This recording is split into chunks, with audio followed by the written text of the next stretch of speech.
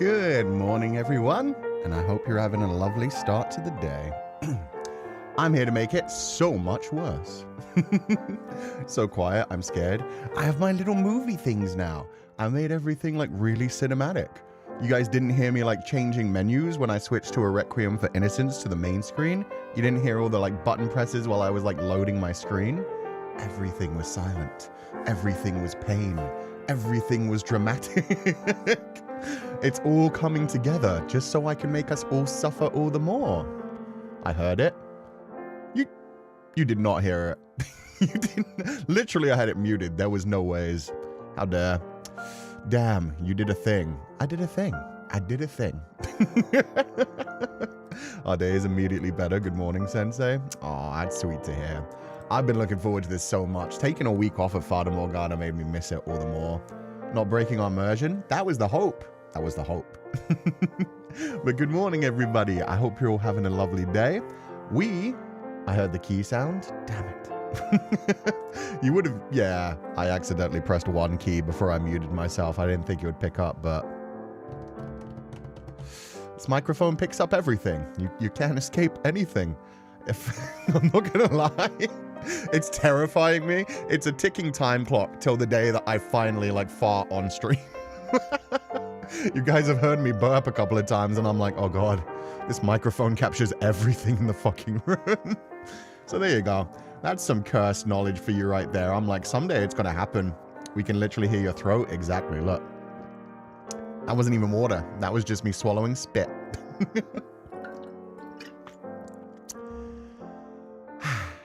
Why are we like this? Good morning, everyone. We are back with more Fata Morgana today, and today I managed to set up a bunch of things. Well, not today, yesterday, but still. I now have my things set up so that I can actually properly use all of my assets, which means the clown wig no longer gets cut off. The bunny ears no longer get cut off. They can reach right to the top. So yeah, I can actually use my full power of my assets while I'm streaming, while I'm in gameplay mode. And we have a brand new asset, which technically was out about 2 weeks ago, but I forgot to put it in. Really should have put it in before the last Fata Morgana stream, but what we have is yo baby Morgana. We got your baby Morgana to hold on to for like, you know, emotional support reasons. For emotional support reasons, she's got a Pupal to hang on to, and we have a Morgana baby to hold on to. This is another asset made by Natsumeko. He's so cute. We have this version, and we also have a much bigger version of her in a different way, but that one's for like after streams. That's for like recovering after streams. She's hugging us and we can hug her back. Yeah, exactly. And I'm holding all of you. And I love the little booty hole. The little Pupal booty hole is so cute. And look, you can just see a tiny bit of my hand. But yeah, we're gonna have that for emotional support when we need moments to be like, Jacopo, she's 11. Shit like that. Shit like that. Huggies for Morgs. Exactly. X marks the spot. What do you mean by that, Zigzag? What is your plan for the X spot? Oh God. Oh God. I'm gonna move myself up here so I'm out of the way. Are we sitting on Sensei's chest? No. You are cradled in Morgs' arms. That's very different. That's very different. He's not thinking of anything impure. I hope so. I hope so. We'll see. That's the thing. Okay, so that's actually the perfect segue. If you guys don't remember what happened last week, the group all went together to a festival. They had a lovely time. Everybody was happy. Everybody was merry. Lots of fun, lots of cuteness. Everybody was, you know, being cute. Jacopo had to decide who he was going to give a single flower to because there was only one flower left and no flower crowns. We went through every single option and each one was hilarious in their own way. But obviously we had to give it to Morgana because she deserves it. And it's what she would have wanted. And then he took Morgana back to, well, they went back to the whorehouse, and then Morgana ran away because she had a nightmare at night and ended up pushing Jaren away and like snapping at her and telling her a bunch of harsh things. She ran away, almost got assaulted by some horrible men, and then was taken back to Jacopo's house, who looked after her. They had a nice little moment where he woke up in the morning and saw her without scars and said, like, wow, you're so beautiful, while imagining that. We don't know how much of that was magic, how much of that was just the early morning, how much of that was very cute. And he had a interesting little moment where he was like, wow, she really is beautiful. And I could wait until she's of age. It was like, oh God. So we'll see exactly how it goes from here. But as other people have pointed out, to me, that scene was kind of like, ugh. But to a lot of other people, I think a lot of people took it in a way of like, oh good, he's seeing her without her scars anymore. Like he's starting to see her as just a young girl. So we'll see what happens in the rest of this one. But that was where I wrapped it up, because I was like, yeah, no, that's enough of Jacopo for 1 week for me. But yeah, we should be heading towards the end of the Brothel arc. And we know how that ends from the main game, so it's got to be a suffering time. But yeah, I'll stop making the jokes until other people make the jokes. I will let Jacopo dig his own grave, essentially.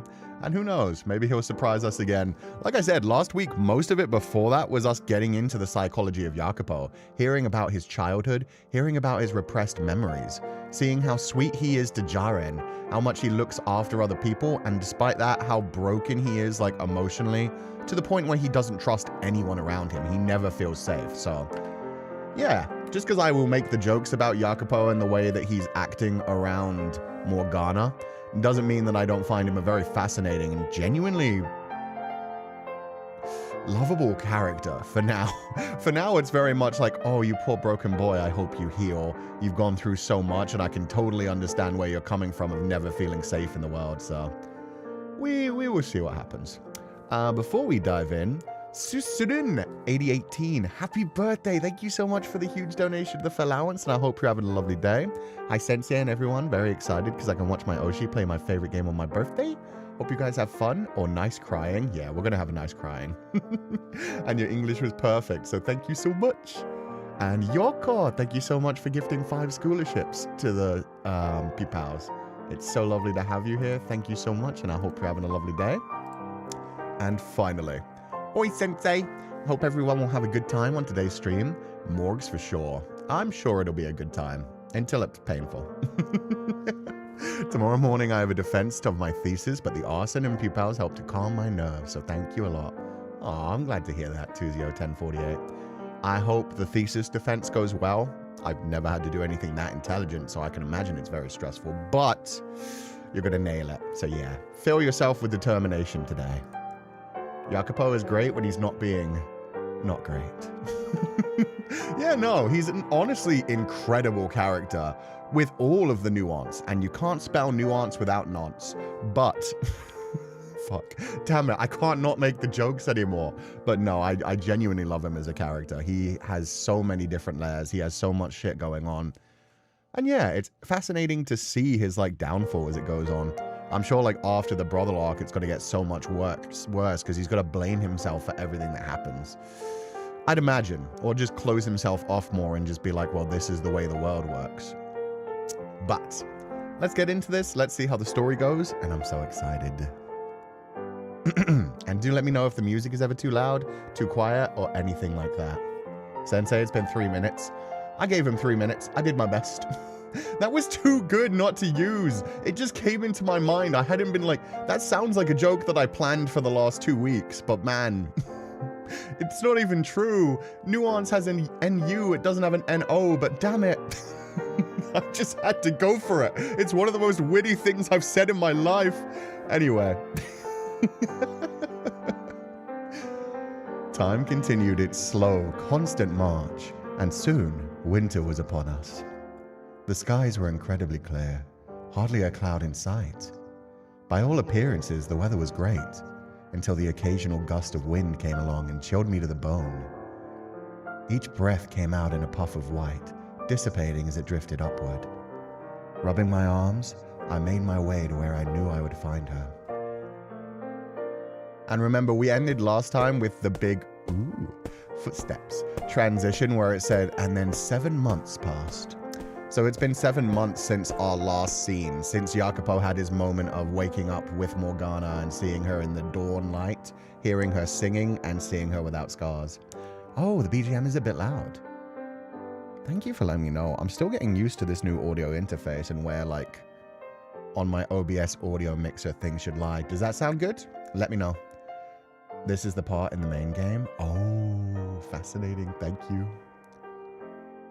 Has she ever once skipped a day these last 3 years? Rain or snow, sweltering heat or bitter cold. She always seems to be here when I come looking. I let out a little sigh, then called for her. I swear, you spend so much time in this graveyard that one of these days, someone's going to mistake you for a gravekeeper. Or maybe a grave robber.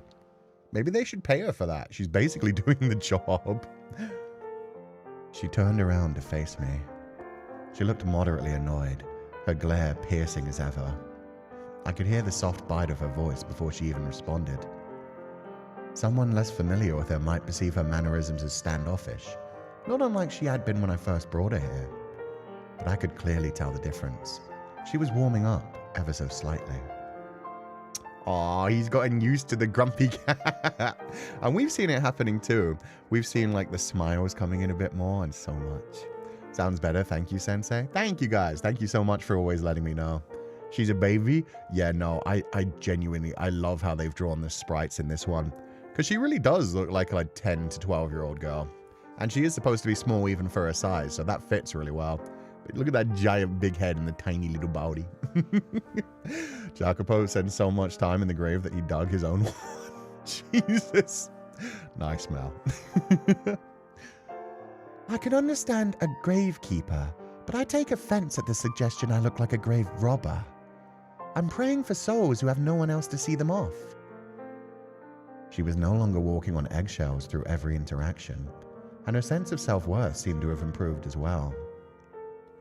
I would even go so far as to say she could get a bit cocky at times, generally at my expense.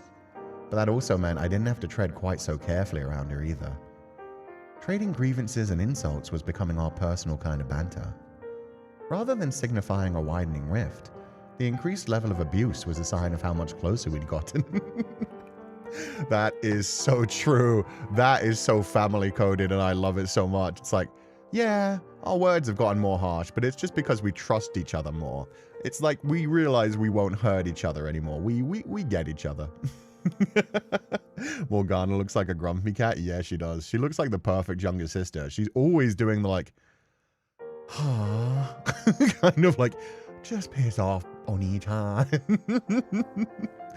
Also, yeah, they do have a very similar expression on their faces right now. Jacopo actually maintains eye contact though. Morgana gives it like a full eye roll as well. Whereas Jacopo is like... But yeah, the mouth shape is so similar. Damn, Moon Kindred. Wow. Honestly, I don't get it. Why do you care so much? These are souls that have no one else to pray for them.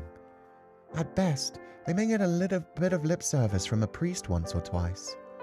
It's our responsibility to offer a helping hand to the sick and the poor, to pray for the abandoned souls. Ah boy, here comes another sermon. What I don't get is why you need to pray for the dead at all. They're just bags of bones. I hope you enjoy eternity in hell, blasphemer. Hey, that was uncalled for. I'm joking. Obviously. Oh my god, it's so cute. See, look at her little smile. You can even see the whites of her teeth now. Oh, I'm joking. Obviously. And the obviously as well is so little sister coded. Can you make the sound music just a bit louder? Okay, I will try to split the difference. Let me know if this is too loud. Keep in mind, this is one of those like piano tracks that like swells and softens. So it might be low in parts and then high in parts, but I've split the difference for now, so we'll see.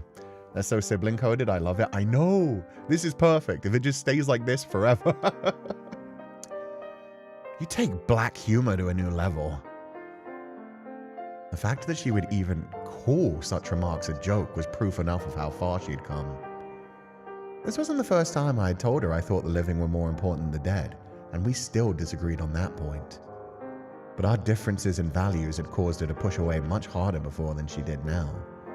At least, I was pretty sure she wasn't pushing me away as much. Hey, it's that time again, Morgana. Yep, time for the medication. Rage Beta and Rage Bites, that's their relationship, yeah. They're both Sunsun. Come on, don't turn away from me. The eye roll again. I know you can hear me. I brought ointment, so let me put it on you. It's a waste of time. You don't know that. Your arms look much better than before. It won't be long before your face starts healing too. Ointment isn't free. You're wasting your money. It's my money. I can use it however I please. So just shut up and let me do this. You're a very obnoxious man, you know. What was that? You want me to rub it in real hard, do you? Bro. Fine. Yeah, no, that's cute. They really do have such a sibling relationship. And apparently the scars on her arms are actually genuinely starting to heal. That is a good sign. That sounds like things are actually progressing. Like it may actually work out. If she had just continued to be healed rather than things getting more tragic in the future. Shut up and let me care for you. It's exactly like when you take in an abandoned cat. The cat will try to claw at you. The cat will try to bite you. And then eventually it'll realize, wait, you're not trying to murder me. You took me into this warm, safe place for my protection. Fine. They slowly warm up to you. Also, I'm going to mute for a second. I need to blow my nose. Literally a kitten. So much of a kitten.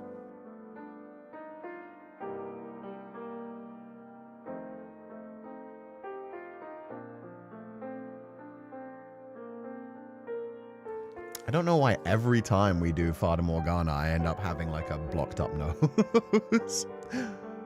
While it might appear I wanted something in return for my efforts, I wasn't in it for gratitude or a reward. It was more like my way of retaliating. She badmouthed me, I made her take my ointment. We had performed this ritual hundreds of times now, though the exact shape of the exchange slowly evolved over time. Where I would once desperately attempt to shoot down her assertions of wasting your time and there's no point, I'd come to realize that doing so only put unnecessary stress on her, so I started jabbing back instead. And for all her complaining, I was pretty sure Morgana wasn't entirely put off by my stubborn insistence. The day after the festival, when I declared my intent to keep trying to heal her face, she'd responded with, "I won't stop complaining either." And I had said, "I'll have to practice not letting it get under my skin as much then." I still remembered that day quite vividly, and I hoped she did as well. So while it might come off like we were genuinely fighting, in reality, I quite enjoyed our little sparring matches. She was still outwardly reticent and sulky as ever, but in a kind of charming way, now that we had established this routine. Not having to be so painfully careful with my words made things easier for me as well. So he slipped into it as well. He's like, yeah, no, I can be mean to her.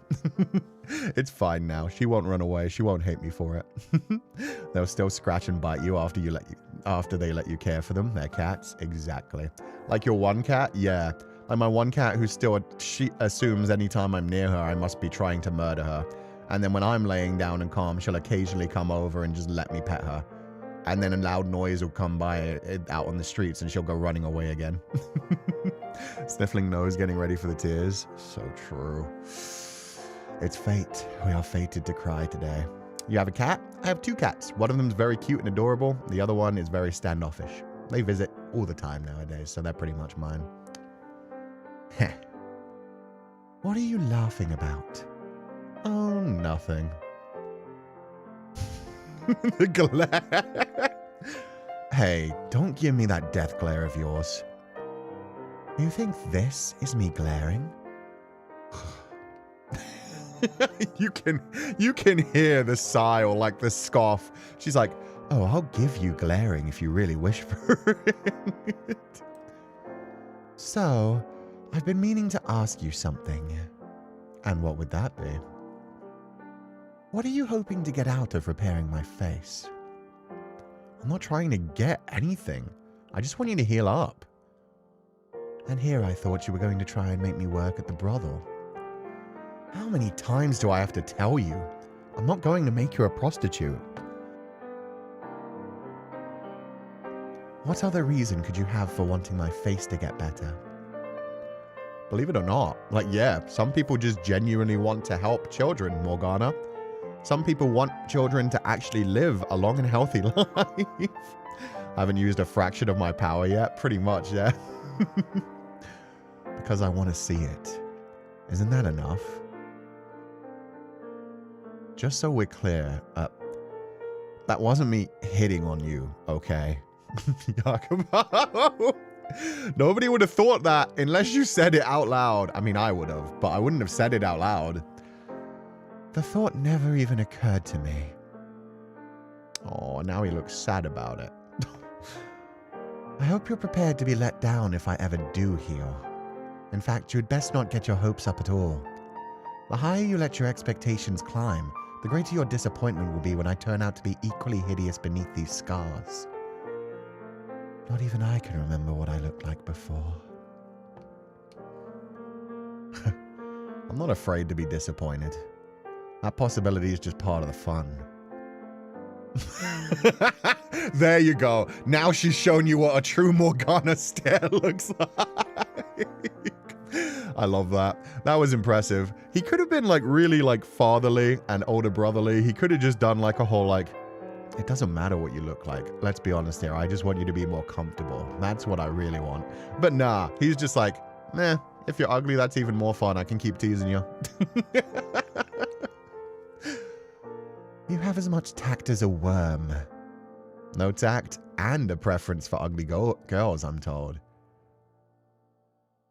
This is a weird relationship they've slipped into.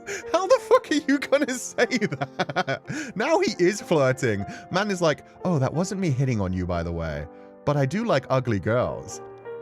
What the fuck? I'm a real winner. Okay, no, he's being self-deprecating. Okay. See, everything is like poisoned. Ugly.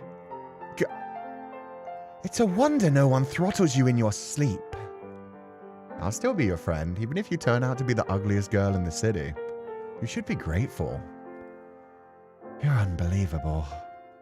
And to think I used to think you were a half-decent man. If you'd like me to go back to walking on thin ice, I can.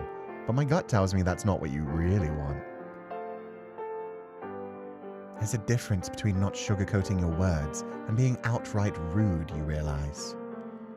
Yeah, you're one to talk. How is it you haven't managed to chase off everyone in your life yet? I act like a decent guy around other people. Do my best to fit in. Then why are you such a dolt around me? Just doing my best to fit in. Okay, there we go. Yeah, no, that banter's actually on point. I'm prejudging Jacopo a bit harder. So you're saying this is my fault? Everyone could use a thorn or two. Makes them more exciting. You especially. Okay, that should be everything. Does it sting anywhere? Not particularly. No. Alright. Oh, also, finish up here and get back to the brothel soon. Unless you'd rather I drag you there. Why? Seriously? It's your damn birthday, that's why. Oh, she is turning 12 now. Let's go. And? What do you think, dimwit? Maria and the girls want to celebrate. Get back there soon, okay? I'm planning to drop by too. Okay. Okay. As much as I'm loath to admit it, she can be kind of cute when she's not wishing me an eternity in hell. Not that I'm ever letting those words live my lips. Jacopo. That's adorable.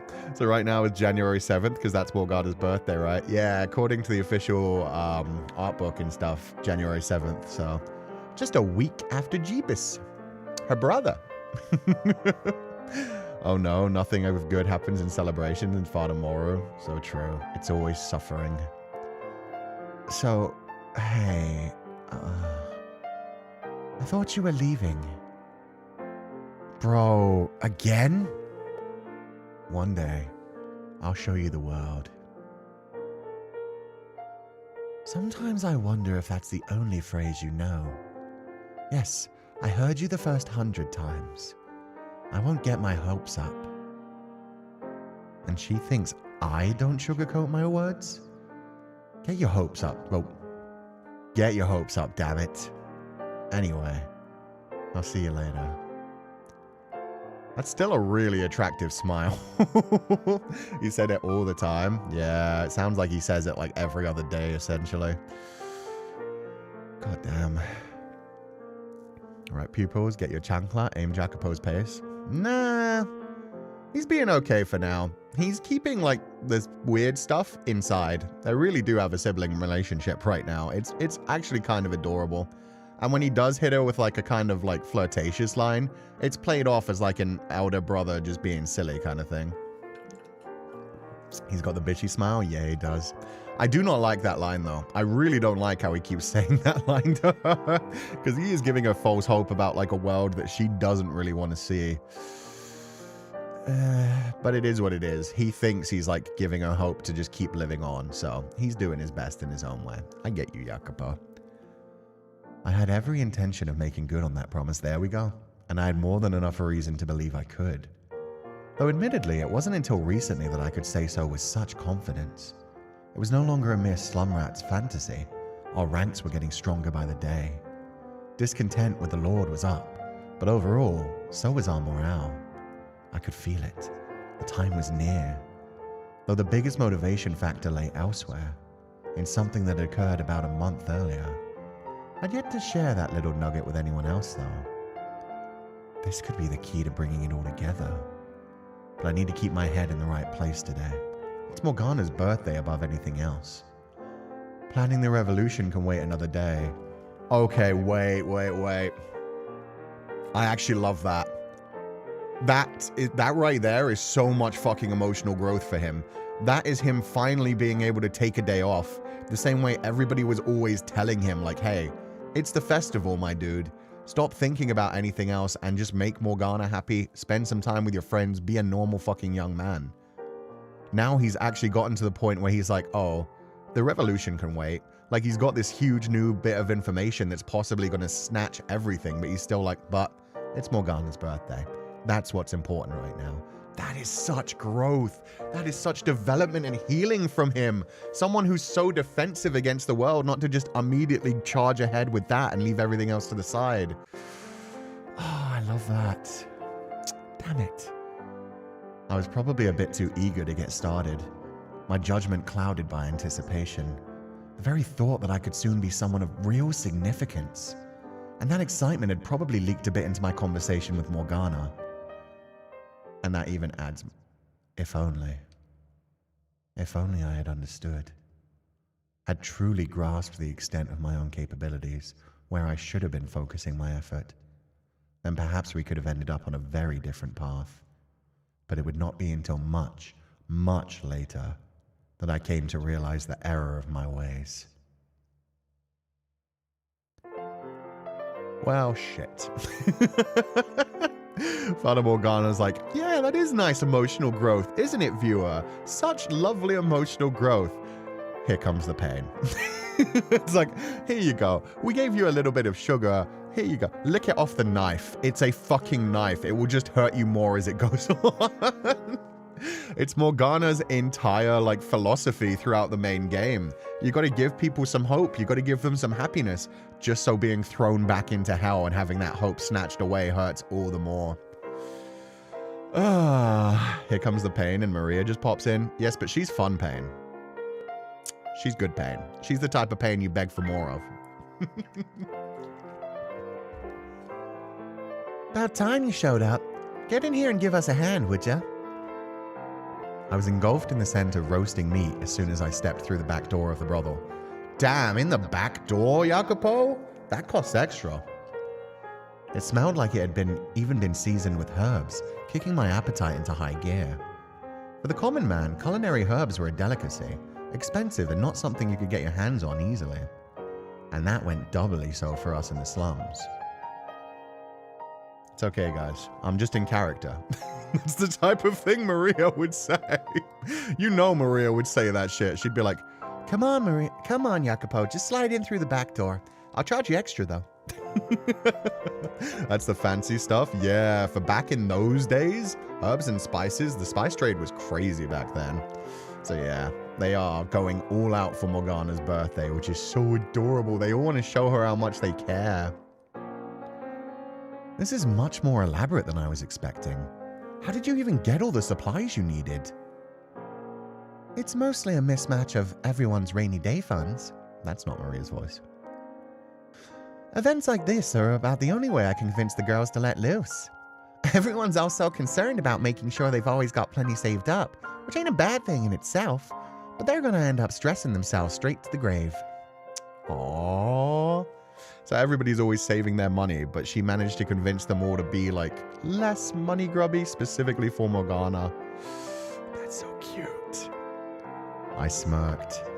Maria's heart was always with the girls. Obviously the party was still for Morgana, but parties were meant to be enjoyed by everyone involved, not only the star. It would have been even better if we could have given all the girls tonight off and partied till we dropped. But unfortunately, business isn't strong enough to afford that. And I'd rather not deal with a bunch of blue-balled buffoons bitching about it either. That's fair. So all the girls who couldn't take off are getting an extra slice of meat to make up for it. You're on cutting duty. And make sure to cut them exactly the same size. Don't want anyone blowing their top about not getting a fair share. The fate of the party is in your hands. Don't fuck this up. I get the feeling I'll be their punching bag no matter how precisely I cut the meat. On a somewhat different note, I'm surprised you had herbs laying around. Oh yeah, they were a gift from one of my regs. Let's go, Jared. Regs as well is such an interesting way to put that. They all warmed up fully to Morgana too. Yeah, they really did adopt her like a grumpy cat.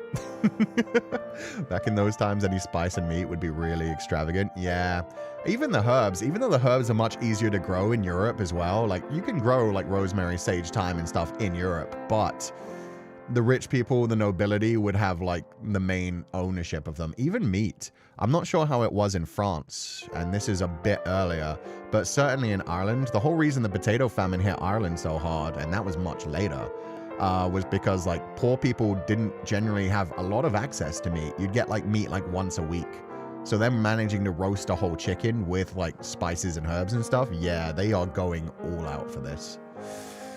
Same with sugar, that was expensive. Yeah.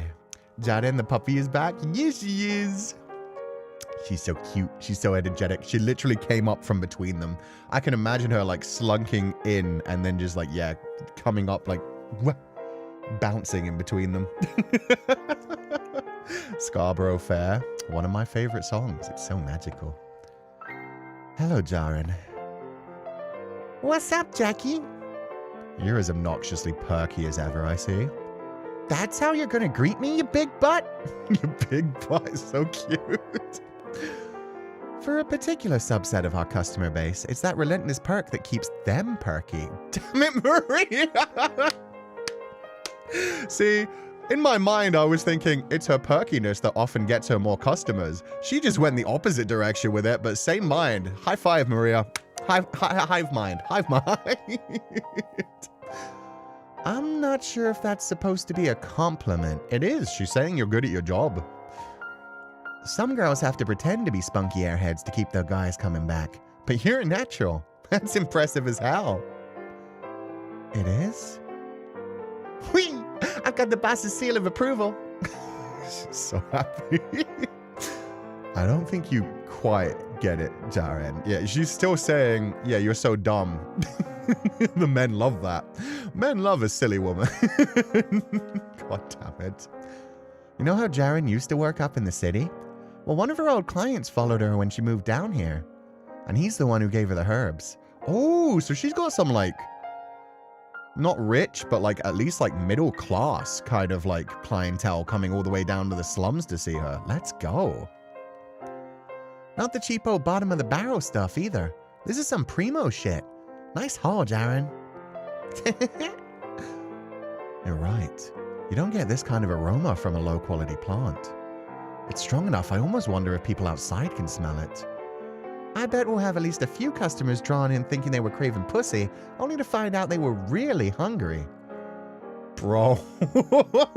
I was going to say, that's too far even for me. The phrase craving pussy is not something that comes out of my mouth.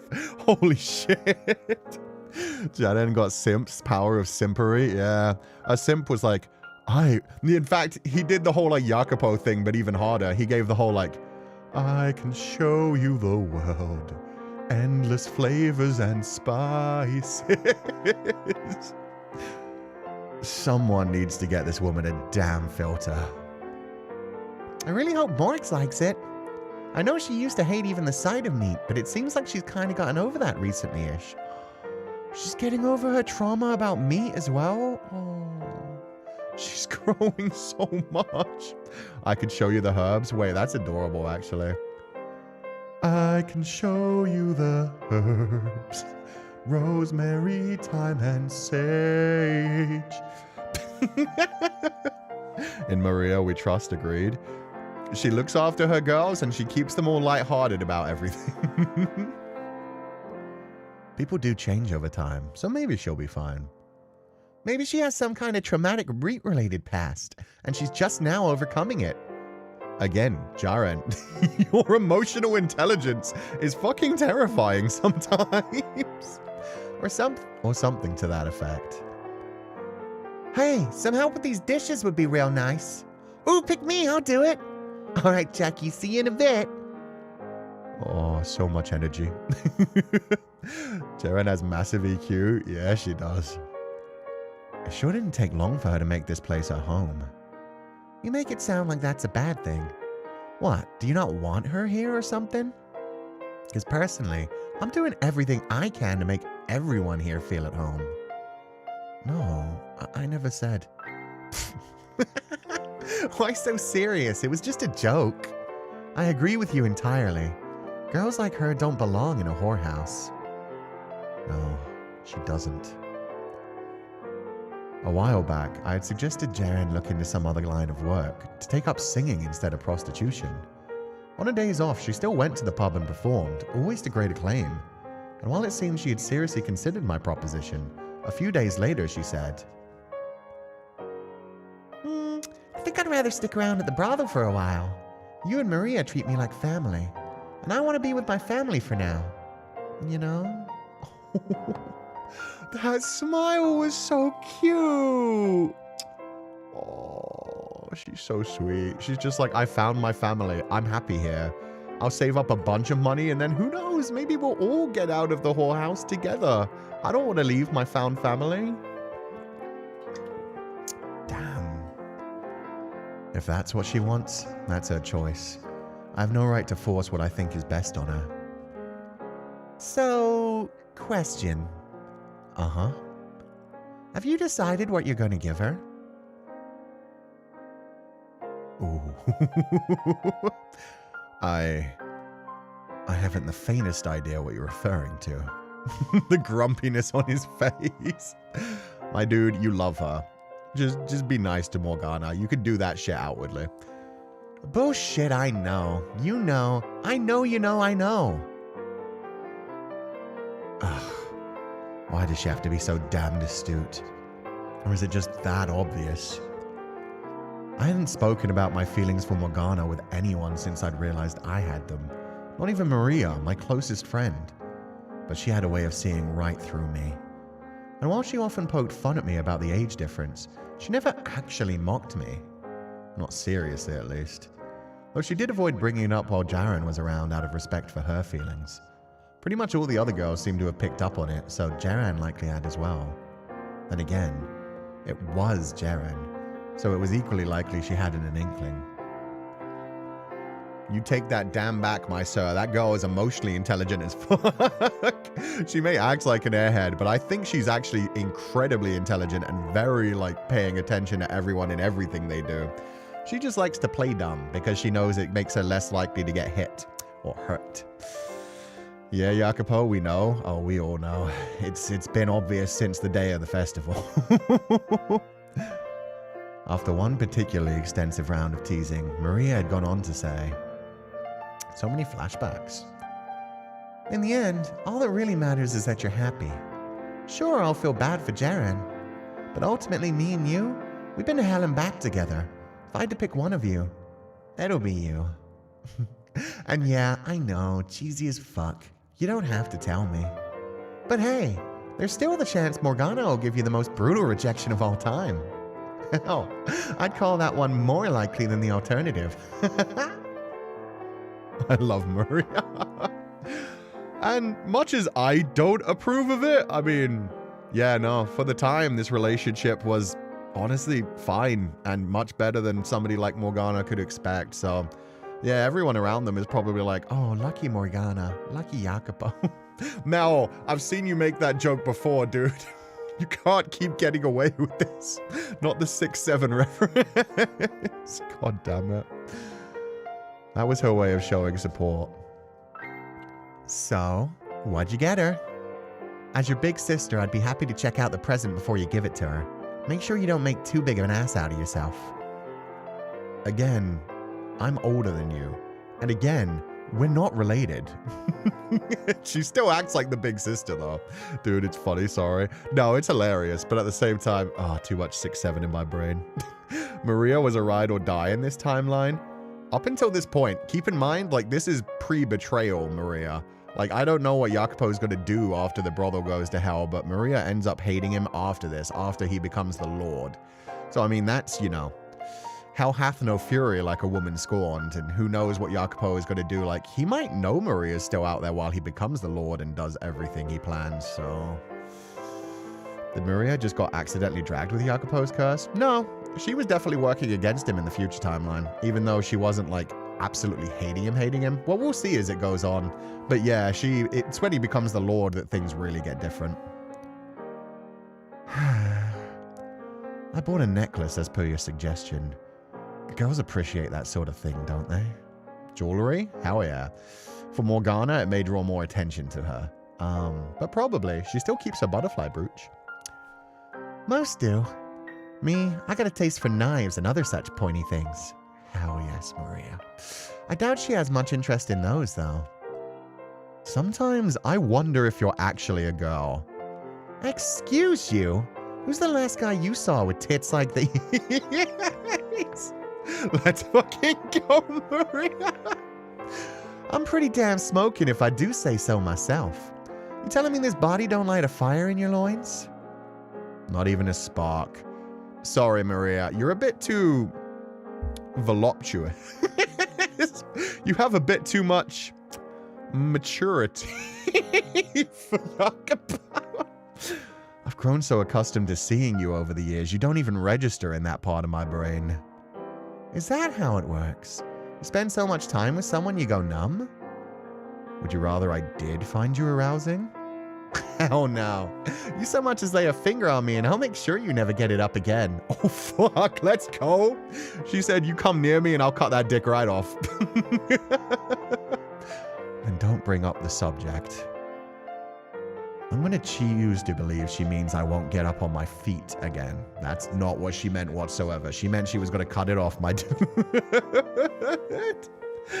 Oh god. Yes, queen. Fuck yes, queen. So?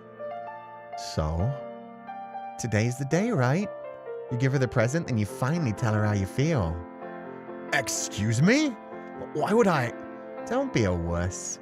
It's about damn time you manned up and told her. I think you got a better chance than you think. Do I need to remind you how old she is? 12, as of today. Practically an adult. God, these times were fucking wild.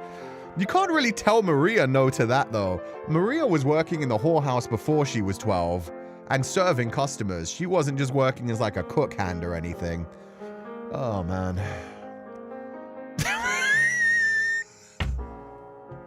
Fucking hell. Okay, Maria, you said it in a much more clear way than I could. 12, as of today. Practically an adult. I was knee-deep in dick at that age. I fucking love you, Maria. Never change.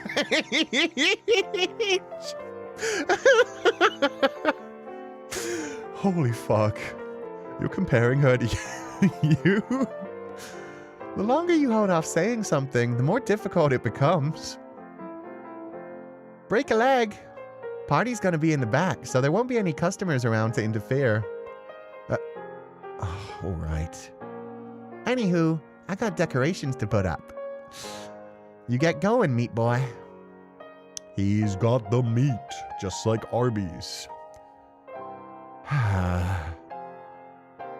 Would waiting until she turned 16 really be putting it off for too long? How would I even go about saying it, assuming I actually did? Even if your face still isn't healed in 4 years, I'll take you as my lifetime partner, Morgana. God, no, that's terrible. There has to be a better way to put it. So much for a nice, relaxing birthday party. Ugh. Arby's is good. Debatable. It's not really worth the money anymore. Arby's was good when you could get like a whole ass meal for $5. Nowadays, they charge like $9 for their sandwiches. It's the same as Subway. Subway was worth it when you could get like a $5 footlong. And nowadays, their footlongs are like $12, and it's like, why wouldn't I go to a place that uses actual bread, which can be called bread rather than fucking cake? Did you know that Subway's bread legally can't be called bread in the UK? And I think all of Europe, actually. It has too much sugar. It's legally classified as cake rather than bread. Capitalism. Well, I mean, that's just the economy in general, to be honest. But yeah. Inflation. Yeah. It's legally classified as cake. Yeah, no. They legally in Europe cannot call what Subway serve as bread. It legally has to be referred to as cake because there's so much sugar that they're like, no, this isn't bread anymore. Morgana arrived as the sun was beginning to set, and our preparations neared completion. Myself, Maria, Jaden, and a handful of other girls who didn't have to work were gathered in the back room. Dishes stacked with food lined the floor, and our group sat in a circle around it. Several different conversations going on at once. Never had Subway, so I don't know. It was good back when it was cheap. It was, you know, it was a struggle meal. But yeah, also in the EU, Mountain Dew can't be sold as just Mountain Dew. The normal Mountain Dew in the UK is classified as an energy drink just because it's so much sugar and so much caffeine. They're like, no, that is not a healthy drink for a child to have. That is now an energy drink. Do not serve it to children. Too much sugar, too much caffeine. So yeah, the normal flavored Mountain Dew in the UK is like Mountain Dew Energy. They don't even need like an energy drink version in the UK. With that said, I am trying to avoid the fact that everyone's about to die in the brothel, so let's lock in. Let's lock in. I apologize for not being able to assist in any way. Don't apologize. It's your birthday. Sit your little bum down and let the world revolve around you for once. Exactly. Ignoring the bells tolling in the distance. If you insist. Addy girl, hop on right down. Not in the friggin' corner. Hey Morgana? There's space next to me. You can sit on Oni-chan's lap. It's a much better spot than over there in the corner. You have easy access to anything you'd like to eat. Though I suppose if you wanted, I could get your food for you. I'll sit next to Maria. That's such a little sister-coded thing.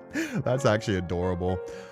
Oh, Jacopo genuinely wasn't even being weird there. I'm sorry I made the joke. I had to. I fucking had to. But yeah, no, he was just like trying to get her out of the corner, trying to make her like come out of her shell a little bit. But for her to just be like, nah, I'll sit next to Maria. Creepy old man.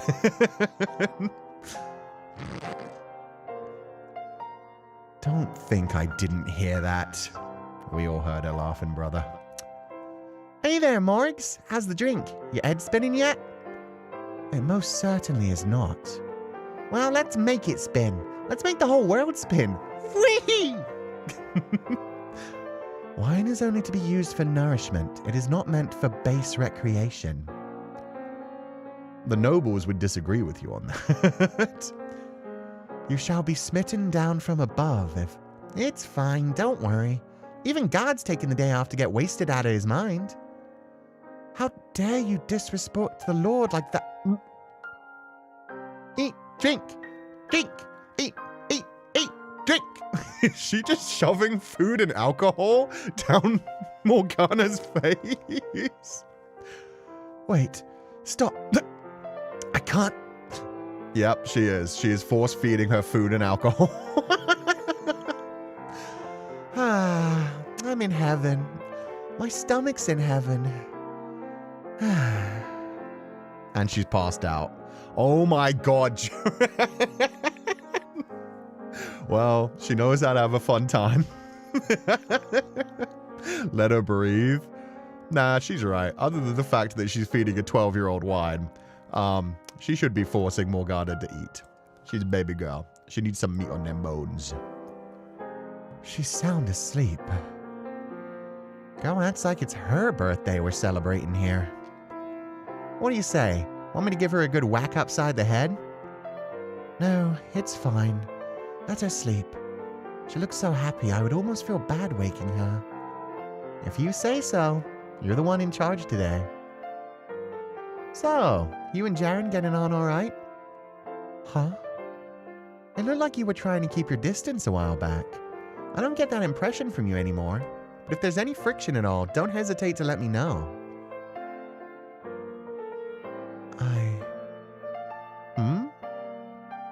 I'm getting along fine with her now. If anything does come up, I will tell you. Okay. Well, I'm really glad to hear it. With Jaren, it's, well, what you see is what you get. Once you get past that, there's never a dull moment with her. Indeed. Although, it wasn't anything I did that cleared the air between us, but... Oh? Never mind.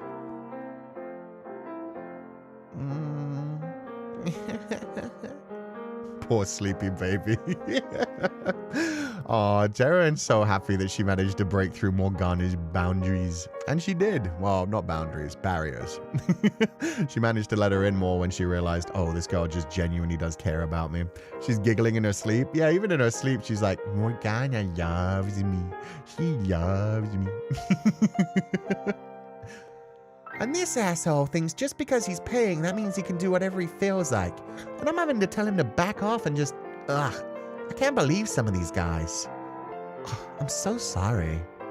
Oh, I got a good one too. The other day this guy came in totally shit-faced. Wait, are you serious? Why didn't you tell me about this earlier?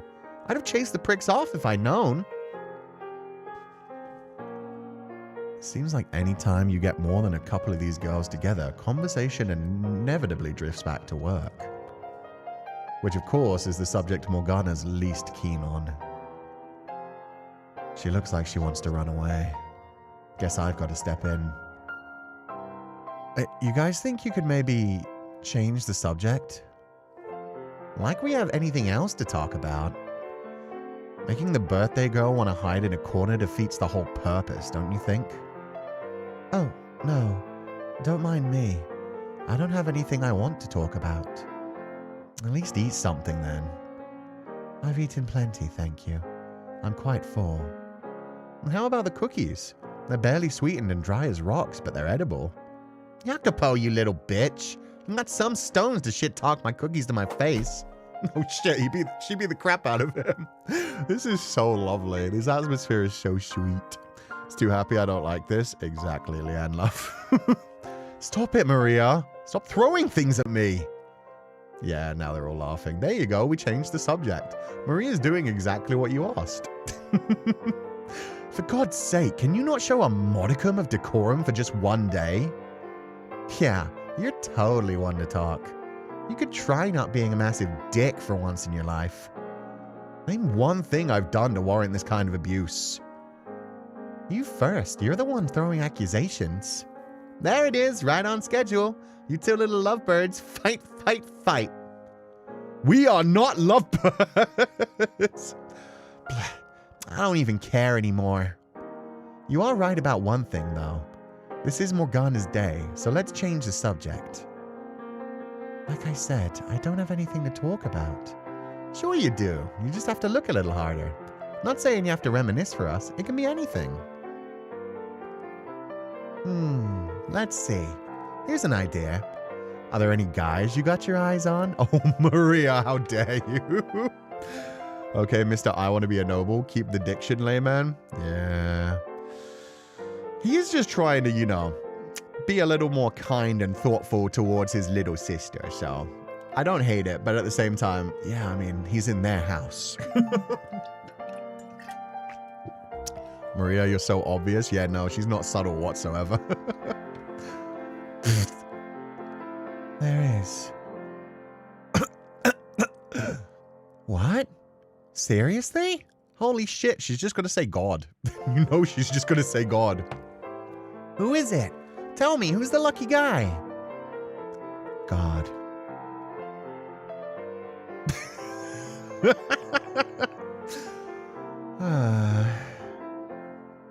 Don't give me that look. I don't need your sympathy. She's really, like, lamenting for him. Oh, no. If you're gonna dream, dream big, right? Yeah, I get where you're coming from. Pining after the all-powerful, all-knowing God? I'm with ya. You bald-faced liar. The grass may be a hell of a lot greener up there, but it's a bit far, don't you think? You're better off settling for the weeds down here. Did she just imply I'm a weed? Say the young man over... Wait, stop right there. Don't say another word. Whoopsie. Me and my big mouth. I almost did your job for you. Oh, that's so awkward. My God, Jacopo, your rival is Jesus. No, the whole damn trilogy. She wants the daddy as well. And the Holy Ghost. Fair, Morgana, fair. Damn it, Maria. This is not good. Like hell I'm gonna let her spill it on a whim. I have to do something before she has another slip of the tongue. Morgana, what she was trying to say is that I have to go. What? I have to go to the bathroom. Sure. Oh.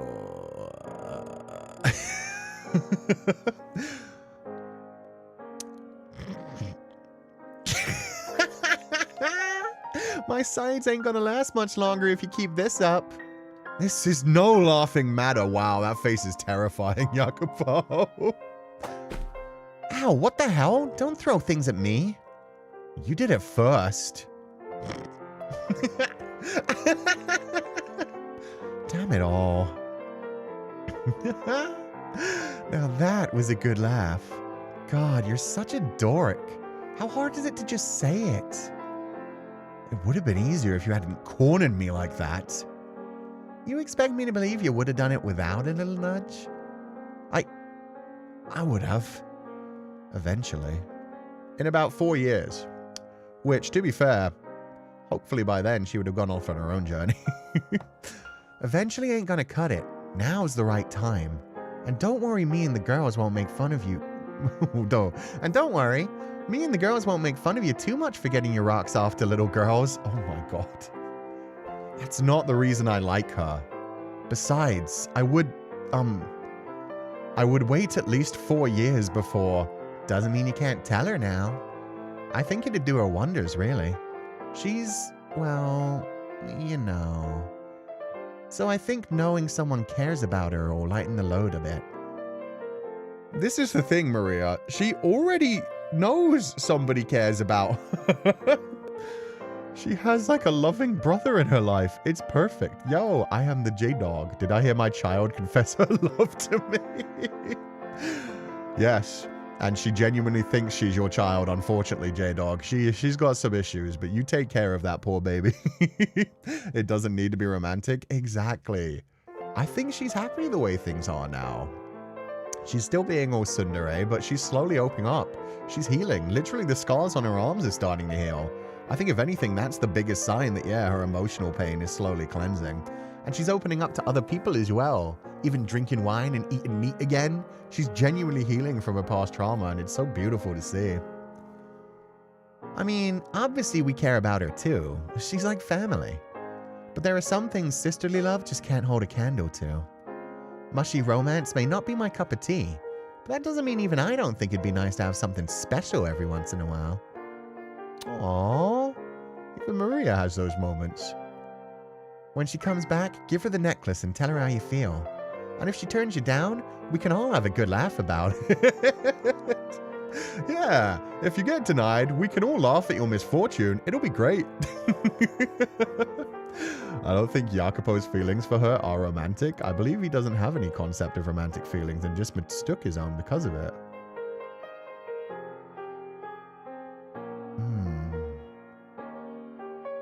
That's an interesting one, actually. I'd be interested to think about that. Because to me, the way he's like talked about her beauty occasionally and the way that she would look without her scars made me think that there was a slight sexual inclination about it and he was just like denying it. But maybe you're right. Maybe it is just a general feeling of like, I love her. She makes me happy. Every time she sings, I feel a bit healed. I feel safe around her. That would be fascinating, actually. In which case, yeah, they just don't have the words for things at this point. They don't have the general idea of like, wow, I love this girl like a family member kind of thing. I love this girl like with my whole heart. And he's just trying to make it work in his brain. Yeah, there's no need for romance. Platonic relationships and relationships that are undefined by regular labels are just as important. Yeah. You can have just full-on platonic soulmates, and there doesn't have to be like a particular word for it. Just people who get you and you get, and who like make you feel calm, safe, happy.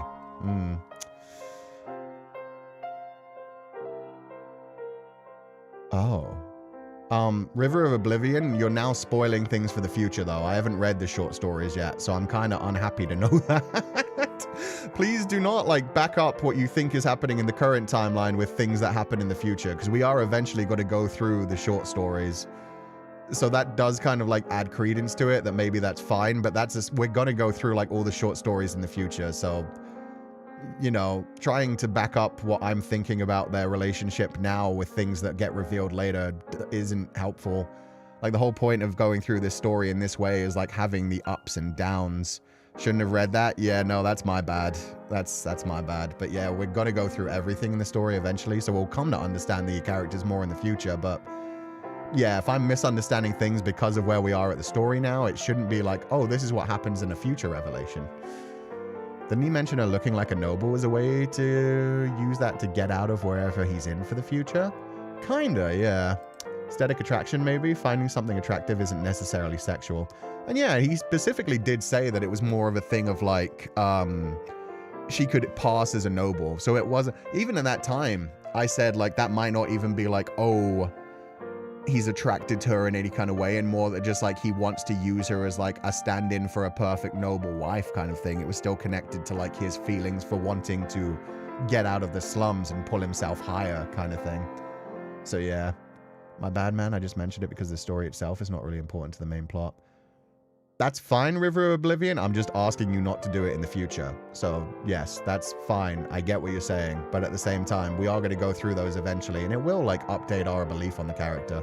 So no worries whatsoever. I'm just telling you, please don't do it again. It will, like if there are other things done in that kind of way in the future, it will be like something where I'll be genuinely like upset.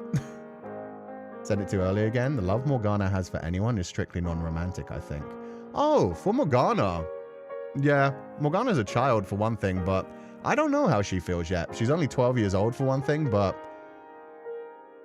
children can get confused about all kinds of things, and non-romantic, I don't necessarily know about that, considering what she puts, like the position she puts herself in as white-haired girl in the future.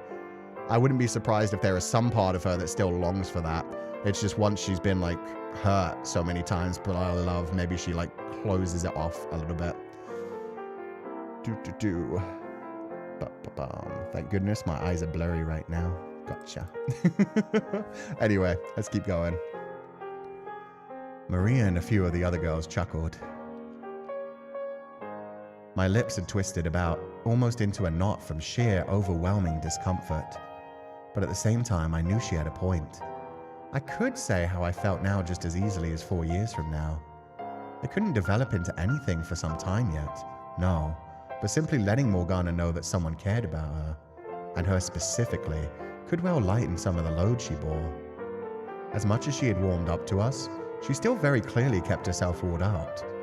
And though she tried to pretend otherwise, she did still get rather gloomy whenever she passed by something reflective. But if I could convince her that her physical appearance had no bearing on my feelings, then maybe, just maybe, it could clear away some of the clouds hanging over her. See, that I fucking love. Because again, I don't fully understand Jacopo's feelings. He is straight up like saying, though she tried to pretend, maybe, just maybe, it would clear away some of the clouds from her. He does specifically say it couldn't develop into anything for some time yet, no. So right now he's saying like, no, I'm not attracted to a 12-year-old girl's body, but I am in love with her. So he is also saying that like, you know, in a couple of years when she's grown up, maybe I want to smash that. What I do know is that I love her. And the rest of this is like such a strange justification that I'm not sure if it is like a justification just for his behavior where he's like protesting too much. But yeah, he's got this whole thing of like, well, I just want her to know that I do love her and it doesn't matter that she has all these scars on her face. And that is kind of beautiful in a way. I think it's misguided because in my mind, it's like, you can love her the way you love her right now, Jacopo. You are healing her. She is feeling better bit by bit. You can't just try to rush to things. You can't just try to rush to like, oh, maybe if I tell her I love her, maybe if I tell her like her appearance doesn't matter, it'll help her too. Like, yeah, it's a hard one. It's a hard one. The main challenge is if he can do it properly. You know he can't because he always fumbles that kind of thing. But at the same time, he does like genuinely just really care about her and want her to be happy. It's a nice way to put it, that he cares about her and not that it's a crush on Morgana. Yeah, exactly.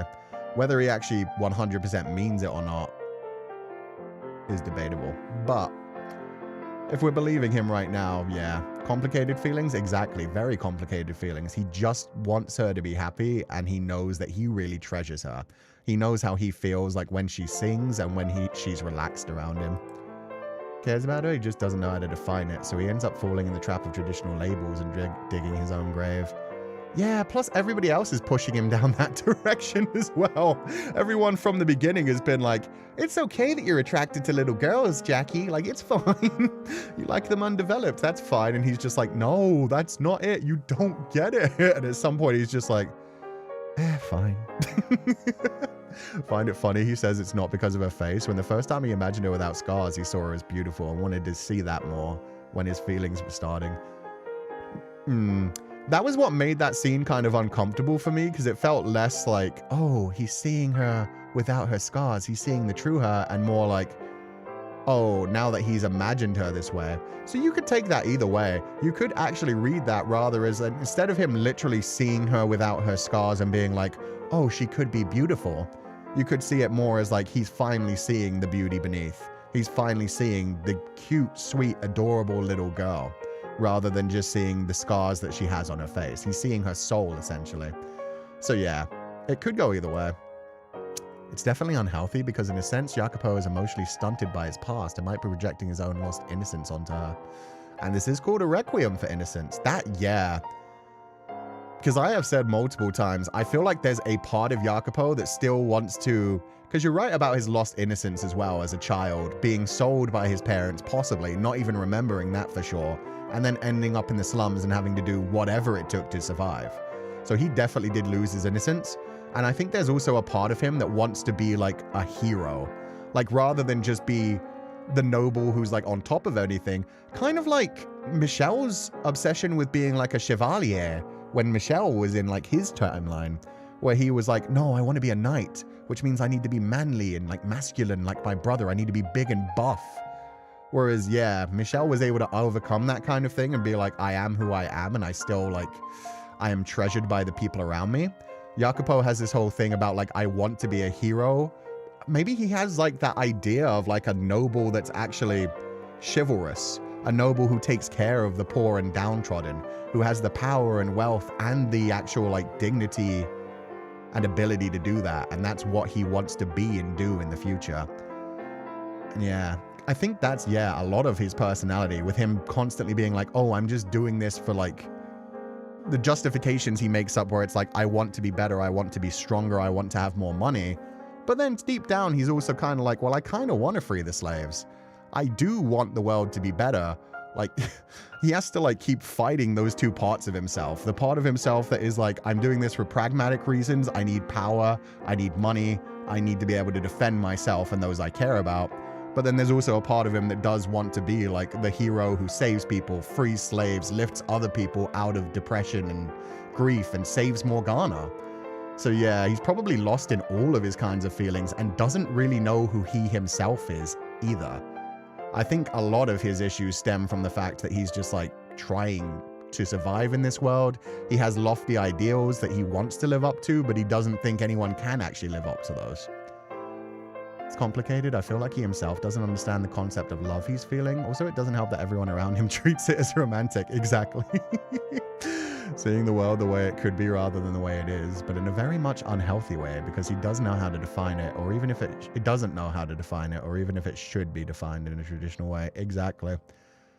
Exactly. And I think the saddest thing is, I don't know if Morgana just basically ran away because she's scared of things being changed right now.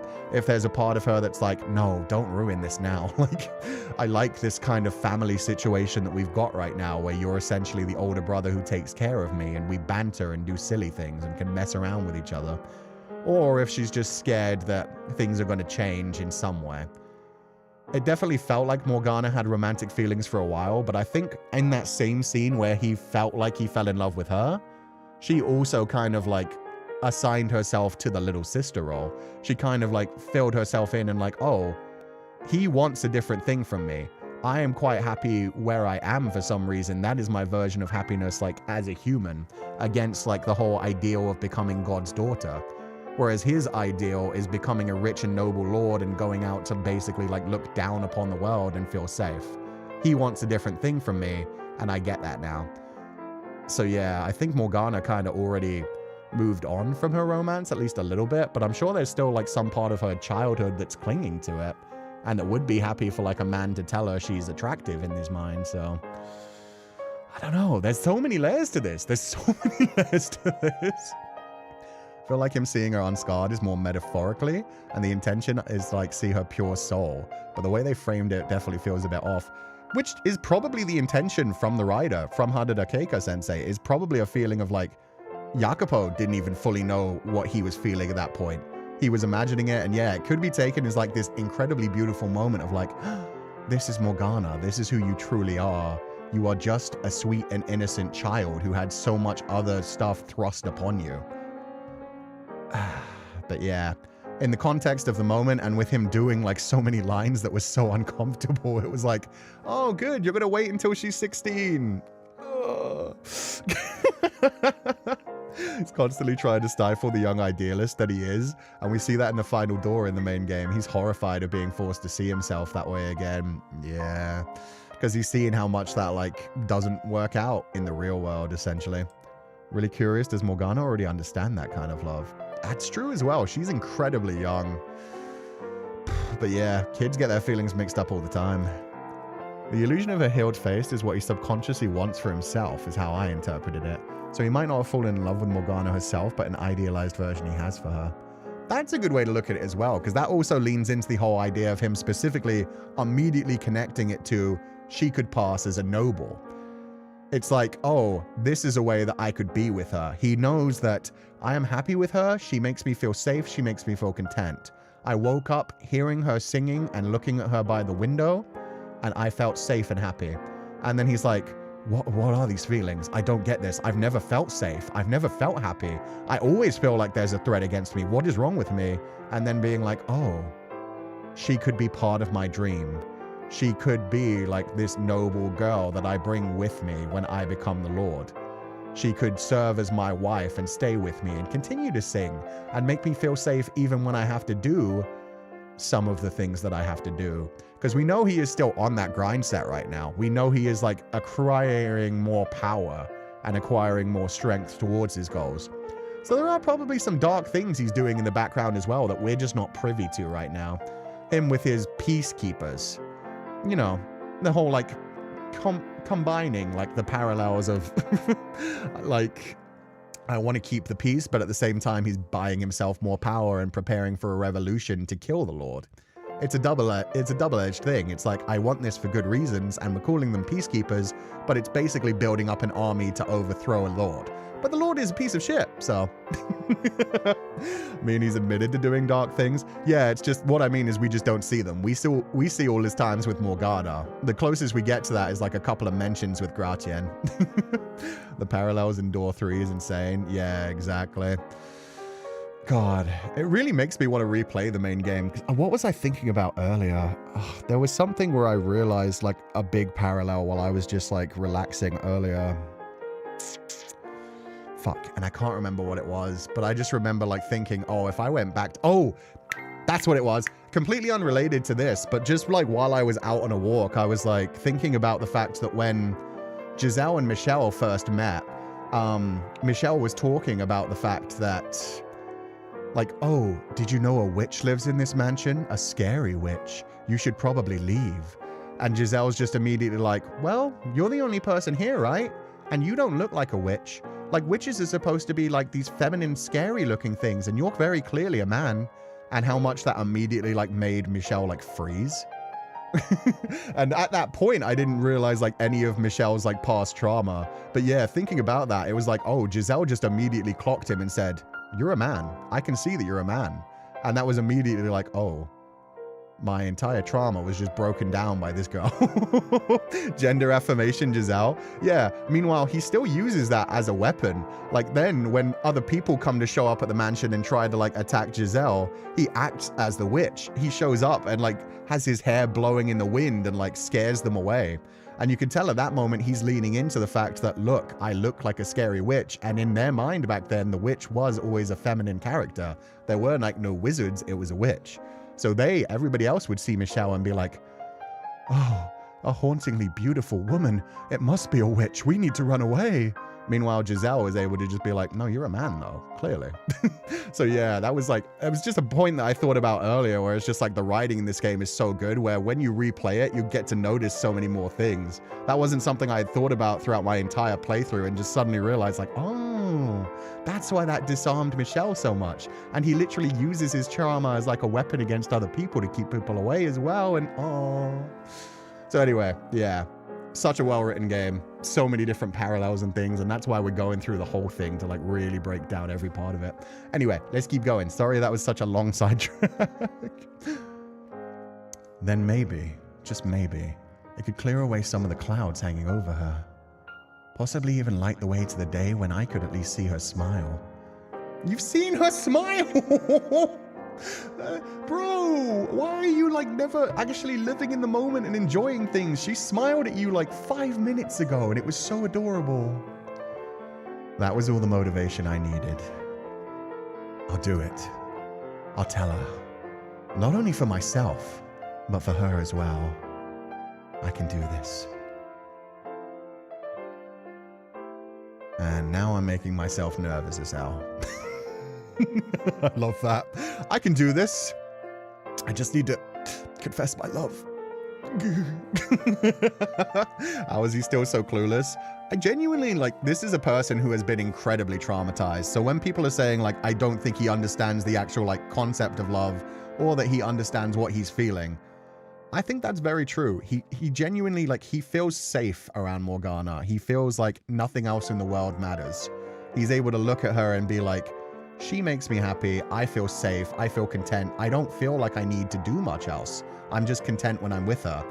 And so, yeah, all that he can think of is like, oh, I need to make her my wife. I need to keep her with me and still achieve my dreams.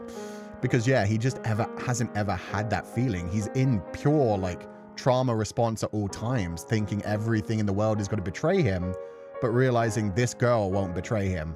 This girl is pure innocence and sweetness. And she makes him feel safe, so yeah. Jacopo is severely traumatized, actually. People overlook his situations. He's both a victim and a perpetrator. No, I see it 100%. And that's, yeah, I see that he, like, would not understand love. All he knows is, I feel safe with her, and I don't really feel safe with anyone else. And he doesn't know what to put a label on that for. Like, she makes him feel like a hero because he saved her life. He feels content. He's like, I'm happy. I am a good person. I'm good. I'm good here. But yeah, every other part of him is just like But no, the world is working against me. It's not enough. It's all trauma, and it's crazy how you can like have those many different layers and they can like ruin your life. He is a victim as well as doing horrible things. And that's why what he's doing with Morgana hurts me. Because Morgana needs like the unconditional love in her life of somebody who isn't trying to sexualize her either. So questioning whether he's trying to sexualize her or not is part of the whole thing of like, just protect her. Like, she doesn't need this. But in his mind, he's like, but if I do that and say that I want to marry her, essentially, it will probably make her feel a bit better, right? Like, it'll make her feel beautiful and it will make her realize that her scars don't matter. And then maybe she'll smile more and be happy as well. So it's so many layers of like weirdly wobbly shit for it. It's like, I still like Jacopo. At the same time, yeah, he doesn't understand his own feelings and he needs to work through his own trauma to be what Morgana needs, essentially. They both, like, need different things, which is why it's like, no, you two, like, stay away from each other, honestly. And that's why I do love that at the end of the main game, she's just like, nah, I'm good. You go your own way, I'm gonna go my way. I'm not gonna smile for you, I'm not gonna give you anything. Like, we've had our time. We're not good for each other. It doesn't mean she necessarily hates him. It doesn't mean that he necessarily hates her. It's just that she realizes he has his own shit to work on.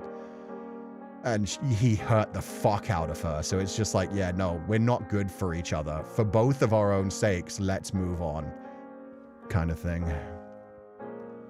Calm yourself, Jacopo. This is nothing. You infiltrated the Lord's Manor for crying out loud. Telling a girl how you feel is considerably less likely to kill you. Even a child could do it. You look so tense, your nerves could snap at any moment. I am not, bro. You're lashing out now. God damn it. Please hurry up, Morgana. I want to get this over with as soon as possible. Is this? Yeah, I figured. Morgana's off separated by herself. She's hidden. This is where it all begins. Oh, fuck me. Ugh! Yep. The timing, you knew it was coming. You knew it was coming. And it's interesting how this game layers this, because it really does make the question, like, if he had confessed to Morgana, would that have made things easier? I don't know. We never get to find out. Was that a... Sounded like a scream. Trouble with a client, maybe? No, it didn't sound like that kind of scream. Something's wrong. I could feel it in my gut.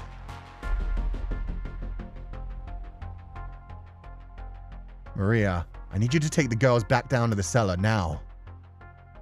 All right, I'll send them down. But I'm coming with you to see what's up. It could just be a client causing a ruckus. No, you go with the girls. I'll check it out. The OST, yeah, I turned it up because this like, yeah, it's so like tense. So yeah, I turned it up a bit so we can hear it more clearly. Now get moving. Okay, I'm going. Wake up, Joanne, come on. Now! Following in the first, there were several more screams, intermingled with what sounded like men shouting from the guest room. Something very bad was happening out there.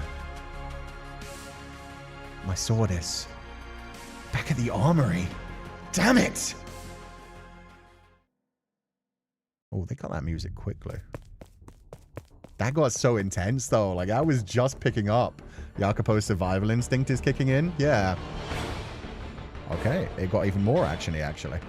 The fact that he immediately was like, no, get all the girls down to the cellar. I'll deal with this. He's a good dude. And yeah, he knows trauma. He's like, oh, that was a scream? No, everybody go hide. It's fighting time. Taking a brief detour to the kitchen to grab a knife, I then dashed through the corridor towards the source of the disturbance, shoving my way past a several-layer thick makeshift curtain.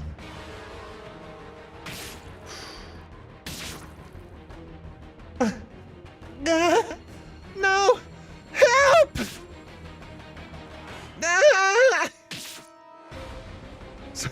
Stay back. I'm just a customer. I don't have anything good. What the hell was I seeing?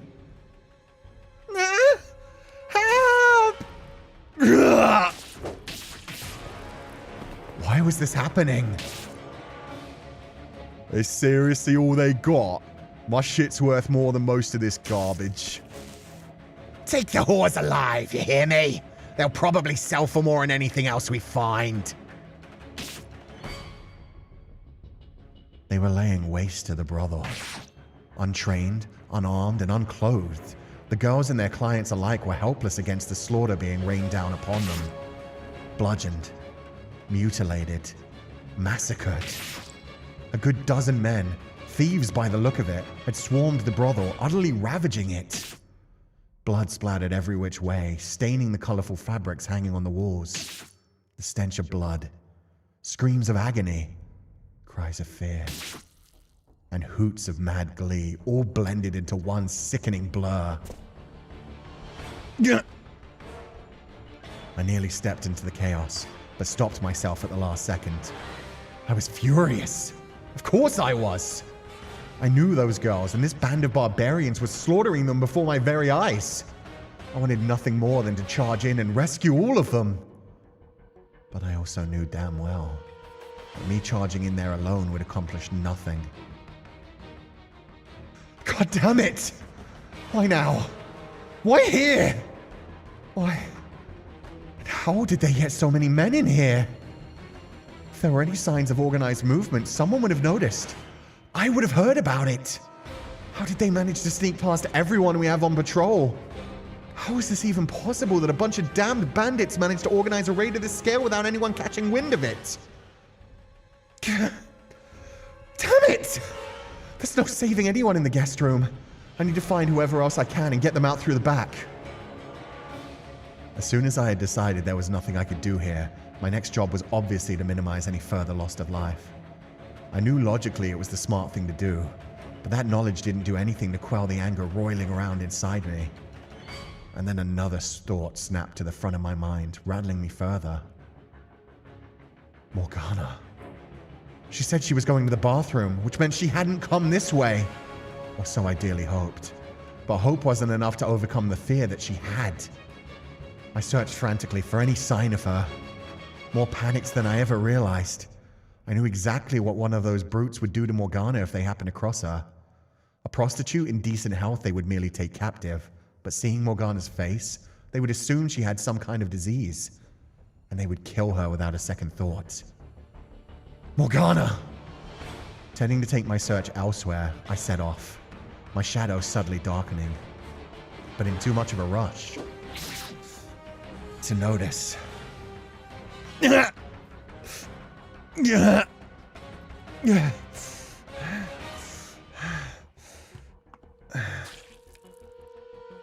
Something seemed to crash into me from behind. The world flashed in and out of view. For a split second, the multicolored fabrics around me appeared in black and white. I barely held on to my consciousness. A few seconds later, the pain set in.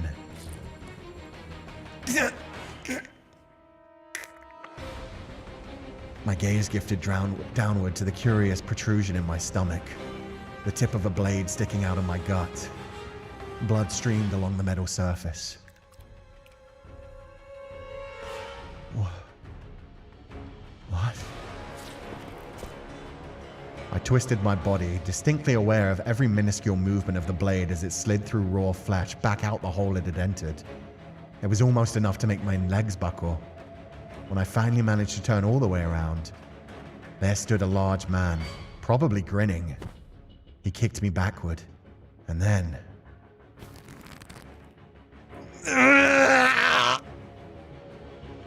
rammed his heel through the gash in my stomach. I let out an animalistic howl. It was a pain unlike any I had ever experienced before. I felt as though I'd been struck by lightning. The only thing I had room for in my mind was overwhelming agony, and before long, it reached its breaking point.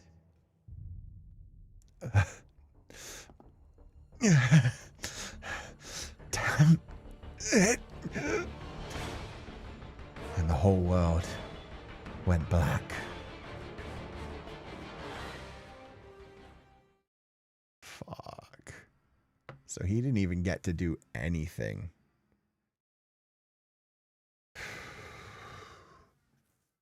Poor Jacopo. That was well written as well. Because he specifically, like, as soon as he saw the chaos, he was like, oh, I need to get out of here. I can't do anything for these people. I need to just save as many people as I can on my way out. But then he thought about Morgana in a different part of the brothel. And that's what slowed him down. That's what made him think, like, do I go through there anyway? Do I search a different way? Like, that gave him pause. Normal Jacopo from before he met Morgana, before he started to have feelings for her, would have just been like, I need to save myself. I'm out of here. The other girls are underground. They're going to be fine hiding in the cellar. And I need to get out of here and, like, rally my men to come back and save what I can. But the Jacopo now thought about Morgana, hesitated, and ended up getting caught in the crossfire because of it. Where is our man Gratien? You see, we did say earlier, much earlier, I wonder if this is Gratien making a power move. And him specifically stating, like, there's no way this many men would have been able to mobilize without me knowing, because he works with the peacekeepers, because him and Gratien are the leaders of this gang. I think that was, like, a setup to basically say, Gratien let these men through. The peacekeepers knew about this, and they did want this to happen. It was possibly a way to tell, like, Jacopo, like, I don't know what you're up to, but either that, hopefully not. Hopefully not. That betrayal would be so fucking powerful. The other option is just because the nobles were in the festival that day, that it's noble intervention, that they aren't actually bandits. They're just made to look like bandits, and they're actually well-hired mercenaries who knew exactly what they were doing and were sent in by the rich nobles. But it could be Gratien. And that would be absolutely terrible. Oh, God. Okay, let's continue this. Jacopo? Jacopo? And yeah, actually, come to think of it, specifically the way that they did the whole, like, a big man who probably was grinning at me. He didn't exactly focus on the big man, but he was, like, probably smiling, probably a big man. What if it was Gratien who stabbed him in the back and then kicked him down? Especially since there's parallels between Gratien and Didier, who killed Michel, and Jacopo was literally backstabbed here. True. Wake up, please. Open your eyes. I can't have you dying on me too. I'm begging you. Open your eyes. I think this is Maria.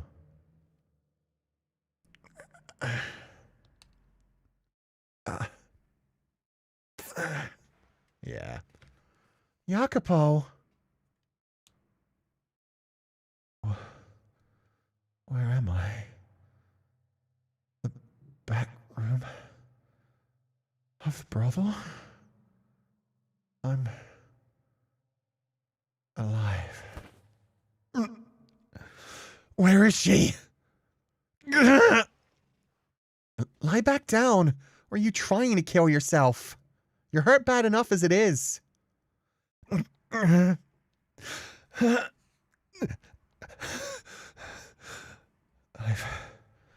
been bandaged up. I'm still bright red.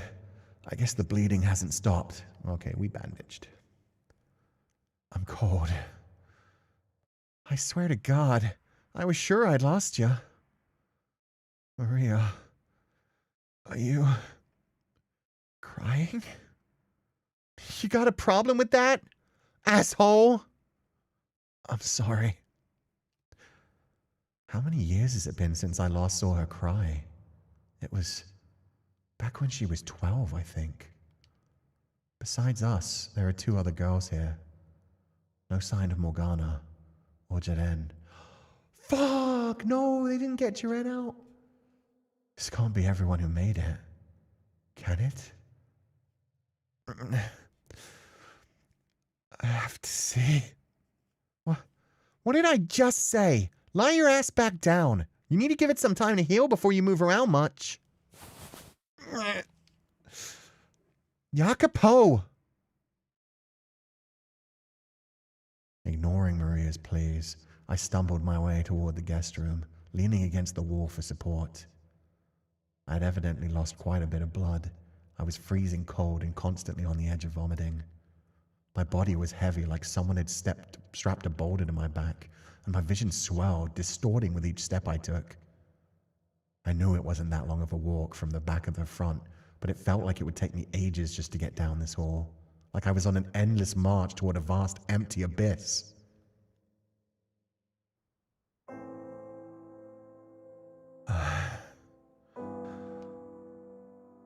I had braced myself, but what I felt when I stepped into that room was a despair too deep for words. The meager scraps of strength that had carried me this far dissipated, and I slowly slid down to my knees.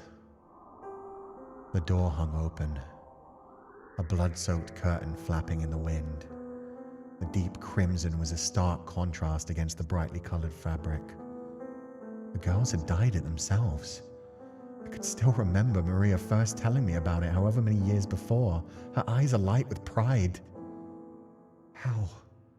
When you put a whole bunch of different colors together, it made the place seem almost otherworldly. And the patrons who had been drawn in by its allure today had not found themselves in the land of milk and honey, but instead been cast into a pit of death. Several corpses lay motionless around the room, their faces twisted in agony, their eyes vacant. What the hell? Why? How could this happen? I asked, stupefied, neither expecting an answer nor trying to place the blame on anyone's shoulders. It was an empty, meaningless lamentation, powerless as the man who had uttered it. All of us felt the same way. Helpless, horrified. Not more than an hour ago, we'd been having a party, for God's sake. Fooling around like a bunch of idiots. The girls complaining about their clients. Plates of food specially made for her birthday. Her birthday. Where's Morgana? I couldn't find her. Why not? I'm sorry. I looked everywhere, but I couldn't find her. I'm so sorry. I wanted to tell her I wasn't blaming her, but I couldn't find the words. If anyone, it was myself I was disappointed in. How could I have failed to keep her safe? Why had I always been unable to find her? Why was I so damn powerless? This was supposed to be a good day for her. I'd wanted to make Morgana's 12th birthday into a special occasion, something truly memorable, to celebrate the bright future ahead of her. And I had failed, in the worst way imaginable. What was supposed to be a celebration of life had ended in a pile of corpses, most of the surviving girls taken captive, and the brothel in shambles. And Morgana, who it was all supposed to be for, was most likely dead as well.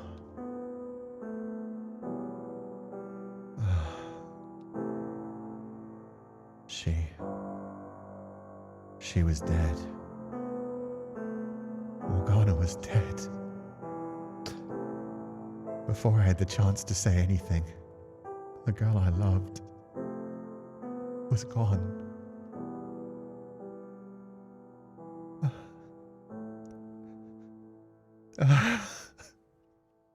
All because I was weak, because I hadn't been cautious enough, because I was completely, utterly powerless.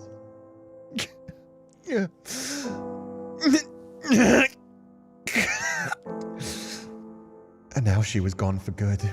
Before I'd managed to make her smile even once, I was going to show her the world? How full of myself was I? I hadn't done a single damned thing for her.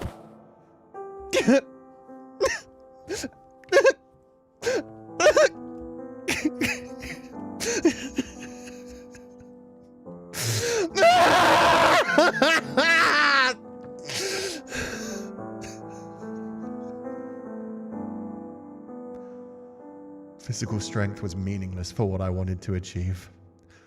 What good was being number 2 in our little band of peacekeepers if I couldn't even stand up to a pack of bandits? I didn't have any real power. I was worthless, helpless, weak. My sole job was to keep this place safe, and it was painfully clear now how unsuited to the task I was. My initial fears were right. It was only the 4 of us who had made it through the assault. Maria said that while they'd made it to the cellar safely, they were soon discovered and most of the girls taken captive, Jaden included. If only she had quit, left the brothel, taking up singing at the pub. Then she could have been spared this. Spared having to be kidnapped for a 3rd time. But because she thought of us as a family, because she cared about and wanted to be with us, she was taken away. If I had power, this all could have been prevented. Not physical strength or skill with a blade, but real, meaningful power. Political influence. Import. If I weren't a peasant, no one would dare stand up to me. No petty thieves would ever consider raiding my property. I could have hired guards to watch over the brothel. The only reason the Lord, that reprehensible man, was still alive was because he had real power, enough to ensure his own safety. If I had that kind of power, everyone would still be here, safe and sound. I could have made certain of that. Maria wouldn't be crying. Jaren would still be a part of our family. And she, Morgana, would still be alive. She would still be by my side. That one simple thing could keep anything like this from happening again.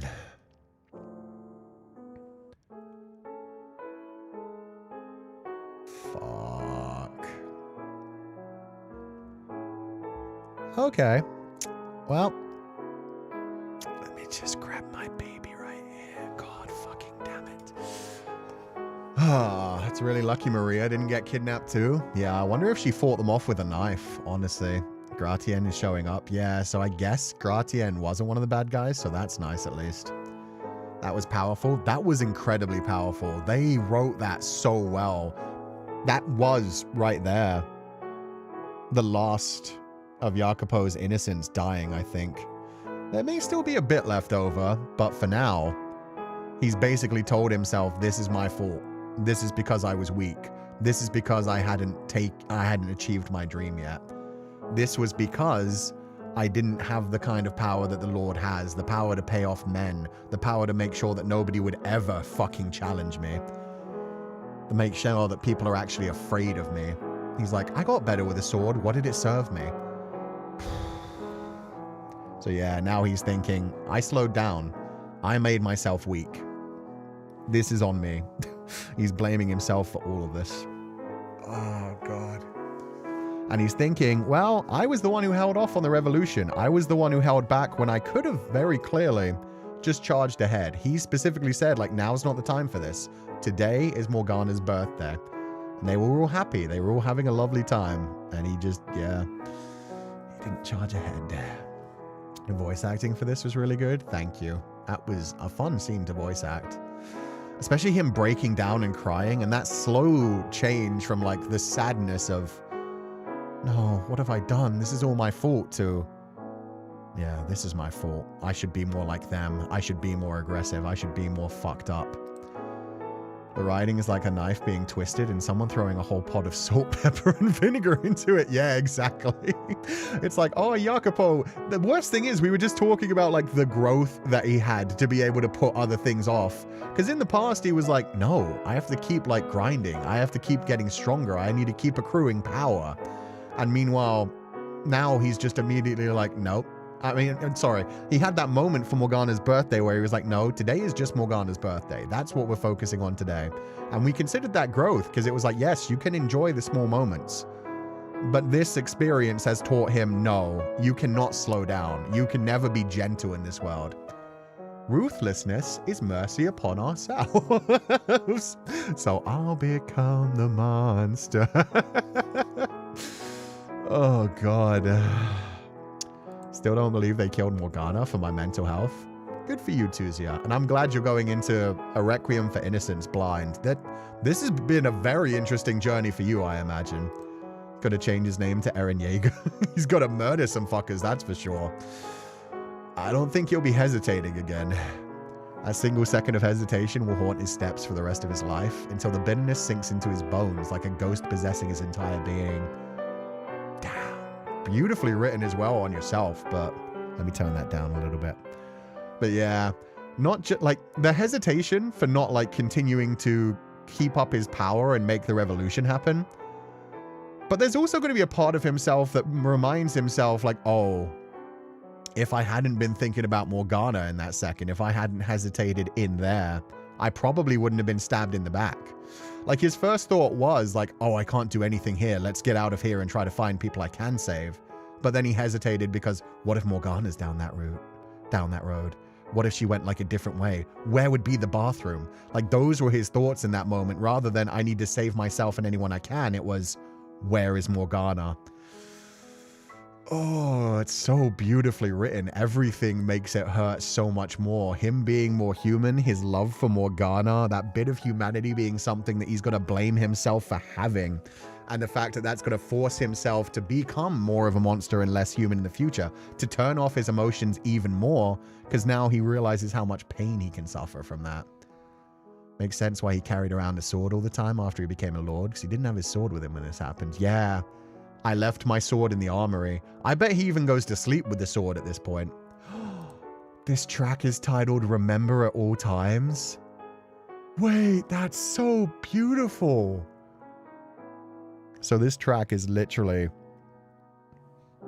his trauma, which he's got to carry with him forever.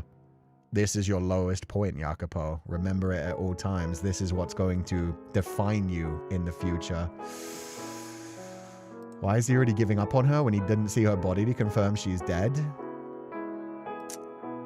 Because he knows, as he said in his own mind, and he's wrong about that, as we know. We won't go into that just yet. But in his mind, he was like, these barbarians, these bandits, they would kidnap the prostitutes because they think they could sell them into slavery and get some money off of them. Meanwhile, when it comes to Morgana, because of the scars on her face, she doesn't serve any value to them.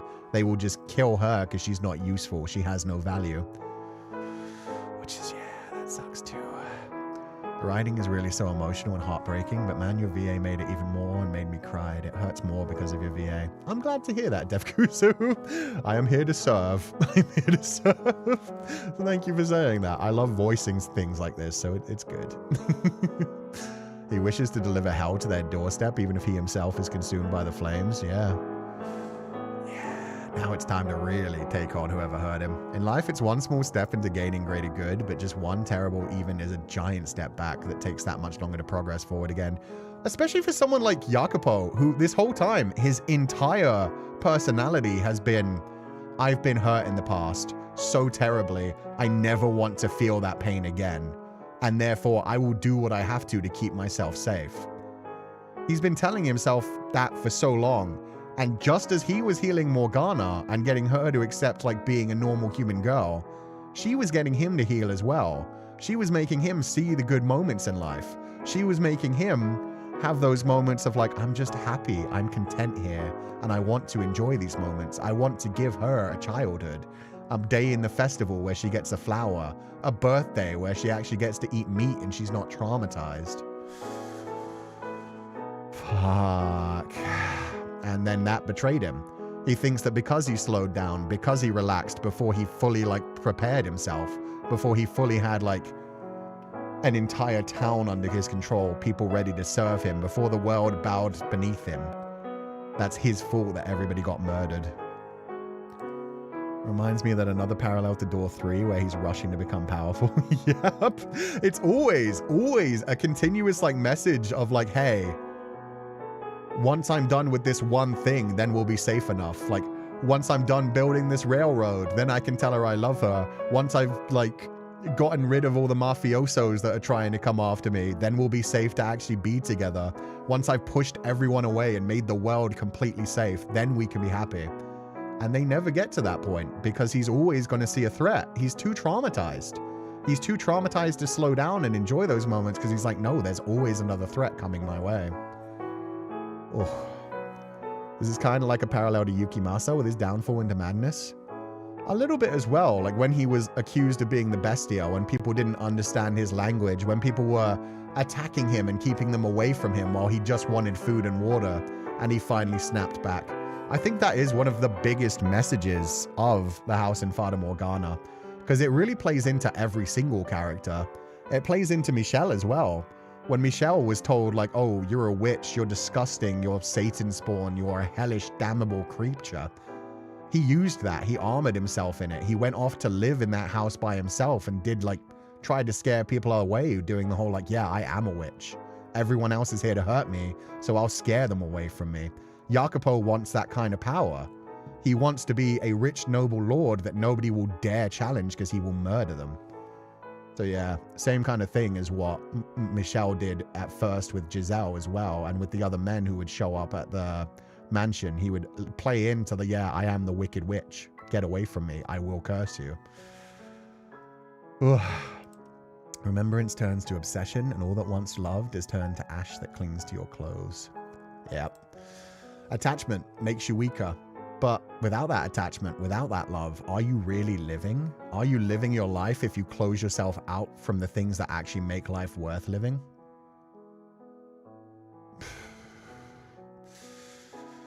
Jacopo knows everything simply by making shit up in his head. Basically, Jacopo is Batman. Batman, honestly, you could make like a really good parallel deep dive into like Batman and Jacopo having the same trauma. It's PTSD. It's, I loved once. I was weak once. I got betrayed. Bad things happen when you stop grinding. Bad things happen when you trust people. I will never trust anyone. The world is cold and uncaring, and I need to be just as cold and uncaring to protect myself and those that I love. We brought it right back to Batman from yesterday. The Yukimasa parallels. I love Fata Morgana writing so much. The rhymes are beautiful, no matter how bittersweet. And the good news is Fata Morgana also has the exact opposite message as well. And it began to happen with Morgana and Jacopo, and it did eventually happen with Giselle and Michelle. And eventually, with Giselle and Morgana, that unconditional love can eventually heal that. Humans can do some absolutely horrific, terrible, disgusting things. But if you let that define your life, if you let that become all that you expect out of humanity, you're never going to be able to trust anyone else. You're never going to be able to love anyone else. Humans are also capable of giving unconditional love, of accepting each other, of coming to the understanding that, yes, you've done some horrible things, but those aren't just who you are. You are a person, neither good nor bad. We all do multiple things, and we all hopefully struggle forward to be good and do better in the future. And that is what Michelle and Giselle like found in each other.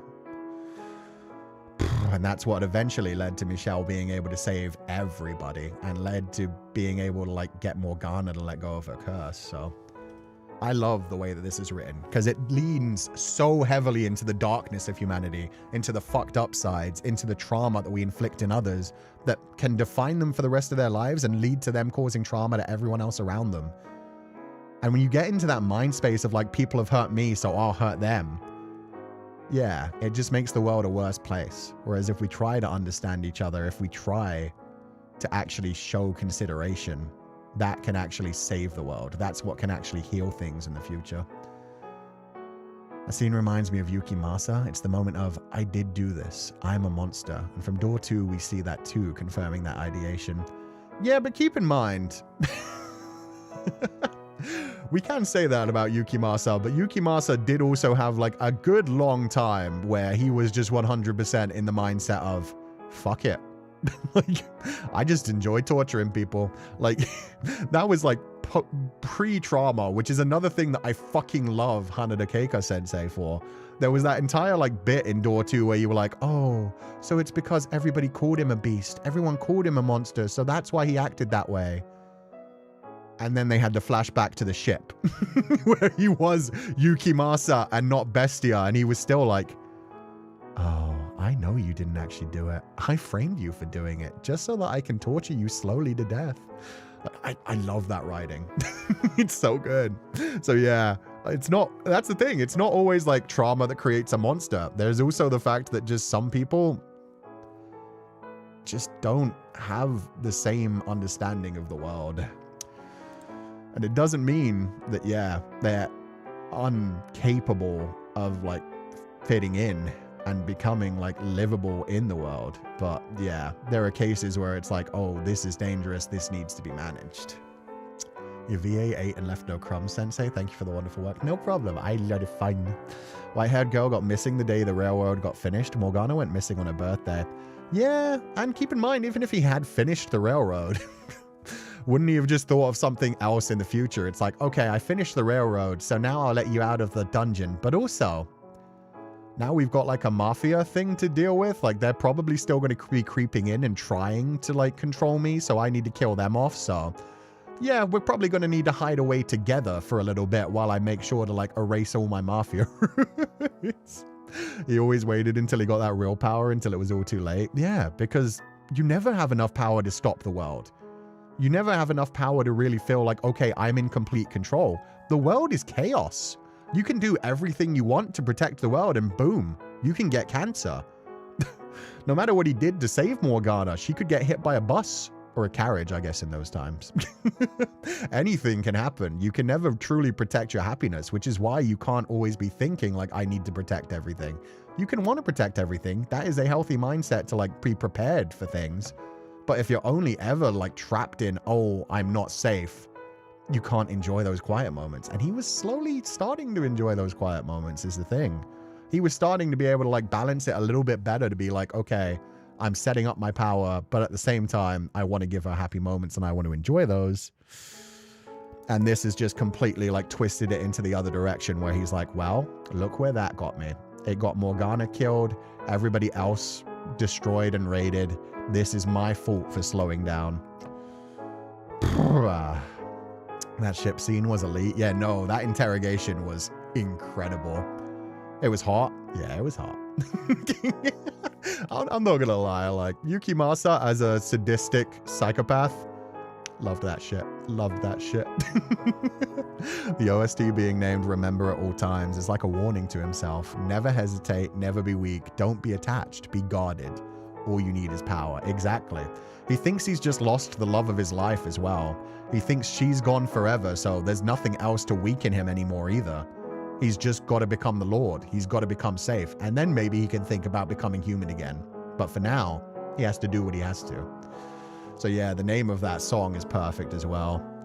There's a duality here, I think. On one hand, time cannot be reversed. And sometimes it's simply too late. But on the other hand, love can heal wounds. Slowly, even if it's in the afterlife. Yeah, not everything can always be healed with time. But time can make things better. Time can help.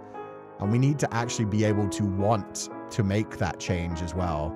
We need to be able to want and desire those things. That's the thing with Yukimasa. He was sadistic, but would there have been a world where he could control himself?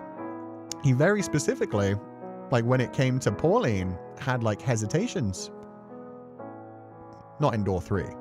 I mean, sorry, not in door 2. But in this timeline, there is a person that even Yukimasa can love and care about beyond his sadistic tendencies. So, yeah, even Yukimasa could possibly decide to live in that way. He admitted to using White-Haired Girl in Door 2 as a tether, kind of parallels with how Jacopo started to fall in love with Morgana now that I think about it. And maybe that's all that some people need. Maybe some people just need a tether, something to connect them to humanity. With Yukimasa, he'd always had that, but maybe he had trauma that we didn't understand from when he was a child. But with Jacopo, we know exactly where it came from. We know exactly why he doesn't feel safe in life. We know why he is so traumatized. We know his childhood, at least as much as he's been willing to share so far. We still don't know what happened in the slums.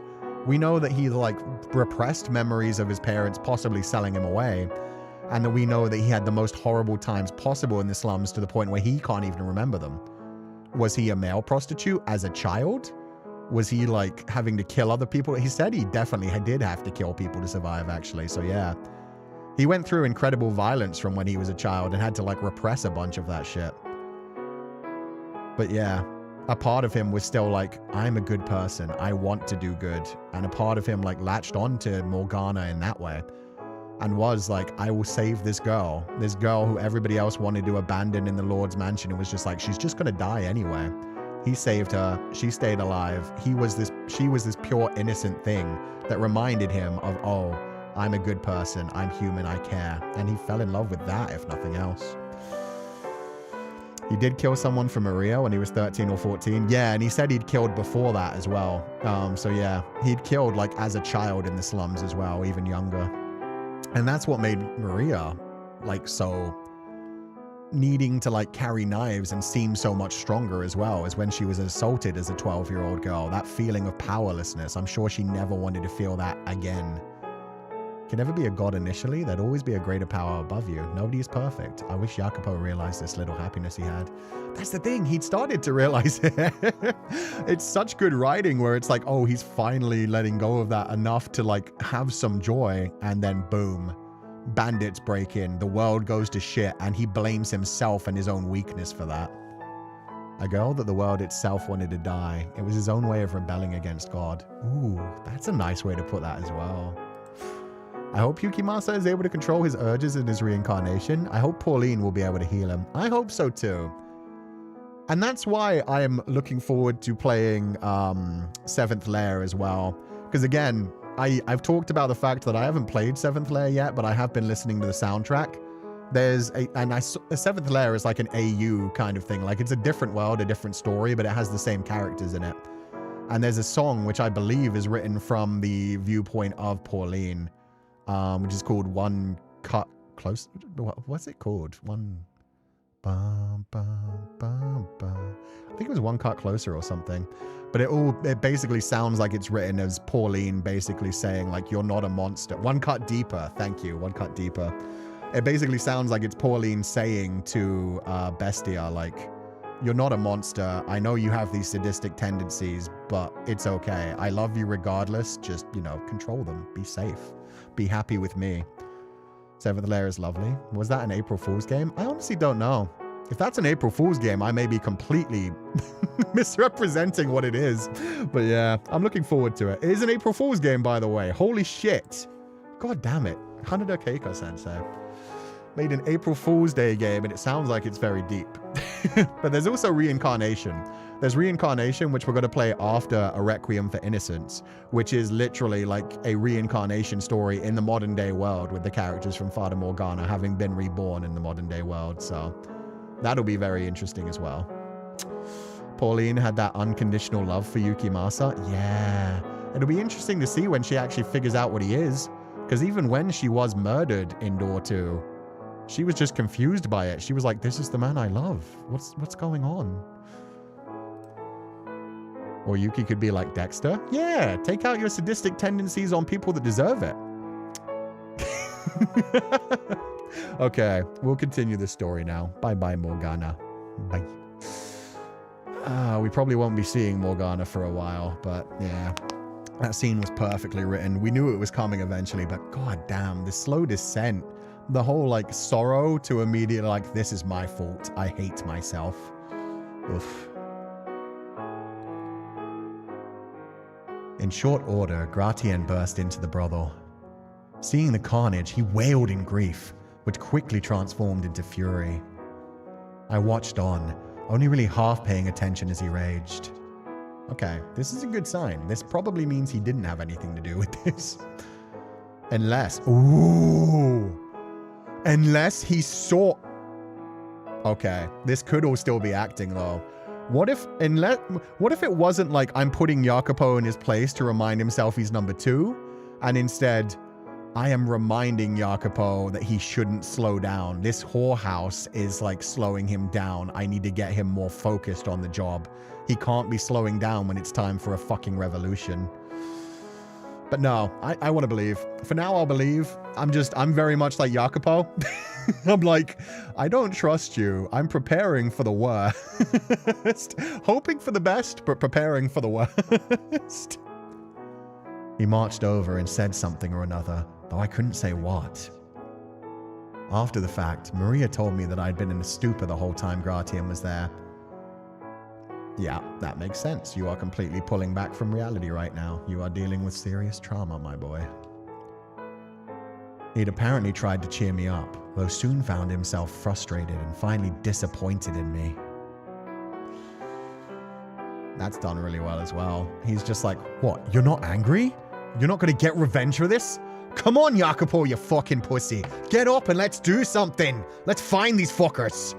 And meanwhile, Jacopo is just like, the love of my life is dead. Why do I have to do anything? There's no reason to live right now. Everything was pointless. He actually tried to cheer him up. Yeah, it sounds like he tried to rally him up, tried to get him back on his feet, tried to get him to do something. But Jacopo is dissociating right now. Fairly enough, honestly. He is not in the right mind to do anything. When you go through trauma that deep, that is one of the main ways that people do. They just like shut off for a little while before they can actually take in what the fuck happened. It took 3 days for me to get back on my feet. There was no sign of Morgana's body anywhere in the ruins of the brothel, which meant there was a chance, however slight, she was still alive. I clutched tight to that tiny sliver of hope, searching desperately for any sign of her. Maybe she had realized something was wrong and gone into hiding. But no matter how many people I talked to, no one had seen anyone who matched her description. She was just gone, like a puff of smoke. Which left two possibilities. Either she'd been taken along with the other girls to be sold off, or she had been killed and her body disposed of somewhere out of sight. While the latter seemed significantly more likely, deep down I still yearned for even the slightest trace of her. Maria encouraged me to let go, to move on, though I knew her well enough to know it wasn't out of a lack of compassion. The whole affair had visibly taken its toll on me. Yeah. It's not like, oh, it didn't matter, just move on. It's very much like, this is going to tear you apart. Stop searching. You'll go insane searching. Oof. She's really becoming a mirage. Damn. Remember, he's a gladiator, and gladiators are good at acting. True. Also, bro was just bleeding out. Yeah, true. Jacopo really couldn't do anything at that point. He was fucked. So yeah, it probably actually wasn't Gratian trying to rally him to get up and do more. It was probably just like Gratian trying to talk to him.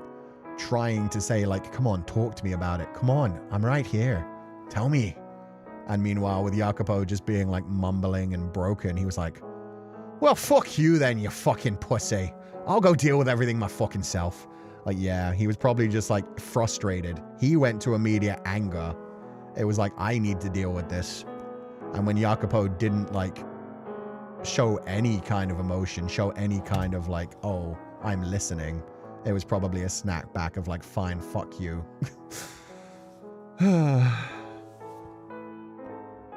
One day, about a week later, my wound still healing, I made my way through the slums. Nestled away in an alleyway stood a nondescript little shack. I knocked on the door, and a few moments later, it slid barely half an inch open, just enough for the sole resident to peer out at me, suspicion clearly visible in her eyes. But once she realized it was me, warmth filled her gaze, and she waved for me to come inside, a gesture that somehow made it feel like I was being invited into another world entirely. Beyond the door stood a noble woman who held herself with an elegance and grace unbefitting of the slums, but a darkness that felt right at home.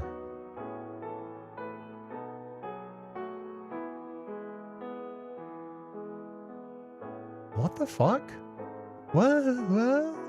Jacopo? Noblewoman? Hiding in the slums? What?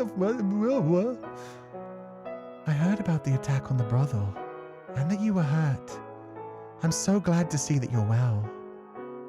You were concerned about my safety? The woman pulled back her hood, revealing her face. Though age had clearly begun taking its toll on her, there was still a striking beauty to her. A kind of beauty impossible to attain down here in the dregs of society. Her hair was a burnt brown, her skin dark, and her facial structure somewhat similar to mine. Mother?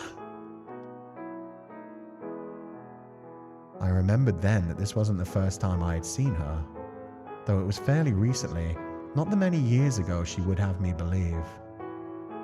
We had briefly crossed paths on the day of the Midsummer Festival. The woman I had bumped into, that was her. Jacopo Mama? Mama Capo? Oh my god. That's who you bumped into on the day of the festival?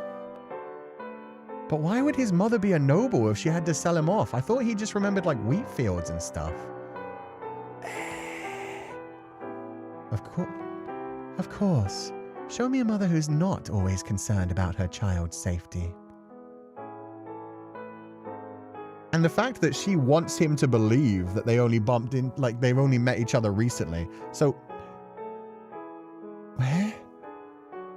So she's pretending they didn't run into each other in the festival, or she just didn't recognize him at the festival. Interesting. The woman's name was Geneva, and she claimed to have been a maidservant for the previous lord. It was unusual enough for someone of her stature to be living in a rundown shack in the slums, but her story got even stranger. She had supposedly had intimate relations with him. She had borne his illegitimate son, and a month earlier, she had come to me and said I was that child. No. Jacopo, you have memories of a wheat field. That makes zero sense.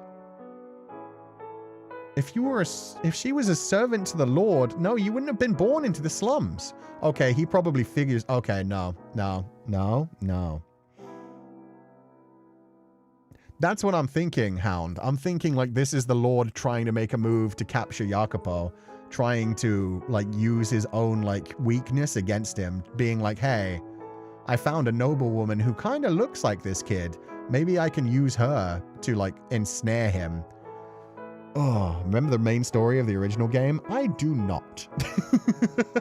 But yeah, no, I think this is the Lord trying to like find somebody to find Jacopo and to like bring him in and trying to use like his weakness against him. But I don't think Jacopo is this dumb. If Jacopo remembers the wheat fields, remembers that he was from a completely different land before he was sent here, then he'd be able to feel this bullshit.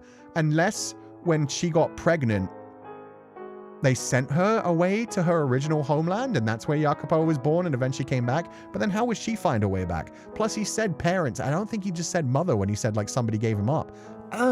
Anyway, we'll keep reading. I need to stop theorizing. This is going to drive me insane.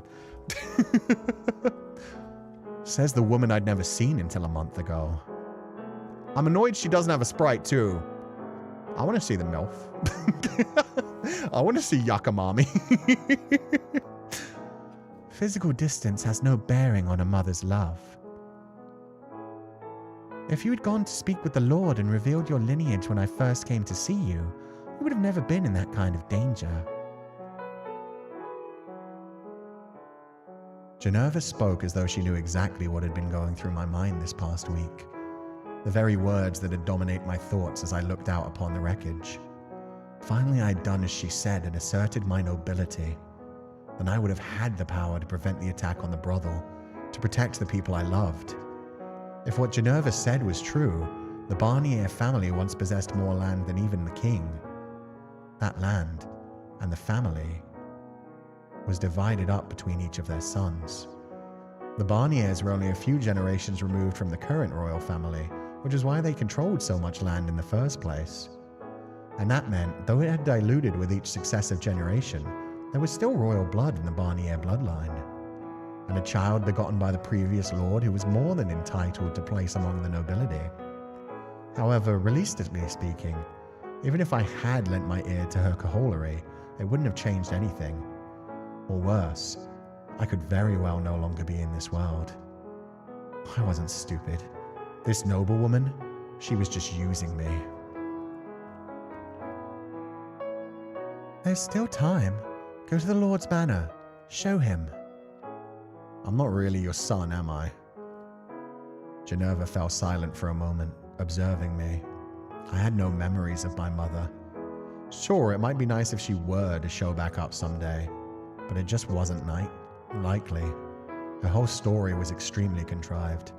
The sun could decide to rise from the west one day, and there would still not be a drop of noble blood in my veins. I knew perfectly well how filthy the blood in me was. Discussions will progress much smoother if we both know what the other wants out of this arrangement. Start by telling me who you really are. Were you actually a maidservant for the previous lord? Here we go. Yeah, so this is actually perfect then. So she's not been sent by the lord. He's just like, oh, you're trying to use me. That's fine. I'm quite happy using you, but you can't use my fucking emotions against me with it. Just tell me what your plan really is, and I'll be honest with you, and together we can take the Lord's place. And this actually works perfectly for him. If he can say, yeah, this is my mother, Geneva. I'm the illegitimate son, and I'm going to become the rightful son now. You either name me as Lord, or I fucking kill you, old man. So maybe he's going to betray out. Yeah, he's probably going to betray the peacekeepers. All this, like, revolution that he's been building from the inside. He's going to straight up say, like, it's up to you, old man. Legitimize me and make me the son, make me the heir, and I will become the Lord. Or we throw a revolution and kill the fuck out of you anyway. And once he becomes the legitimate heir and Lord, then he can betray Gratien and all the peacekeepers because he knows their inner workings. He knows everything about them. Oh, he can quash the rebellion. No. Yes, I was. She gave a nod, then walked over to a grimy shelf and retrieved a ring that looked very much out of place. It was made of gold, engraved with an elaborate insignia. There wasn't a metalworker anywhere in the slums, or the city proper at that, who could craft a piece so intricate. Look at this. It's the Barnier family crest. The previous lord gave me the ring as a gift, and I've kept it ever since, even after our relationship was discovered and I was chased out. I didn't sell it because I knew I was with child. They will have no choice but to acknowledge you as a legitimate heir if you show them this ring. Why did you wait so long to come find me then? I was afraid they might kill you if I brought you in as a baby. Why were we separated? Misfortune. One day bandits came and kidnapped you. Presumably they were hired by the Barnier estate because they didn't want your existence coming to light. I love this. This is fucking amazing. So Jacopo is just sitting here like, okay, I'll listen to your story. This is a good story. We can use this story. He doesn't believe it one bit, and he's just like, well, it works for me. Like, she believes this, and it may have really happened to a real child, or the child died in the pregnancy, was stillborn, we don't know. The most important thing is she has her story lined up. I can learn this story, and we can use it. I consider it a miracle you're still alive. I can only imagine the stern look on my face as I listened to Geneva speak. Part of me did indeed want to take everything she said as true. I wanted to believe I was someone important, wanted to grab hold of the fantasy that I did have noble blood in me and never let go of it. And had I not come face to face with my own powerlessness a week earlier, perhaps I could have swallowed the delusion, used it as a stepping stone for my dream to show Morgana the world. It would appear you've done your research. I don't have any other family to the best of my knowledge, which does indeed make me a good candidate for you to step in and claim your stake on. If I were to guess, your child with the Lord has either passed away or never existed at all. It's probably true that you worked at the Barnier's manor, and it's probably true that you had relations with the former Lord. You were chased out and now you live in poverty. You want to go back to your former, more comfortable life, and while you're at it, take vengeance on the current lord. Or perhaps you simply want the entire noble class to suffer. The specifics of your motive are irrelevant, though. Being a woman, you have no means to accomplish that yourself, so you came up with the idea of using a fake son. If your child were still alive, he would be right about my age, wouldn't he? And we look similar enough for you to convincingly claim we're related. But the biggest reason you chose me is because I've made something of a name of myself. Because I was one of the people involved in inciting the revolt 3 years ago. The perfect choice to spearhead a revolution. How dramatic. The man who set the Lord's slaves free was secretly his family. The people would eat it right up. So, How far off am I?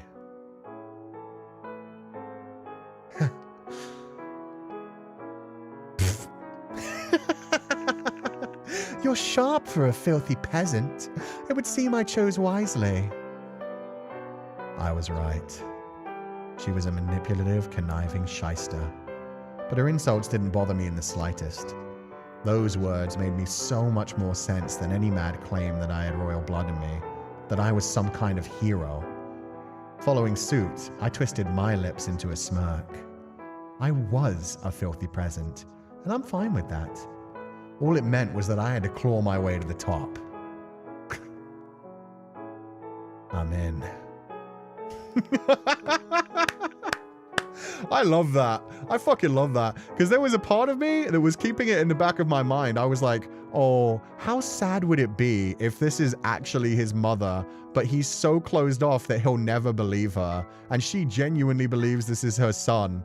There was a part of me that was like, wow, this could actually be a happy family, and it's just like, he's too closed off now to accept that. But yeah, the fact that she just admits it as well, and she's like, oh good, you're not just a chess piece, you're smart too. This will go much more smoothly. Love this storyline. Yeah, it's two horrible people both looking at each other and saying like, oh, we're useful to each other. Okay. Geneva and I then discussed the details of her scheme, after which she gave me the Barnier's ring. I doubt anyone would have ever imagined it would end up in the grimy hands of a slum rat. Once our discussion was done, I headed straight to the pub where the rest of the gang liked to congregate. This is great, man. And especially, yeah, it's the fact that he was still saying like, oh yeah, part of me would have actually believed this in the past, and part of me kind of wishes it was true, but nah, I know what I am. I'm no hero. I'm a pathetic, horrible street rat piece of shit. And I'm gonna use that. Good, Jacopo! Should you really be on your feet so soon? God, the barmaid's so loud. I'm fine, thanks. I'm glad to hear it. And I'm sorry what happened at the brothel. Is the gang here? What? Oh, yes. Near the back. Thank you. Are you sure you're okay? Yeah, he's so cold with everyone now. Ugh, love it when stories do this stuff. Yeah. It's very interesting because it's like, oh, I love characters like this. And it's even better because it's like, I love characters like this. And it's so sad to see where he came from to where he is now. To know like, oh, he would have wished for this so much. He was proclaiming himself a hero and like a noble who deserved something better earlier. And now he's just like, no, I'm not noble. I'm a piece of shit. I let everyone around me die. I'm weak. I'm worthless. But that's why I can do whatever it takes. Oh, God. Well, look at what the cat drag did. Was just talking about going to wipe your sorry ass back into shape. You ain't still moping, are ya? I get it, kid. I do. It's bollocks. But you're a man. Instead of crying, you should be... Gratian. Yeah. It's time we started ourselves a revolution. Are you just going to stare at me or actually say something? You're the ones always going on about revolution this and revolution that. I think it's called being shocked to silence. You're serious about this, Jacopo? Am I one to joke about this sort of thing? No. No, you're not. You sure as hell aren't, are ya? Well, it's about damn time if I do say so myself. I knew you'd come around eventually. I knew you wouldn't stay sulky forever. It's been 3 days, my dude. Things will get way better once we rip that fucker's head off. Should cut down on the number of people turned into thievery, so we'll never have to deal with anything like what happened at the brothel again. Never again, you hear me? Indeed. What do you have in mind, Jacopo? Didn't you say we need help from a noble to have a chance? We can figure that out after we crush the Lord's skull. Yeah, I don't think that's the best plan. What's gone into y'all? You're always going on about how you want to stage a revolution. Now that we're actually talking about it, you're pushing out. No one's pushing out. It's just... we have a noble. For real? Well, if you got it all worked out, why didn't you just say so? So who's our guy? Who's the noble who agreed to give us a hand? The former lord's illegitimate son. His actual son? Really? That means we could legitimately inherit the lordship. Wait, that was the... fuck, my bad. That was... oh no, that was Gratien. Whoa, how the hell did you get in bed with the biggest fish in the city? If you're telling the truth, this is huge. That don't just give us a leg to stand on. It puts the damn law on our side. So how hard it'd be to set up a meeting with the guy? Saying some measly uprising. If we're going through with this, I'd like to see our royal sponsor for myself. You're looking at him. Say what? I am the former lord's son.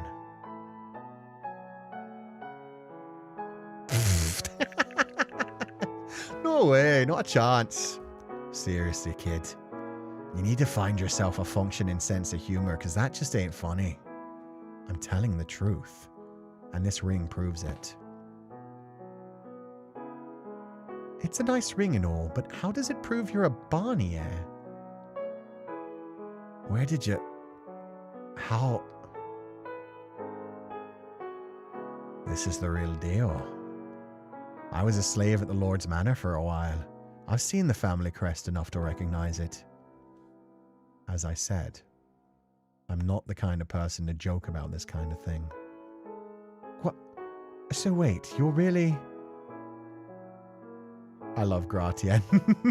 Gratien realizes exactly what's going on as well. He's smart enough not to be like, oh, you lying piece of shit. Whatever. We'll roll with this. But he's like, oh, I see what's going on. Okay, we can roll with this. Like, if he really was the noble son, he would have just said it from the beginning. He's way too pompous when they first met and way too, like, defensive up until now. I guess he's not letting him in on the ploy. Exactly. And Gratien's not dumb enough to be like, oh, you're fucking lying in front of everyone else. But in his mind, Gratien's like, oh, he's lying. But he could probably get away with this, the smooth-talking son of gobshite. Holy shit. I can't believe it. One of us is an actual noble? You did always seem a little not like the rest of us, Jacopo. More uptight. Pretty sure I said the same thing when I first met you. That you looked like some rich aristocrat kid. And there's him. There's Gratien just thinking to himself, okay, he's lying like a motherfucker. But he can pull this off. Like, it works. This is great, guys. We can actually do this. We can actually make this happen. Whoops, my bad. Wrong button. Let's do it. Let's start a revolution. Yeah! Gratien. Nah, it's nothing. Just surprised is all. Who'd have frickin' thought? You, a noble. It's madness. How long have you known? Why didn't you tell me? I thought we were friends. There we go. That's him 100% being like, okay, so you're not even going to let me on this. You're not going to trust me enough to tell me where the fuck you got this ring from. I think Gratien is actually believing him. I don't think so. I think that like complete disbelieving stare for like so long and then like, oh no, I was just surprised is like, wow, okay. You're not even going to trust me enough to tell me the truth of the story. That's fine. You play your cards your own way. You always wanted to be number one anyway. Now you're literally a noble. This works for us. I found out recently. Sorry for keeping it from you. It all happened very suddenly. I was waiting for the right time to say something. No need to apologize, kid. You just put the wind back in our sails. Don't think I'm going to start buttering you up just because you're a bona fide stick-up-the-arse noble type, though. Of course not. The last thing I want is to see you licking my feet. All right, fellas. We got ourselves a noble, so let's set the date and get this ball rolling. Yeah! I love the big explosive, yeah. Still not sure that person who stabbed Jacopo wasn't Gratien. Yeah, no, it still stuck with me, the fact that it said it was a big man and he was sure he was smiling. He didn't describe the man. He didn't like say anything else. There's a part of me that still thinks, oh yeah, Gratien could still be a part of this. I don't know otherwise why they put in the like a big man who I think was probably smiling at me. Unless it was like, I recognize him. I'm too damaged to properly pay attention to it. And I really don't want to believe what I actually saw, kind of thing. What had once been nothing more than a pipe dream was against all odds soon to be a reality. Everyone wanted the Lord removed from power. They were angry and frustrated, and on several occasions had even seriously considered resorting to another revolt to make it happen. But no one had been able to turn those emotions into actions, because they all knew a revolt was destined to be quashed before it made any difference, that there was no hope to be found down that path. But an actual revolution? That was another story. Especially with someone poised to take the Lord's place on their side. They had a fighting chance, and they had no reason not to take it. As the fire in their eyes swelled to a blaze, mine seemed to sputter out, leaving behind a withered husk.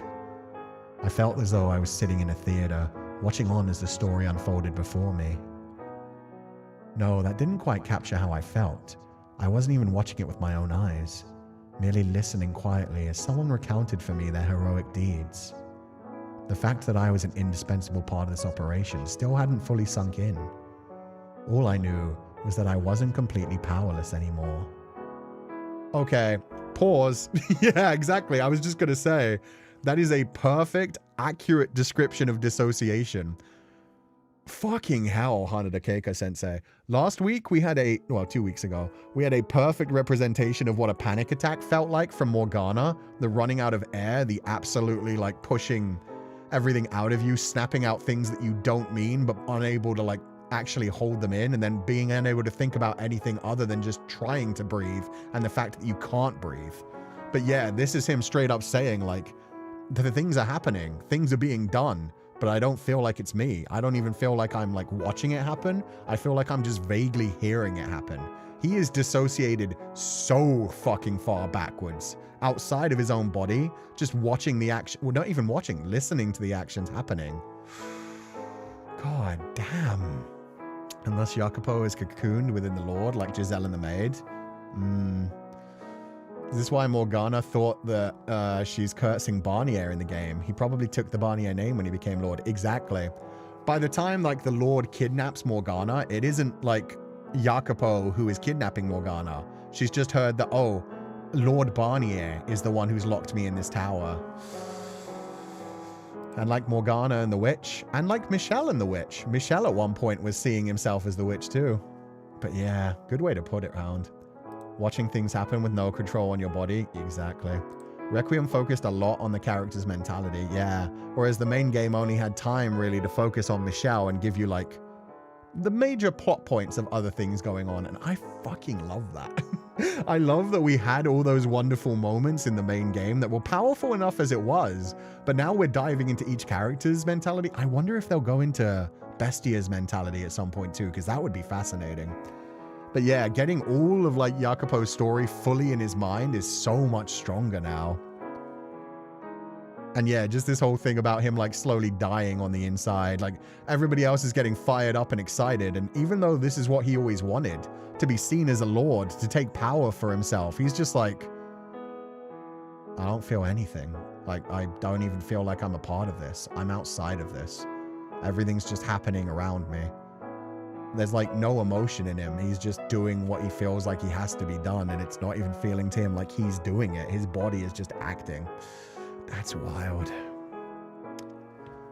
But while fiery passion and hope for the future filled Gratien and the rest of the gang, a dark, poisonous revulsion for God and fate streamed in to fill the hole left in me by the attack on the brothel.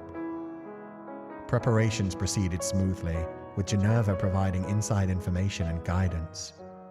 As I had expected, there was a not insignificant number of nobles dissatisfied with the way Barnier ruled, and they were constantly looking for a way to eradicate the cloud of pestilence hanging over the land. However, the Lord had eyes everywhere in the upper circles, and he was especially mindful of who associated with whom and how often. Any sign of opposition was swiftly dealt with before they had a chance to pose any threat.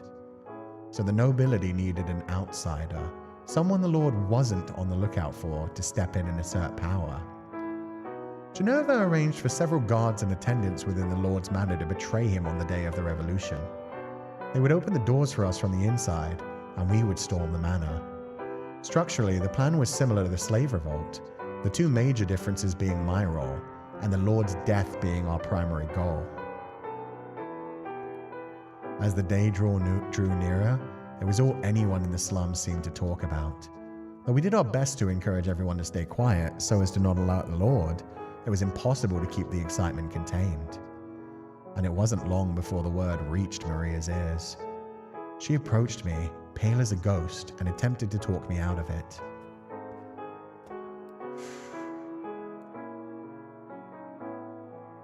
Wait, that's how dissociation feels like? That's how I am most of the time, and I thought it was normal. You don't feel like you're actively making choices and like inside your own body? That's extreme dissociation. Yes. If you feel like everything's just happening around you, you should genuinely, like, I never say this phrase, but go to therapy, talk to someone. That is genuinely like a sign of something being wrong. You are supposed to feel like you are inside your own body, making choices, making actions. It's not supposed to feel like you're just a watching participant.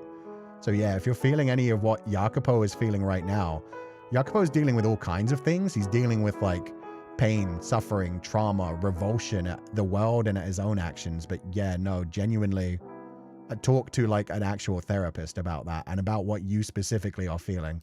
Because obviously this is a fictional representation. But as someone who has dissociated in the past, it's not healthy. It's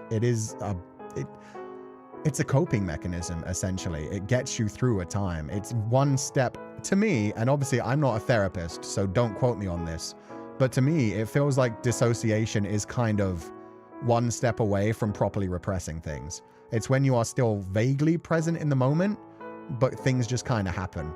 And meanwhile, the actual like repressed feelings kind of thing, I feel like dissociation is that one step away because you're still active in the moment on some level. But it's like one step away from the feeling of just like things just happen. Like when I experienced the most traumatic thing I ever did in my life, I remember like, I'll talk about this. I've talked about it a few times. When I found my father's body, like, I remember finding my father's body. I remember calling an ambulance. I remember the ambulance asking me to to look for like health signs. I remember being like, no, there's no heartbeat, and realizing his body was cold. And then I don't remember anything until I was at a different family member's house being taken care of. And the different family member was like a several hours drive away. So I don't remember any of that.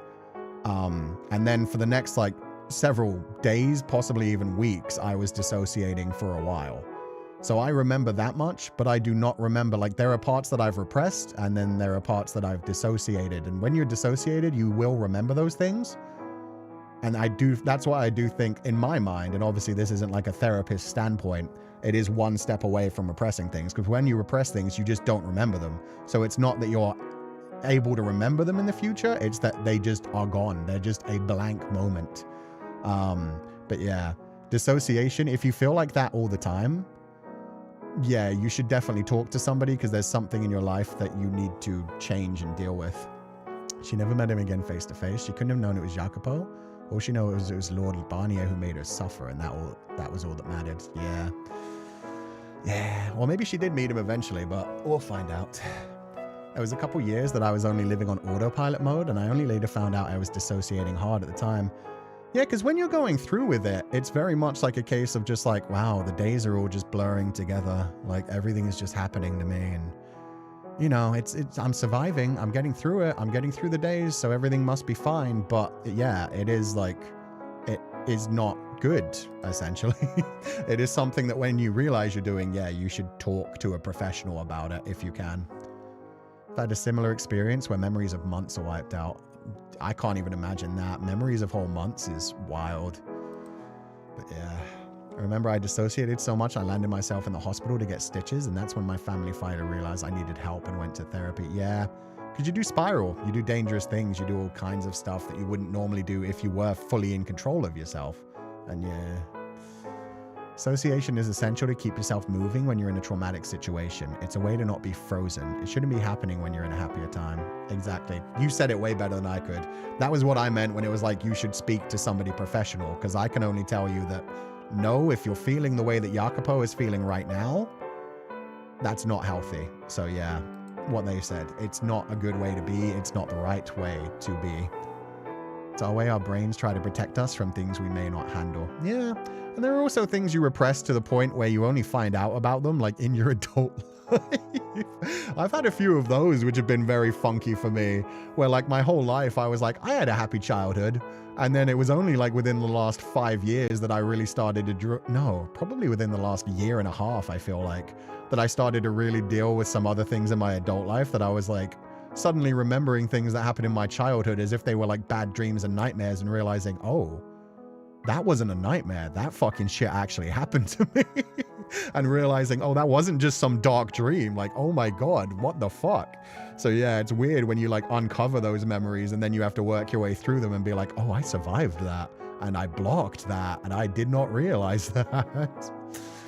Dissociating can feel slightly different for different people, but yeah. And yeah, everybody's unique and different in their own way. So everybody has a different way of like explaining things and feeling things, but definitely what Jacopo's describing is textbook dissociation, for sure. I had a severe mental break in my early 20s of combining dissociation and derealization. I had that last year. The first time I went to therapy for it, my choices were medication or being committed for my own safety. Yeah, no, derealization is fucking terrifying. To anybody who doesn't know, derealization is when you get to the point where you genuinely start to question reality around you. You wonder if you're actually living in reality, or you wonder if like, is this fake? Am I just imagining this? For me, it was very much a case of like, I at one point thought my life had already ended and that I was just living in a fantasy, essentially. My whole mind told me like, no, this is just your mind trying to cope with the fact that you've already passed on. And really the only way to end this is when you choose to end it yourself. I became very like suicidal and in a very bad headspace. And I'm glad I pulled myself back from that, but a lot of people don't. Are we in a simulation? Yeah, the simulation theory plays into that as well, kind of thing. Like the wife in Inception? Yeah, actually, pretty much. And that's why I fucking love that movie, I Saw the TV Glow. Because I Saw the TV Glow deals with derealization in such a powerful way. Like that movie hit me the exact right time where I was like, this shit terrifies me. And then I realized like, oh, I know why this terrifies me so much, because whoever did, like the director who did this, clearly has an understanding of what derealization can feel like. Remember, I had a long period of time when depression was hitting hard. I constantly felt numb to the point where colors felt dull and tastes were nearly gone.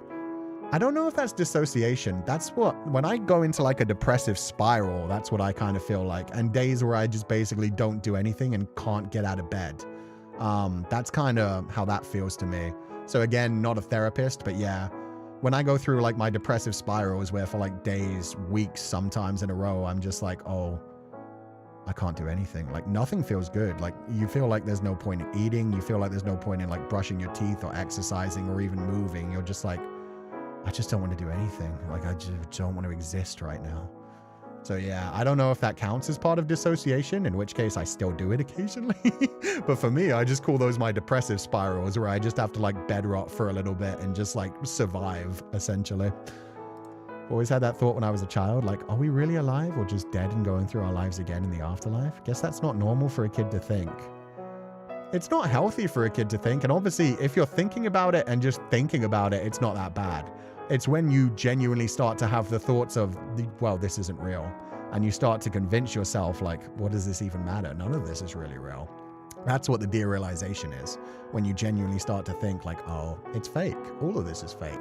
On some level, in whatever form it takes. For different people, obviously, again, it takes a different form, but that's the general idea. Okay, we'll get back into this. Sorry, like, we were flying through this visual novel for so long. But then, yeah, we ended up, like, going into so many different, like, discussions for a little while. So I'll try to get back on route. Let's do this. Haven't you had enough danger for one life? Come on, forget about all this revolution stuff. We can build up a new brothel and just stay low for the rest of our days. Does that really sound so bad? You're the only friend I got left, Jacopo. She was practically begging, which she almost never did. While I sympathized with her, Maria's desperation did nothing to try my resolve. And that's another feeling of dissociation. The fact that even his closest friend in the world, begging, breaking down and just being like, I just want you to stay with me. Jacopo, please, wake up. You know this isn't a good idea. What do you become if you do this?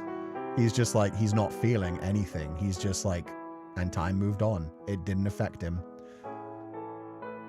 And before long, the day was finally upon us.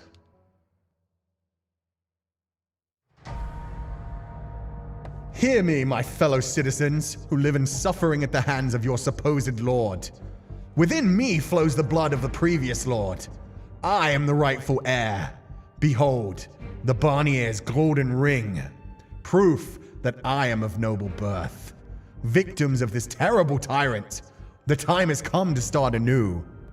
And now he's gone full dissociation. Like, we need to push this out right now. This isn't like being said by Jacopo. This is being narrated in his mind. This is like, he is not paying attention to this moment at all. He's hearing it. That's wild. They've done this so well. Even the game mechanics are playing into this is like discussion happening in his head, even though it's him actively like rallying everybody else around him. Oh my God, that's brilliant.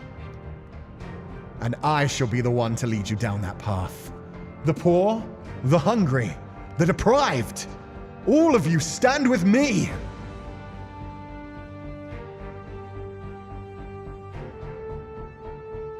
Before we commenced our strike on the Lord's Manor, I gave a little speech in the city square. Not because we actually needed them to take up arms and fight with us, but because we needed to make a public proclamation of our position before overthrowing the Lord. They needed to know we were not merely opponents of the Lord, but proponents of the common man. That we had a legitimate cause and a legitimate claim to power. If we were to leave them in the dark, it would only sow confusion and unrest when word of the Lord's death came out. They had to see us as their liberators, not a greater evil swooping in to squash a lesser one. The Lord had been squeezing everything he could out of them for years, sucking them dry, so I didn't expect anyone to actually have the willpower to join us. The important thing was that they knew who I was, but I had underestimated them. A slow trickle of people stood to join us, and by the time we were at the city's edge, we had accumulated dozens of additional men, transforming our little uprising into something of a much greater scale. The people who had been waiting, day in and day out, for someone to take up their banner and lead the way. It didn't matter that the one holding the banner did so under false pretenses.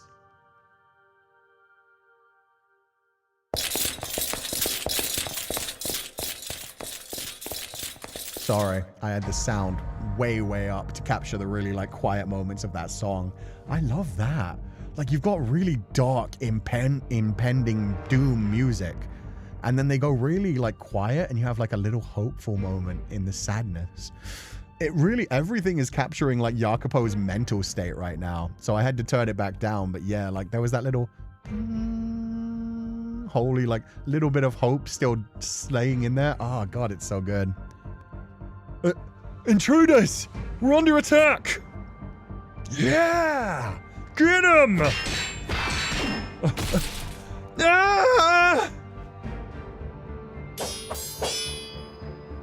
With the added support, our forces rendered the manor's defenses practically useless. Townsfolk flooded the property, overwhelming even fully armored soldiers. Farmers turned the tools of their trade into deadly weapons, plunging all manner of spiked implements into guards' necks. It didn't take long for the pungent stench of blood to fill the air. Panicked servants scrambled away from the chaos as quickly as they could manage. And I made my way through the corridors to the Great Hall, where the Lord presumably waited, Gratien at my side. We're here to relieve you of your head, Lord. Hey, Barney, been a while. Have these savages removed from my property immediately? Yes, my lord. Guess I shouldn't be surprised defenses are heaviest here. Watch yourself, Gratien. You can shove that concern right back where it came from, kids. I ain't about to let a bunch of mooks do me in. No number of these pansy little fuckers is enough to take me down. Is there any situation capable of tempering that big mouth of yours? You can handle all the guards then. I'll take care of the Lord. You want to take the prize all for yourself, eh, kid? Normally I'd tell you to piss off, but I'll give you this one. It's what the people would want besides. Thank you for understanding. But remember, if you screw this pooch, I'll make sure you're the laughing stock of the whole city. Don't worry. I will come back with his head. The fact that Barnier was still here suggested he knew he had nowhere safer to flee to. Unlike the slave revolt 3 years prior, we were entirely on the offensive this time. He didn't appear particularly perturbed by his predicament, though. He likely had little doubt he would make it through the day safely. I knew Barnier was skilled with a sword, and despite all Gratien's talk, the guards he kept by his side were hardly going to be third-rate. They would be the best of the best. Praying Gratien would be able to hold them off long enough, I weaved my way through the wall of armed men, marching straight for Lord Barnier. He slowly drew his sword, readying himself for combat. Well, imagine that. It's you again. I'd assumed you had died off in a hole somewhere. Hate to disappoint you, but staying alive's one of my few talents. How fitting for a filthy maggot. Well, I hope you're ready to be devoured by that very maggot. Oh shit, Jacopo, let's go! Let's fucking go with this visual. The canines in the Lord's mouth. Jacopo standing across like a fucking hero. Oh, this is good shit. This is the shit right here. It would seem your tongue has gotten rather sharp since we last met. Though I didn't remind you how this played out 3 years ago, do I? Your blade will never get anywhere near my head. I will, however, give you a good reminder of how feeble and worthless those slum rats are. Within me flows the blood of the royal family, direct descendants of God himself, while your blood is made from the refuse of the earth. We're no more the same species as a worm is a wolf. Your very being in my presence is a slight of the highest order. I think you'll find our blood is much more similar than you think. When I take that ugly head off your shoulders, we can both get a good look at how equally filthy your blood is to mine. I am not the boy I was 3 years ago. I'll drag you down from your throne on high and show you for the dregs of the earth you really are. You would dare to insult me, cur? We traded strikes, going on offensive and defensive in roughly equal parts. Barnier was quick on his feet and quicker with his blade. When I attacked, he swayed effortlessly out of the path, like a stalk of wheat in the wind. And when he attacked, he was like a typhoon. He had a prowess that could only be overcome with brute strength. However, I had not spent the last 3 years idle. While I could hardly imitate the refined swordsmanship of a trained nobleman, I had a much better grasp on how and when to most effectively put my weight into a swing, how to maintain the ideal amount of distance between us. And there was one other key difference. I had no intention of running. Either I would take off his head, or I would end up a bloody heap on the floor. There was no other way this battle would end. Think about what you're doing, slum rat. About who you're pointing that blade at. An attack on me is attack on a god. It's an act of unspeakable sacrilege. Little late to take the moral high ground. You that afraid of dying? Then put your tail between your legs and start running. You insolent. I am the rightful heir of the Barnier family. The blood of the kings of old flows in my veins. And I am the ultimate ruler of this land and my people. I would never condescend to turn my back to a worthless rat. Well, I don't say that I didn't give you a choice. That just means we'll keep on doing this until one of us is dead. Every swing, every step, every slight shift of balance had a little more weight than the last. But unlike last time, where the pressure had only served to light a fire under me, it was now building up inside me, growing, taking form. I could now perfectly trace the path of his blade dancing through the air. Back then, the only advantage I had over Barnier was physical strength and pluck, but things were different now. He was agile, but I could keep up with him. No, I was beginning to overtake him.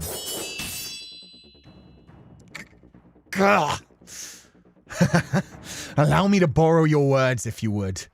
Perhaps you would save the snide yapping for when you have the skill to back it up. Don't get cocky, you insignificant rat. You treacherous cur! The Lord swung down at me with all of his strength, but I managed to parry the strike with a little trouble. In that moment, I had undeniable power. Power. That's right. I wasn't powerless, and I could never let myself be powerless again. Ever. And if I couldn't manage that, then I deserved to rot here as the weak, worthless man I was. I had the chance here and now to take out not only the Lord, but the me of old as well. The helpless, impotent boy who couldn't even protect the ones he loved. That's exactly what I'll do. I'll show you that I'm not who I used to be. That I'm not that sniveling little boy from 3 years ago. Before long, Barnier was coming up against the far wall. You impudent worm! We were both breathing hard, dripping with sweat. The air seemed to waver like there was a fire burning between us. A fire fueled by our own souls. And that heat extended to the entire hall, in staunch defiance of the cold winter sitting beyond the walls. Perhaps the room had transformed into one of the halls of hell itself. Where's your god now, huh? It's time to end this. Your time on this earth has come to an end, Barnier! I readjusted my grip on my sword, repositioned my feet on the hard floor, lining everything up for my final strike, and then threw a little extra fuel on the fire, before breaking into a dash. However... Wait! I have no idea who this is. Jedan? They got you?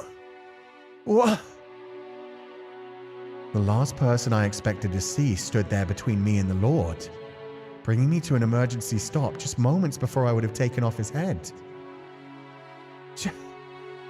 Jaren? Oh no! The humanity stopped him again! Oh, my boy, just behead him and then talk to Jaren. But because I had been running at full speed, I staggered, almost tripping before catching my balance. She reached out, placing her hands on my shoulder, pleading at me with eyes the color of early spring leaves. I could see myself, aghast, reflected in those eyes. I shouldn't have stopped. I shouldn't have hesitated for any reason. I should have knocked Jaren to the side and taken off Barnier's head. But a torrent of questions rained down on me, tangling me from head to toe like a spider's web. Why? How? What was Jaren doing here? Why did she ask me to stop? Why was she standing between me and Barnier? No. The answer hit me like a bolt of lightning. Only 4 people had survived the raid on the brothel, but we'd prepared a safe room underground in case of emergency, and the stairs down were hidden beneath the floorboards. Yet Maria had said they found quickly and most of the girls taken captive. You didn't. The attack had been well organized and large scale. Could the aroma of the herbs, which was strong enough to be smelled outside, have been some kind of signal? How could you? How could you betray us? What came out of my mouth was not words, though, but a pained, visceral wail.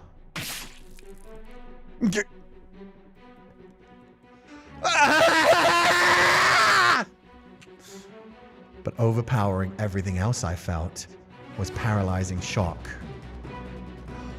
He stabbed through her to get Jacopo?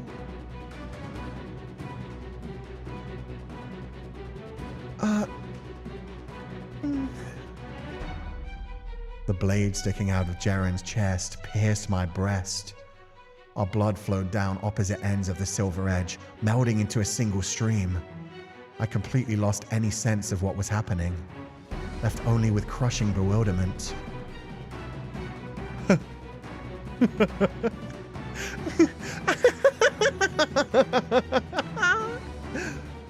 Barnier let out a deep, bellowing laugh from behind Jaren. The sound resonated through the blade in his hand. I could literally feel him mocking me from inside my body.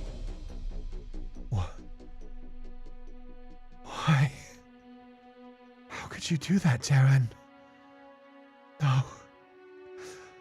How could you, Barnier? Jaren had double-crossed us. As much as I didn't want to believe it, I no longer had much of a choice. She had claimed she thought of us like family, but in reality, she was colluding with the Lord. She was the one who had brought ruin upon the brothel. I could reconcile what I saw with what I knew. Or that I thought I knew, but I couldn't forgive that kind of betrayal. And I couldn't even begin to comprehend Barnier's actions. How can you hide behind her when she stood up for you? How can you readily cast her aside? She saved your life. How could you do this to her?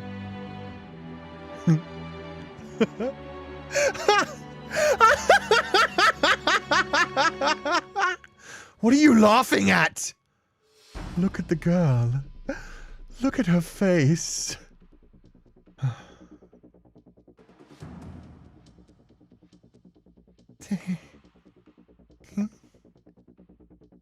What?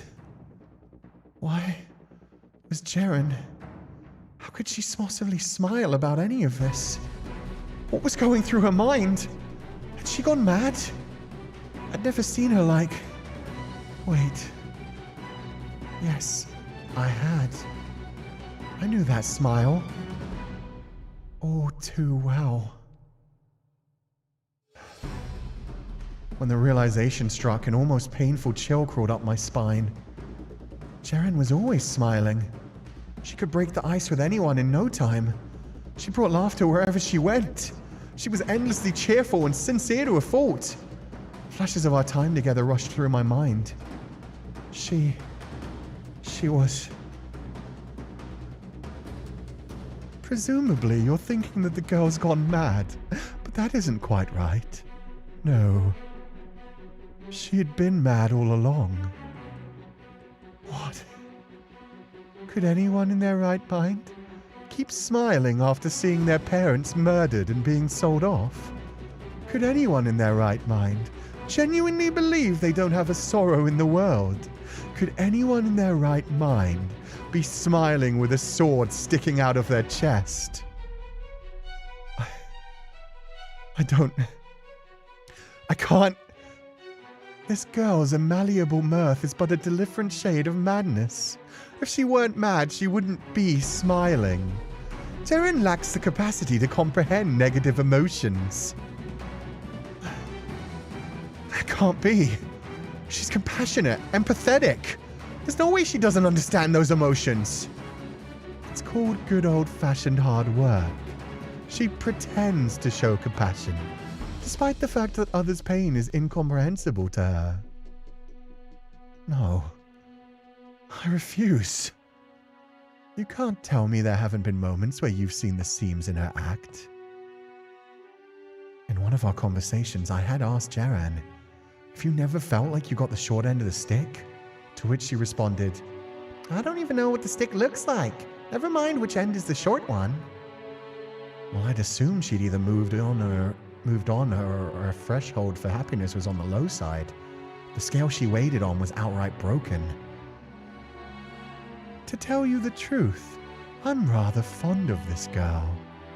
After all, I am a madman myself. I wanted to shut out his words, to act like it was all crazy blather, like I didn't see any truth in it. But all the proof I needed was staring right at me. Jaren was smiling, as bright and as genuine as ever. The same smile she always showed us, as blood streamed down the blade in my chest. And still I couldn't believe it.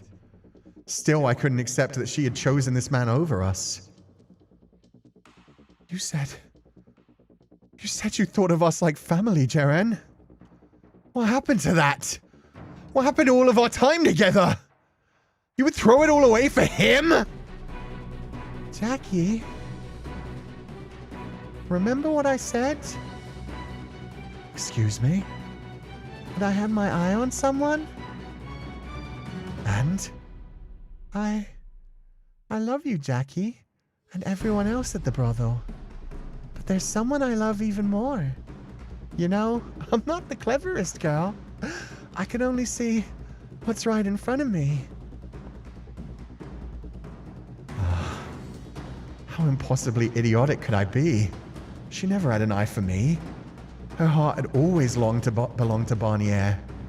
I was being presumptuous when I assumed she was talking about me at the festival. Why him, though? Why this man of all people? I about fell to my knees, but I managed to hold my balance long enough to stagger back. When the tip of Barnier's blade slipped from my chest, the blood it had been holding in seeped to rush out all at once.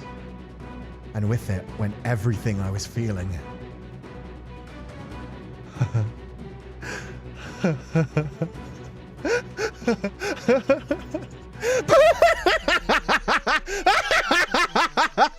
Some revolution this turned out to be, rat.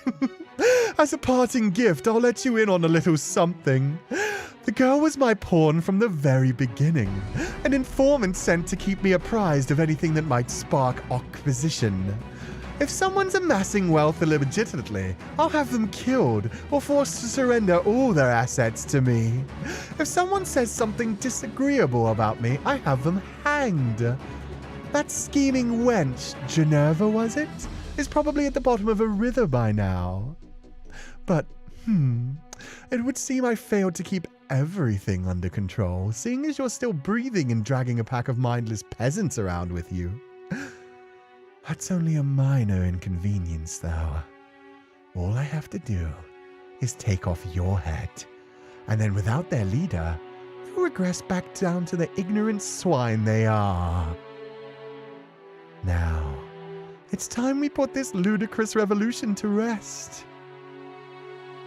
Barnier shifted backwards slightly, making to pull the sword from Jaren's chest.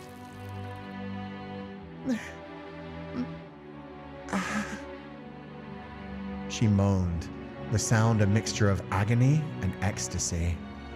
I thought I could hear the flesh ripping as the blade passed through it. I should have been readying myself to fight again, to brandish my sword and take this bastard's head. But I couldn't move an inch. Everything seemed to grow distant. My spirit was on the verge of collapse. The fire that had blazed within me had been snuffed out in an instant. Countless memories crumbled before my eyes. The word death flashed through my mind, but it brought with it no fear, only vast hopelessness. Don't you? But as the last of my will threatened to slip from my grasp, I heard a voice. Remember what I said? What? That I want to be together with you. Forever.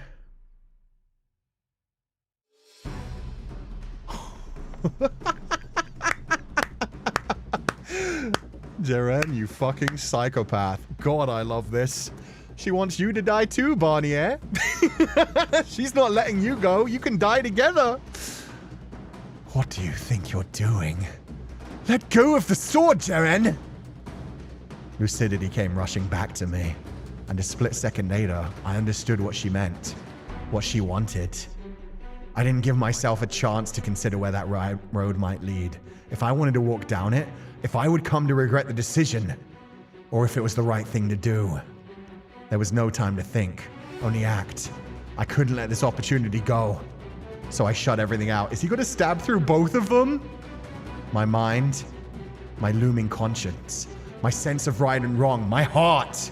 I shoved aside every possible distraction, rekindled the near extinguished fire of my rage, let out a visceral howl.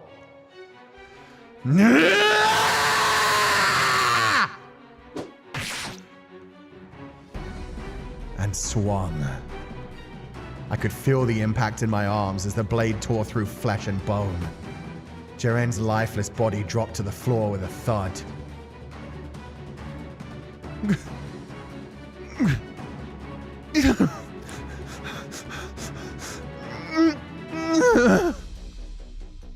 And the tip of my blade ripped a gash in Barnier's throat. A geyser of blood erupted from his neck. He bent over, writhing in agony and staggering back a few steps before his legs gave out and he dropped to his knees. His eyes were opened wider than I thought possible, and he brought both hands up to his throat to stem the flow of blood. But it did little to help, the crimson stream seeping through the gaps in his fingers. With each beat of his heart, the flow surged, sending up sprays of lifeblood.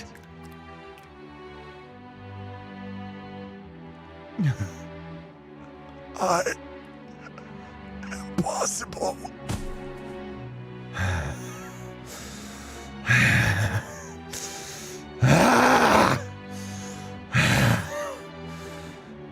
I was right. Noble blood and peasant blood all looked the same. Grunting and groaning, Barnier pawed at the floor, evidently still convinced he could scamper off and escape somehow. He left behind a trail of blood as he crawled.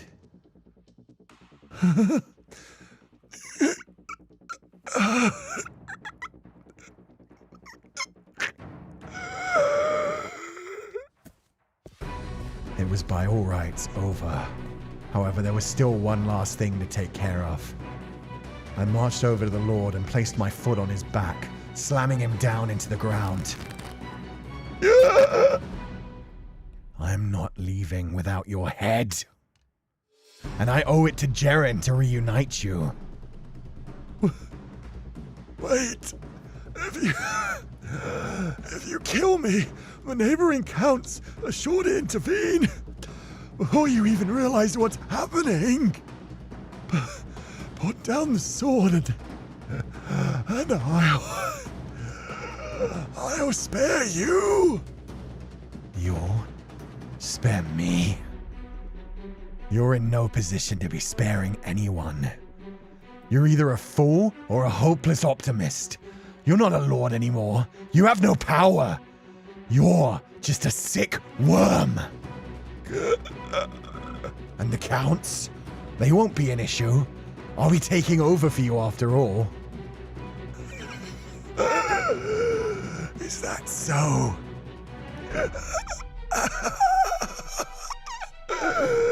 And how are you planning to do that? You're a peasant. Geneva entrusted me with a ring that bears the Barnier family crest. I'll use that to make myself out to be the successor to the royal family. And what will you do once you've faked your nobility? You have no experience, not the faintest idea of how to be a lord. I'm sure I'll govern better than you ever did.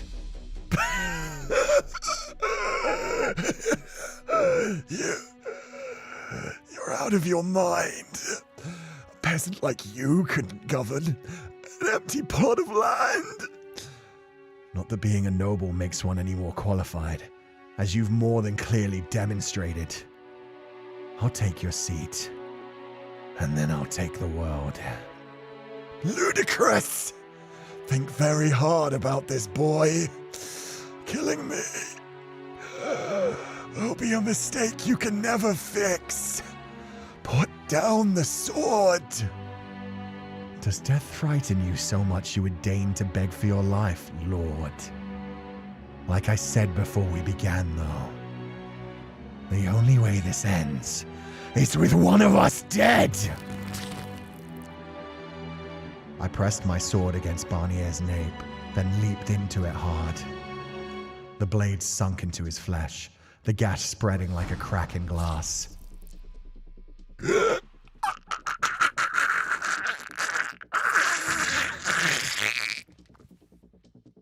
Screams of agony echoed through the hall.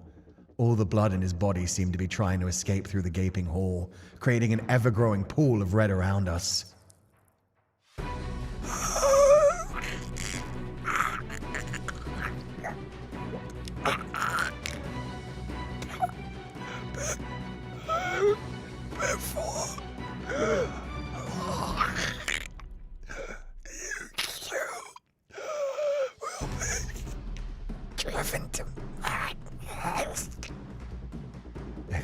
me.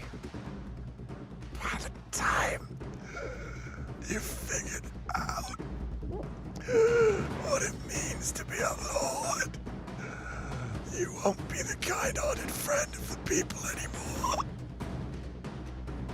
Living this life, having no one you can trust, it'll eat away at you. And then Enough. You'll be your own executioner! Enough!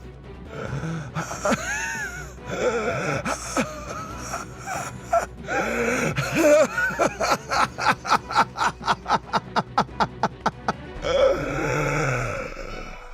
be waiting for you. Down in hell!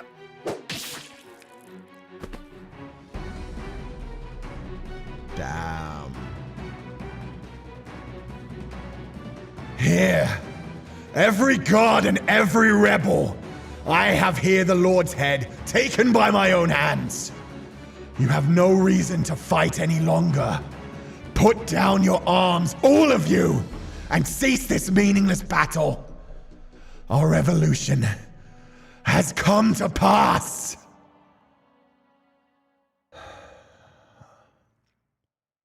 In less than a day's time, the Lord's manor had fallen. And by the time it was all over, it felt almost underwhelming how completely and utterly we had conquered them. Men cheered and shouted in celebration. Others borrowed suits of armor and pretended to be knights. A fire of a different color filled the manor's walls. They believed that, with the Lord's death, everything would suddenly be better for everyone. That nobody would have to suffer anymore. That they would all be happy and live perfectly fulfilling lives. They had no logical reason to believe as such, yet no one seemed to doubt it in the slightest. Everyone seemed to have forgotten that enacting change required work, and there was still much of that to be done. Okay, well, we're going to pause here, because it's finally time that I can take a break. I didn't want to interrupt any of that craziness, but that was fucking amazing. Holy shit, we have so much to talk about. Thank you for such immersive VA, Sensei. Gosh darn. No problem. Although I think I might have to change my compressor a little bit. I'm starting to feel like my compressor, when I get too loud, starts to glitch. I'll listen back to it later, but it sounded like it wasn't really capturing the highest range. So you need water? Hell yeah. In my defense, that man should not have been able to fucking speak. Like, I started giving him the, like, kind of sound when he had already, like, slashed his throat. I was like, he should barely be able to speak right now if he's bleeding out from a throat wound. Meanwhile, then my man, like, stabbed down into his throat, put all of his damn strength into it, and, like, basically impaled him to the ground, and the man was still laughing and screaming. I wonder how much of that was in...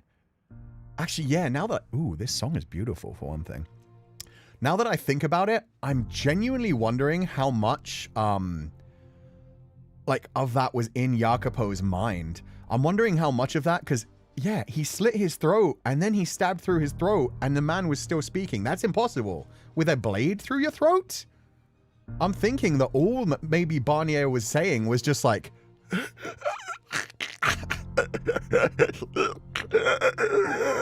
like just death throes, trying to get wind past the windpipe while it was stabbed through the throat. So there's a part of me that thinks all of that was Jacopo just believing it in himself, thinking to himself, yeah, no, I get what you're saying. I get why you're laughing. You're telling me I'm cursed. You're telling me this is never going to end now. You're telling me this is just the beginning and I can never trust anyone no matter what I achieve. That's the only way I can figure it out, unless it is just straight up like rule of cool kind of shit. Rule of cool kind of shit where it's like, hey man, I may have stabbed him through his throat, but he's just such a fucking unforgiving, unrelenting psychopath that he's still speaking throughout all of this. Such a good antagonist, man. He is. Everything he did to fucking Jeren as well. Let's talk about Jeren. So everything that the Lord said about Jeren fucking pissed me off, and I didn't have time to talk about it properly. So it turns out Jeren did betray them. Jeren was in love with the Lord, and I guess at some point after being like kidnapped multiple times, she ended up in the Lord's manor. And basically she was groomed by him. She was tortured by him. She was manipulated by him. I did not expect her, neither did I. And this just like drives home everything that Jacopo feels about the world. Don't trust anyone. So this is what I'll say about her. The whole thing that he was trying to say where it's like, oh, you don't get it. She doesn't even understand the feelings of others. Like on some level, that's definitely very much the case. Otherwise, she wouldn't be able to betray her friends and like act the role out so realistically. But at the same time, it is very clear that that is done by like the things she experienced as a child. That isn't like, oh, I hate everybody else and I hope the world burns around me. That is, my only happiness at this point is to accept like this is my part in life. To have been tortured by people that killed my family and kidnapped other people, and then the Lord, whatever he inflicted upon her. Yeah, she just had to believe like this is my happiness. It's very much like a much simpler version of it is the story that we just saw play out in the anime adaptation of fuck, what's that one called? The one with the really cool art style that Maury Calliope is doing the new opening for. Something. Where essentially like a man tortures a girl and then manages to convince her that that's love. That like being groomed, that being assaulted. Gachiakuta, thank you. The little girl from Gachiakuta, where her abuser tells her like, this is what love is. This is what love feels like. It's when you hurt this badly and yet you still cling to something. It's having to embrace that pain, having to accept the horrible situation that you put into. I think that's what happened to Jeren. Like it broke her so completely. But what he didn't expect, like he saw Jeren as fucking nothing. He saw Jeren as just like something to be manipulated and used and thrown away. And she was just like, nah, bruh, I'm gonna hold on to this sword. Like, I told you, I want us to be together forever. Like she genuinely believed she loved the Lord. So she did understand feelings a little bit. Like, she had to like block out so many of her other feelings just to survive in the world and in the situation she was putting into. But yeah, I love the fact that at the end, she managed to get him killed. She was like, nah.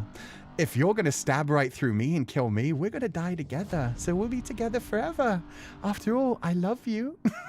She was a full-on yandere, but made into a yandere by the horrific abusers that turned her into that and made her have to survive that way. She is a victim of abuse through and through, which is why I hate him being like, oh, yeah, no, she can't understand those things. She never understood those things. God. Ah, man, it's so horrific. She needed to be removed from that situation and taught real, again, actual feelings, actual love, actual protection. I hate that he did that to her. And the worst thing is, he probably didn't even start it for her. It probably did start with the first kidnapping. It was her life that did that to her. It was her life that convinced her that's the best she would ever have. That was the best happy ending for her. For her, dying, being in service to someone else was fine, but then she also didn't want to leave behind the man that she loved. And she betrayed him, and Barnier just couldn't understand that. Because to Barnier, she was just a worthless worm that he could just stab through and it would be fine. Whereas for her, it was like, now get him, Jackie. Like, that's a funny bit with it as well, where she is basically just like, hey, I'm good with dying. Kill him too so we can go together. That's my happiness. Oh. Out of all the stuff in Fata Morgana, I fear that whole sequence put me through the biggest we're so back. It's so over roller coaster. Yeah, no, I really didn't expect the Jeren betrayal. I was so ready for it to turn out Gratian had something to do with it. But the fact that Jeren was the one who got them all to attack, oh God, that's heartbreaking. Everything she did for Morgana, all like that emotional maturity she had, the understanding she had for others. That's why I don't like what the Lord said, where he was like, she's just faking it. She's just a really good actress. I don't think she's faking it. I think she's just so broken that even though she's seeing all this pain and suffering around her, and even though she knows she's playing into part of it and she's getting other people killed, it's still like she has to protect herself. That is still part of her trauma. It's just, hey, I'm doing this to be with the man that I love. This is my happiness. This is the only happiness I can possibly fucking have in this world. So I feel bad for her. And I definitely don't see her on like a similar level to fucking Barnier, who just goes out of his way to fucking hurt everyone else and torture people. What I do know is that everything that Barnier just said while talking about Jaren, Jacopo is just taken as if it was speaking directly to him. He's taken all of that as an insult to himself. Because he's constantly been telling himself, no, you're no hero. You're no good person. You're just doing this because it helps elevate you. You're doing this to become a lord. You're doing this to get power. And he's thinking to himself like, oh, everything I've ever done, helping Morgana? No, it wasn't just that I wanted to help a little girl. It wasn't that it made me feel good to be nice to someone. It wasn't that I wanted to protect her smile and see her smile more in the future. It was just that I wanted to look like a hero. It was just that I wanted to marry her someday. That puts their relationship in such a like more powerful light to the fact that now it's backing up all of his thinking. I'm a bad person. I've just been pretending to be the hero. I've been pretending to feel things. I can't feel things. I'm a horrible, unfeeling monster. I'm going to be the Lord now. And he takes all of that emotion, and after he hesitated, that's the worst thing. If he truly was that kind of unfeeling bastard who had anything like, he's definitely slipping in towards the direction of the Lord. But if he was already that far gone, Jaren shouting like, wait, he wouldn't have given a fuck. He would have just been like, oh, Jaren's over there. I don't care. Even I said it. Openly, I was like, no, you behead this bastard and then you go deal with Jaren. And if he'd done that, Jaren would have like broken full-on yandere style and tried to kill him, and he would have had to kill Jaren as well, probably without even ever knowing about anything. But yeah, because he hesitated, Barnier was able to stab through her. He had the humanity left in him. And then that moment where he was like, no, fuck it. Okay, I can't hesitate anymore. I have to do whatever I have to. Sliced straight through Jaren's throat, took off her entire fucking head to kill Barnier. He became what he hates in the Lord. And I think that's why even when he was stabbing the Lord through the neck, and the neck, like the Lord shouldn't have been able to actually say anything to him. It was just like Jacopo imagining it. It was Jacopo like putting into words what he was already thinking. I've done this. This is my choice. I am becoming the Lord. There is no end to this. There is only pain and bloodshed and more hate and fear as this goes on. But I will become that fear. That is what I have made a choice for right now by stabbing through Jaren, by doing essentially the same thing that the Lord did. Oh, God. That's crazy. Some of the most empathetic people I know who are so caring for others, but they couldn't feel emotions themselves. They can't feel sad, even if they know they should be feeling sad. So Jaren's writing was so real to me. Yeah, no, Jaren's writing is very real to me.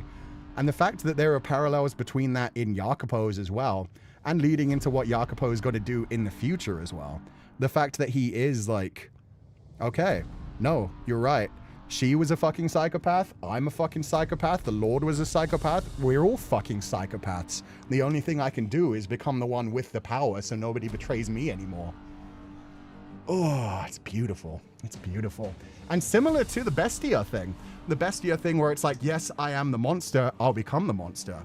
Rather than people trying to understand them and trying to look for a good side. It is just fine. I'm a bad person. I'm broken in some way. I can't be healed. Why would I want to try to like open myself up to other people and let myself be hurt? I'll be the one who does the hurting. Anyway, amazing. Thank you for donating the Féileacán, Serena Noy. What if Jaren actually cares, but she's just that effed up? I think that's about it. I think that's about it. I think it is that she had some level of liking other people. It's just,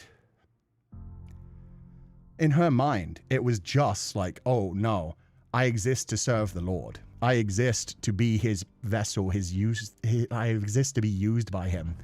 My only happiness is serving him. I mean, even when like he moved the blade inside her chest, when the blade continued to move through her chest, she was just like, like she was moaning in pleasure and pain at the same time. She was happy just to be useful. He and her other abusers had convinced her that was her only joy. And so even though, like, to have the emotional intelligence to see things in other people, I feel like there has to be some level there of like some understanding for other humans' emotion. I mean, I don't know. Not a psychologist again. So I don't know. Maybe it is just 100% like she didn't really feel anything, but maybe she could have learned to at least like live properly with other people if she'd been given better experiences, better chances to move on from her trauma. But either way, she made her choice. She made her choice and she died with a smile on her face. Barnier died with the look of like fear, horror, terror. He couldn't believe this was happening to him. He couldn't believe he was being killed by fucking peasants of all things. He was like, had the blood of God and like deserved to rule over everyone else into the end. Meanwhile, Jaren, this is the perfect ending for her. She was like, yes, I've been useful to my master and he's about to cut through my master's throat so we die together and be together forever. And genuinely, I really hope, I really hope that Jacopo did keep their heads together. Jaren deserves that, and motherfucking Barnier deserves that in the afterlife. We now know, thanks to this, like in this universe, the ghosts stick around for a while. Michel had to watch his body decompose for weeks. So, Barnier's got to be watching his head on a pike for weeks, and hopefully both of their ghosts will be there, and he'll be trapped with her forever. The monster that he created is now his eternal torment. Love that. She cares, but the Lord is his baby girl. And it could just be that full on, like, she doesn't really understand those emotions in other people. All she can understand is trying to be useful and trying to find joy in that. Even so, she definitely, like, understands the emotions of other people enough to manipulate them. She just doesn't care about them enough. What she cares about is just being useful to the Lord. I don't know whether that makes her like a psychopath or a sociopath, because again, I don't know proper terminology. But either way, I fucking love her character. Like, that's why when she grabbed the blade, I knew exactly what was going through her mind immediately. I was just like, Jaren, you psychopath, I love you so much. Because it was like, oh, she's bringing you down with her, Lord. Fuck you. She's Hanada Sensei's favorite character in the franchise. Oh, that actually tracks a lot. She's amazing. The way that she's able to bring everyone else so much joy and just be happy and just be so people-pleasing to everyone. But then she was also manipulated by a true, like, sadistic psychopath who wants to destroy everything. That should have been perfect for him. He always wanted to tear down, like, the purity in the world. Jaren was this, like, perfect, pure, innocent creature who just wanted happiness. And her happiness was him being struck down by a peasant and then being brought down to the same level. Makes it easier to understand people when you've gone through the same, but you can also learn by observing. Yes, which is why dark literature is so incredible as well. Is this what true love is? Yeah, exactly. She's like, is this what true love is? Like, she got mind broken. Legitimately. That is a thing that happens to people. When it comes to Stockholm syndrome and also just like going through so much abuse, some points you just break to the point where you're like, no, I like this. This has to be what I like. So yeah, at some point she was just like, this is what is my happiness. I fucking love that. Barnier broke her down, but not enough that she couldn't make a choice. Yeah. She was still like, no, you don't get away from me now. Like, I fucking love that. He did this to himself. She thought that she was the best she will ever get because Lord told her that. She went to a brothel where she got treated differently, but her devotion to the Lord was greater. Yeah, exactly. She couldn't escape her abuse. She might have been able to, like many years in the future. Saddest thing is, I do wonder, that means if Jacopo hadn't held back, if Jacopo hadn't, like, stopped for Jaren and had just managed to cut off the Lord's head before, like, she could get between the two of them, or if he had just stabbed straight through her, I don't know, like, God. There's a world where maybe she could have moved on someday, but I doubt it. I think even if he had managed to kill the Lord and then she had survived, she would have just lost all will to live as well and wanted to die with him. Oh, Happy Dagger style. She would have just collapsed on his body and slit her own throat kind of thing to be with him forever. She doesn't feel negative emotions. She wouldn't have mourned Barnier, right? But she does love him. That's the thing. She quote unquote loves him. She has, like, that's the thing. Her whole reason for existence at this point. We don't have to call it love if people get conflicted with that. But in her mind, she loves him. In her mind, he's her everything. She was happy to die as long as they died together. So I think if he was killed, it wouldn't have been a question of mourning him. It would have been a question of joining him forever by taking her own life to be with him. So I don't think there was any way to save Jeren unless she was literally like sectioned. The kind of thing we have to do nowadays for people's own self-help, where it's like, oh, you might be dangerous to yourself. We need to restrain you and have some conversations with you. When you're being manipulated much enough, you can be like Jeren, though. Want to please them, want to do everything for them because it's love. Yeah, on a much lower level, yeah. Even just like toxic relationships, you stay with them because the moments that they are kind, the moment that they are nice, it feels good to you. Even if they are an absolute monster, you tell yourself, well, I'm happy when I'm happy. Just because I'm sad in other moments, I still want that happiness. I need that happiness. I'm nothing without them. Without them, I won't ever have that happiness, and there's nobody else who can give me that feeling. That was Jeren. Poor Jeren, man. Since she's been bounced around several times and it came to Barnier, it kind of clicked for her. Yeah, this was somebody who had so much power and just told her, like, I am God. I am descended from the gods. You serve me. That is your reason for existing. Please me. Come to think of it. Come to think of it. That's kind of a similar feeling to what Morgana has for her quote-unquote father, the Lord. It's a similar thing where it's like, I would do anything for him. There are moments that she would have rather died than be sinful. So in that way, she's kind of like, oh, parts of it relate with Morgana as well. The way I cheered when she stopped the blade from being pulled out, so fucking good. Sensei, before we move on, just want to let you know, the new setup amplifies your amazing VA. Those screams were genuinely terrifying. Oh, thank you so much. I'm glad to hear that.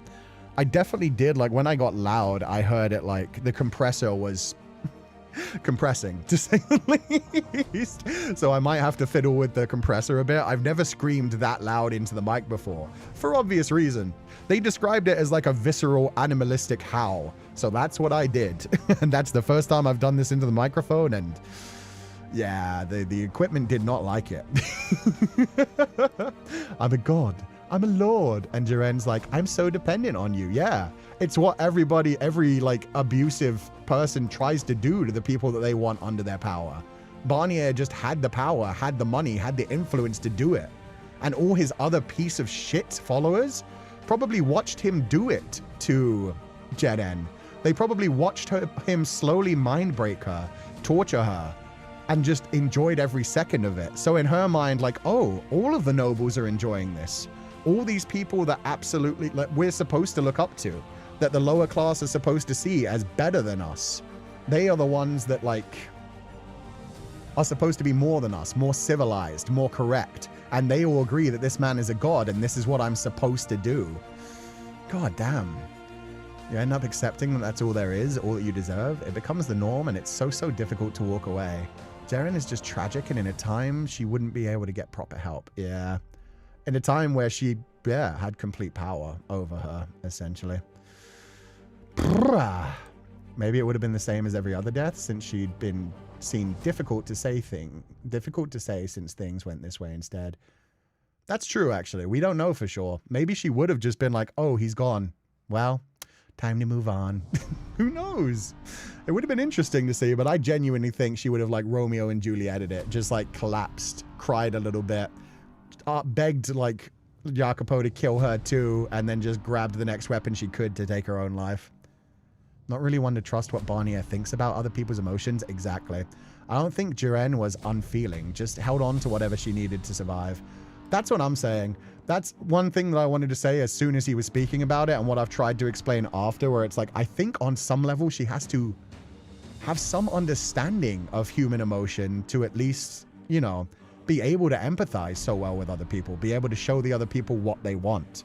Having said that, there are, like, actual sociopaths and psychopaths, and the definitions of those, I believe, is supposed to be that they don't understand human emotion in quite the same way. So I don't know. I've never had to actually deal with someone that in my life, as far as I know, and hopefully not. What I do know is that everything that Jacopo is going through right now, where we've seen his feelings, we've seen his desire to be a good person, we've seen his desire to do other things, to be nicer and to do good for other people, We know he has emotions. We know he has a conscience. We know he has feelings. And yet he's telling himself now that he's just like the Lord, that he's just like Jeden, that he was just like imagining all these things. And I've seen that happen to people as well. I've seen people tell themselves like, oh, I'm only doing these good things to look good in front of other people. I'm only doing these good things because other people will be nicer to me. A lot of people do that. Like with Jeren, you could manage to convince her that like, oh, you're only pretending to like these people. You're only pretending to empathize with these people. You're only pretending to like listen to them and care about them. Deep down, you don't give a fuck. You only give a fuck about yourself and your own happiness, and your own happiness is serving the Lord. Like he could have told her that again and again and again, and it plays on her own like feelings of like, yeah, I am a terrible person. I am a miserable worm. I don't deserve happiness because I don't actually do any nice things for any other people. I only do these as self-serving things. So yeah. Depends. Sociopaths don't feel empathy. There are normally functioning sociopaths who go to therapy. Thank you. So that's what I mean though. That's why I've always been interested in actually like doing a psychology degree and figuring out more. Because sociopaths don't feel empathy. There are normal functioning sociopaths who go to therapy. So is that what Jeren was? Was she a high functioning sociopath where she was able to understand other people's emotions without actually feeling them herself? Yeah, that's my question. Love is a strong word for unhealthy attachment. I know, but I do tend to use the word anyway. I still use the word, personally, I use the word for like things that yanderes feel and for unhealthy attachments too, because in my mind, the people who are feeling it, they're still feeling it as love. And you just have to be able to convince them that it's an unhealthy feeling without actually, like if you just tell them, oh, that's not love, I feel like that makes it worse for them kind of thing.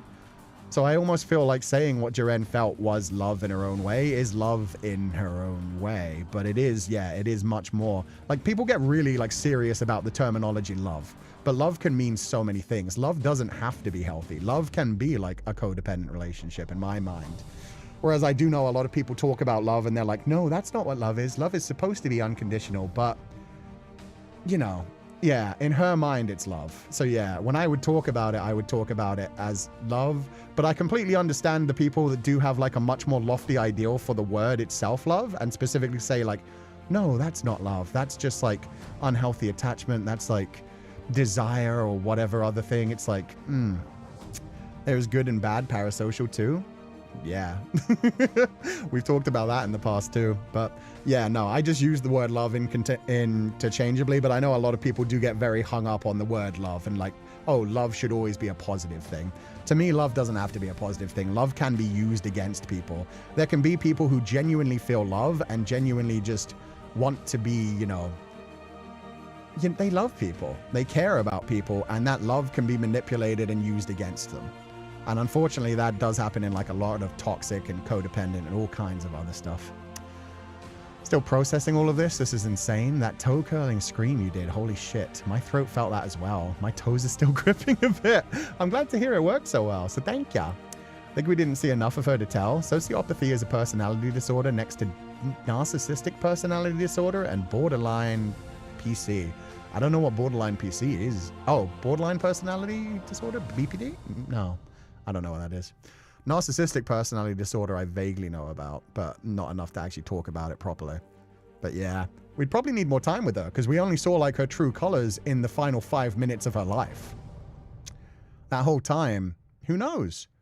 A good therapist might have been able to talk to her and properly explain to her like, this ain't healthy, girl. Like, you do feel those emotions if you recognize them in other people. And even if you don't feel those emotions on some level, you can at least have empathy. You can at least understand them enough to realize I don't want to hurt other people. And these people that I'm currently living with feel like a family.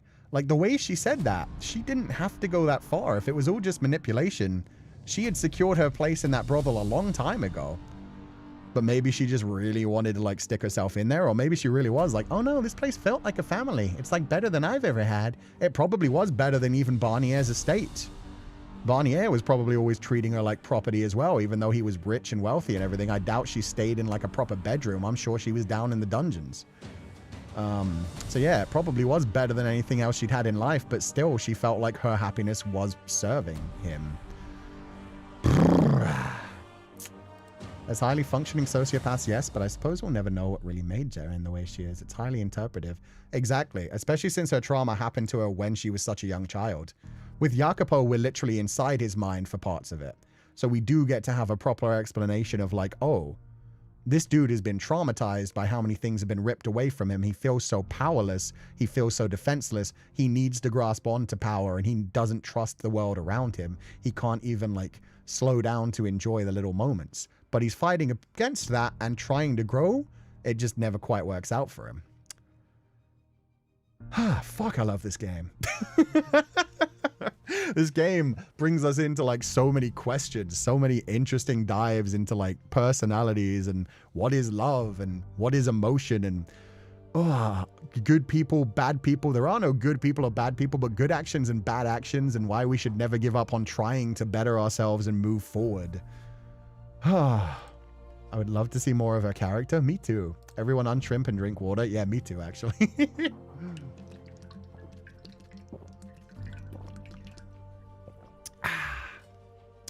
Pretty sure only some love should be unconditional. Not all love is and should be unconditional. Exactly. Because we live in the real world. You can't... If you unconditionally love people and they're not worthy of that, that gets used against you so much. If you always try to see the like bright side in people, if you always try to be like, oh, well, I should turn the other cheek, I should let things happen, you end up with what happened to Morgana, being tortured and forced to eat human meat and degraded, and people will use that and abuse that and take control of you. You have to be careful. Everybody, and that is one of the biggest lessons of life in general. Humans, as much as we are conscious, as much as we grow a conscience, as much as we are like sentient, we are still animals. We all still just yearn for creature comforts and survivals. We all have our animalistic tendencies. I'm gonna lie, I study that condition, but also have borderline personality disorder. And we often end up in this type of relationships. We're extremely dependent on each other. Feel that. If you have no conditions for love, why even choose anyone to love? Conditions for love? How do you mean conditions? Love the discussions Fata Morgana brings. It's so nice. Yeah, it's such interesting and diverse and complex characters. Realistically, these concepts aren't and shouldn't be black and white. There's nuance literally everywhere. Yeah, it just gets to a point where you're like, okay, I can understand where you're coming from. Good for you. At the same time, jail or death or all kinds of other things. There are like some things you just can't permit in the world for other people's safety. It's like with Bestia. I can be like, damn, man is sexy as fuck. Man is sexy as fuck. I enjoy him being like a sadistic, murderous person. At the same time, would I want him in my community? God, no. See, love is like an onion explained like in Shrek. There's so many layers on it that can be interpreted with so many ways. And this differs with so many perspectives of humans. Yeah. See, I could defend Barnier, but would I? Absolutely not. See, yeah, I don't think we got into Barnier's worldview enough where we could defend him in any way. The shit he was doing was absolutely disgusting. Could it be that he has some sort of heavy, like, hatred for God and he was just trying to make God come down to his level? Or is he just a disgusting piece of shit who was born with a silver spoon in his mouth and told the blood of gods ran through his veins, and so all those horrible sadistic tendencies just went unchecked because he could get away with them? Who knows? How to explain? If I love somebody, it's because they are them as a person. But if they stop being that person, then those are conditions. Like if I love someone for being kind. Yeah. And that happens in real life a lot. Which is, yeah. It's mostly just like chemicals in the brain. And it's mostly who you want to choose to spend your time with. Who you choose to be like, oh, this is a person I can trust to become part of my family. And that's the thing. It doesn't have to be family as in like, I love this person, therefore I will marry them. We will start a family together. But love can come in so many different ways where it's like, yes, I want them with me. I love this person. I trust them. That kind of feeling. So like a found family kind of feeling, like platonic soulmate kind of feeling. Even just like the relationship that I was hoping Jacopo and Morgana were building up to, where it would have just been like, hey, we're healing each other. You make me feel more human. You make me feel more correct. And, you know, he makes her feel safe. She makes him feel like he can relax and slow down and shows that he is a good person. She guides his better actions, but now she's gone in his mind. Doesn't mean the action is still disgusting. Oh, 100%. That's the thing. That's why it's so much fun to dive into that when it comes to dark fiction. Whatever issue Barnier had, the things he did are unforgivable, so it doesn't matter. Damn straight. Damn straight. I think I get what chewing means. Like, if you're conditioned to love someone is for them to respect you, bare minimum, then that technically isn't unconditional love. Oh, so like unconditional love doesn't exist at all.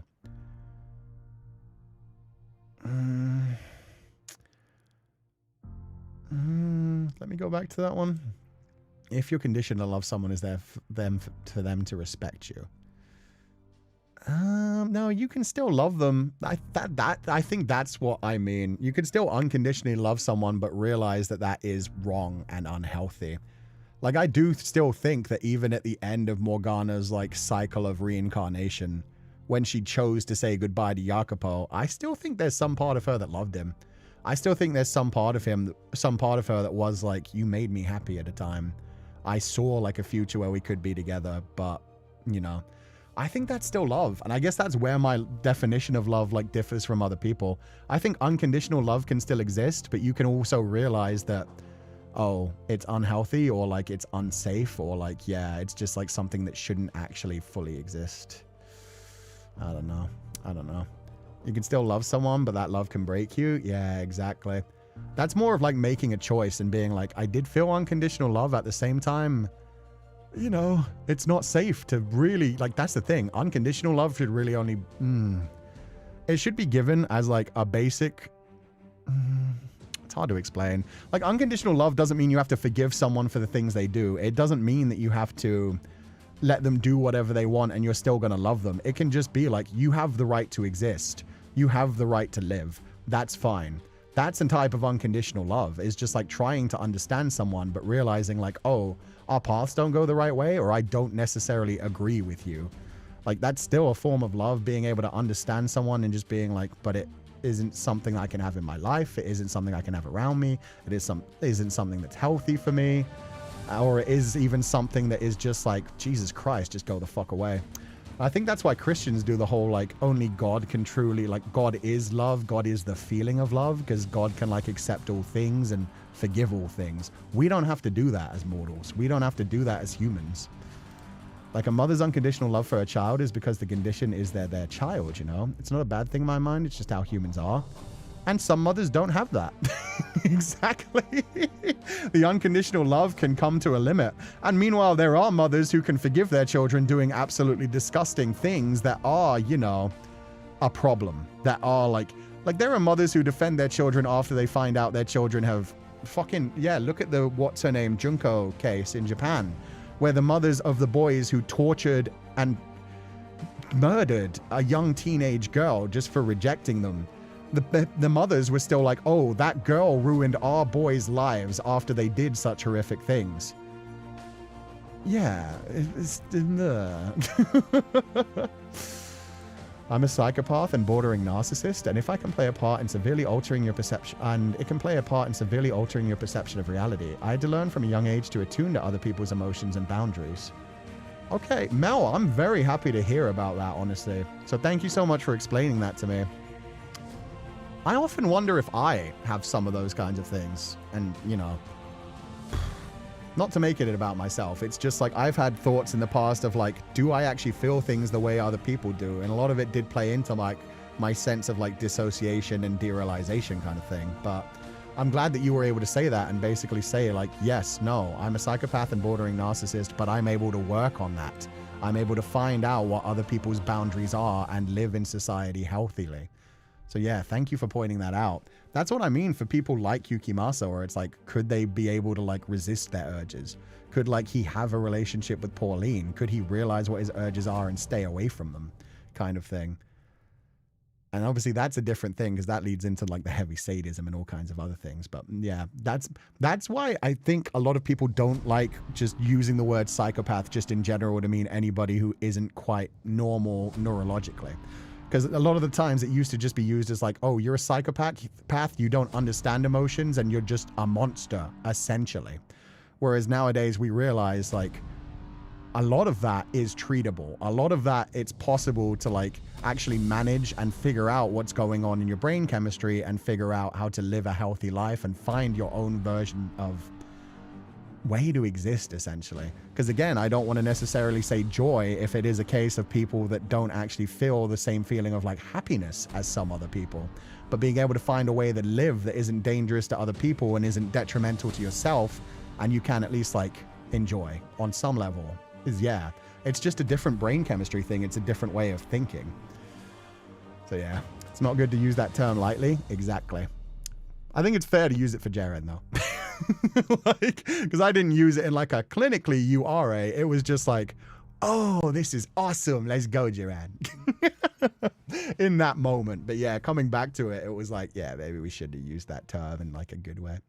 Anyway, Morgana was shown to nobles and Gratien doesn't care about her that much. He probably only thinks that she is Barnier's plaything. Eh? Where did this conversation come from? Oh, I think Jaren came... Oh, people are having a side conversation in chat. Okay, I don't know where that started. It's not the person's fault for having that condition. They just need to work harder to get along with others. They still deserve happiness. Exactly. Exactly. And the more we've come to understand that as we move through life, the easier it's become for people to be accepted. At one time, like, yeah, even small things were considered like, oh, it could be... like in the past, it was just like, oh, they must be possessed by the devil. That's why they're doing this. Oh, they must be like unpure, unclean, they're cursed. Like all these other versions where it was just like, okay, well, we need to get rid of them. We need to exorcise them. We need to torture it out of them. We need to bleed it out of them, that kind of thing. Nowadays, we're actually able to come to understand people, see where they're coming from. And that's one of the best things that came out of like the psychology movement. And especially when they first started like actually talking to serial killers and things and starting to come to understand like different things and realize that a lot of people have like lesser versions of those tendencies as well. Anyway, it's fascinating. Everyone has their own version of normal. It's a matter of finding a way to coexist in a healthy way. Exactly. Oh, and you guys are good. No, don't worry about having your own conversation. It was just I tried to grab one of the things and I was like, uh-oh, I don't know what this means. And then I tried to grab what it was replying to. And so, yeah, no, it's okay that you guys were having like a different like thought pattern going on at the same time, because I know I've been rambling for a while. Heard about a psychologist who was a sociopath. He actively would do research on sociopaths and had a wife who knew he was incapable of loving her, but she loved him anyway. It's fascinating. That's what I want for Bestia. That's what I want for Bestia. And that's what I would have wanted for Jacopo if things had gone different in his life. And maybe that's where Morgana was coming from with her curse, where she kept bringing herself as white-haired girl. Maybe some part of her was like, maybe if conditions had been different, he would have been able to actually love me properly. We would have been able to love each other and ride off into the sunset. Sociopaths see love differently. But yeah, that's the thing. And that's why when people, I don't know. Like, again, I need to do a lot of more research into myself. But when people talk about like, oh, X isn't love, Y isn't love, I think it can just be a different type of love. Like, yeah, and some people say like, oh, they can't feel love, they can't feel emotions. But if you can understand them, is that not like, is having empathy not a similar thing? Is being able to understand things and being able to be like, oh, well, I treasure that kind of thing in the world not good as well? So yeah, I really want to look into the psychologist who realized he was a sociopath and had like a functioning relationship and like studied it and just basically wanted to know more about himself from the sound of things. Although I've been diagnosed with bipolar disorder, I think I'm quite sensitive when it comes to perceiving other people's emotions. I'm actually grateful that this condition gave me that kind of ability. And that's true as well. I know for a fact, like, a lot of conditions, I forget what they're called. There's like the triangle or something. They make you like more perceptive to other people's emotions and to what people are thinking of, because it also, that's the problem. It can make you very easily become a fucking master manipulator. If you look at the way that the demon in Fear Bonding was acting, it's that kind of feeling. And the same way that like the yandere in Fear Bonding was acting. That's why I was constantly bringing that back to like, oh, what if they're actually both human? Because both of them very much understood what they were feeling, understood what they were doing when they were manipulating others. But to people in their lives, they looked like these perfect people who were looking out for them and were trying to do good and were trying to show love and friendliness, when both of them in their mind were like, I'm going to manipulate this person. I'm going to make them attached to me. I'm going to make them hang close to me. So yeah, if you do that, if you're a manipulative person, that's a problem. Meanwhile, if you're just able to empathize better with people and don't use it just to twist people around and fuck with them. I know. I'm talking too much. Anyway. That kind of thing.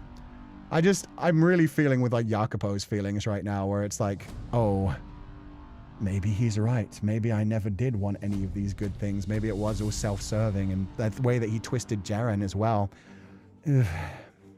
Okay. Anyway, yeah. Let's move on. Let's continue the game. We'll wrap this up when it gets to like the end of this kind of thing. When it gets to like the end of whatever's going on right now with them setting up defenses, because I'm pretty sure everybody else just wants to party. But right now, Jacopo is already ready to continue making moves and climbing and securing his power more. He's not like settled down just yet, and probably won't be. So let's see where this goes.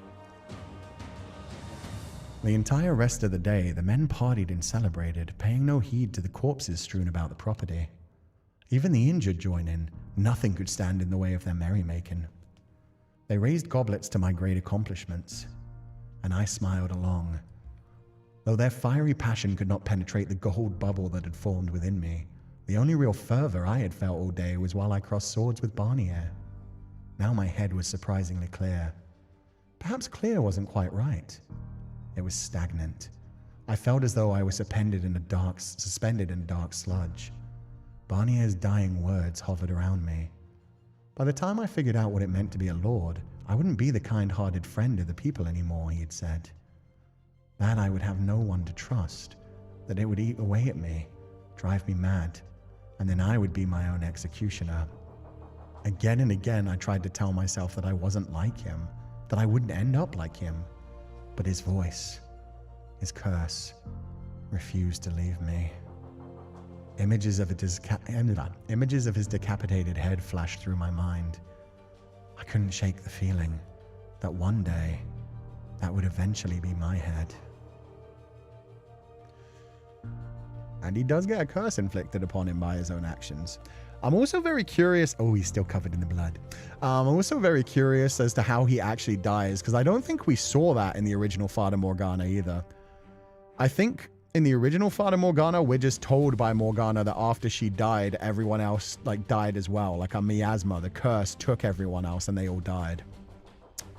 So I wonder if things started to go bad after Jacopo, like the Lord, like through his merriment and festival, if maybe they came for his head, if they like broke down his doors and took his head. Oh, it was described? Fuck, I've just forgotten it then.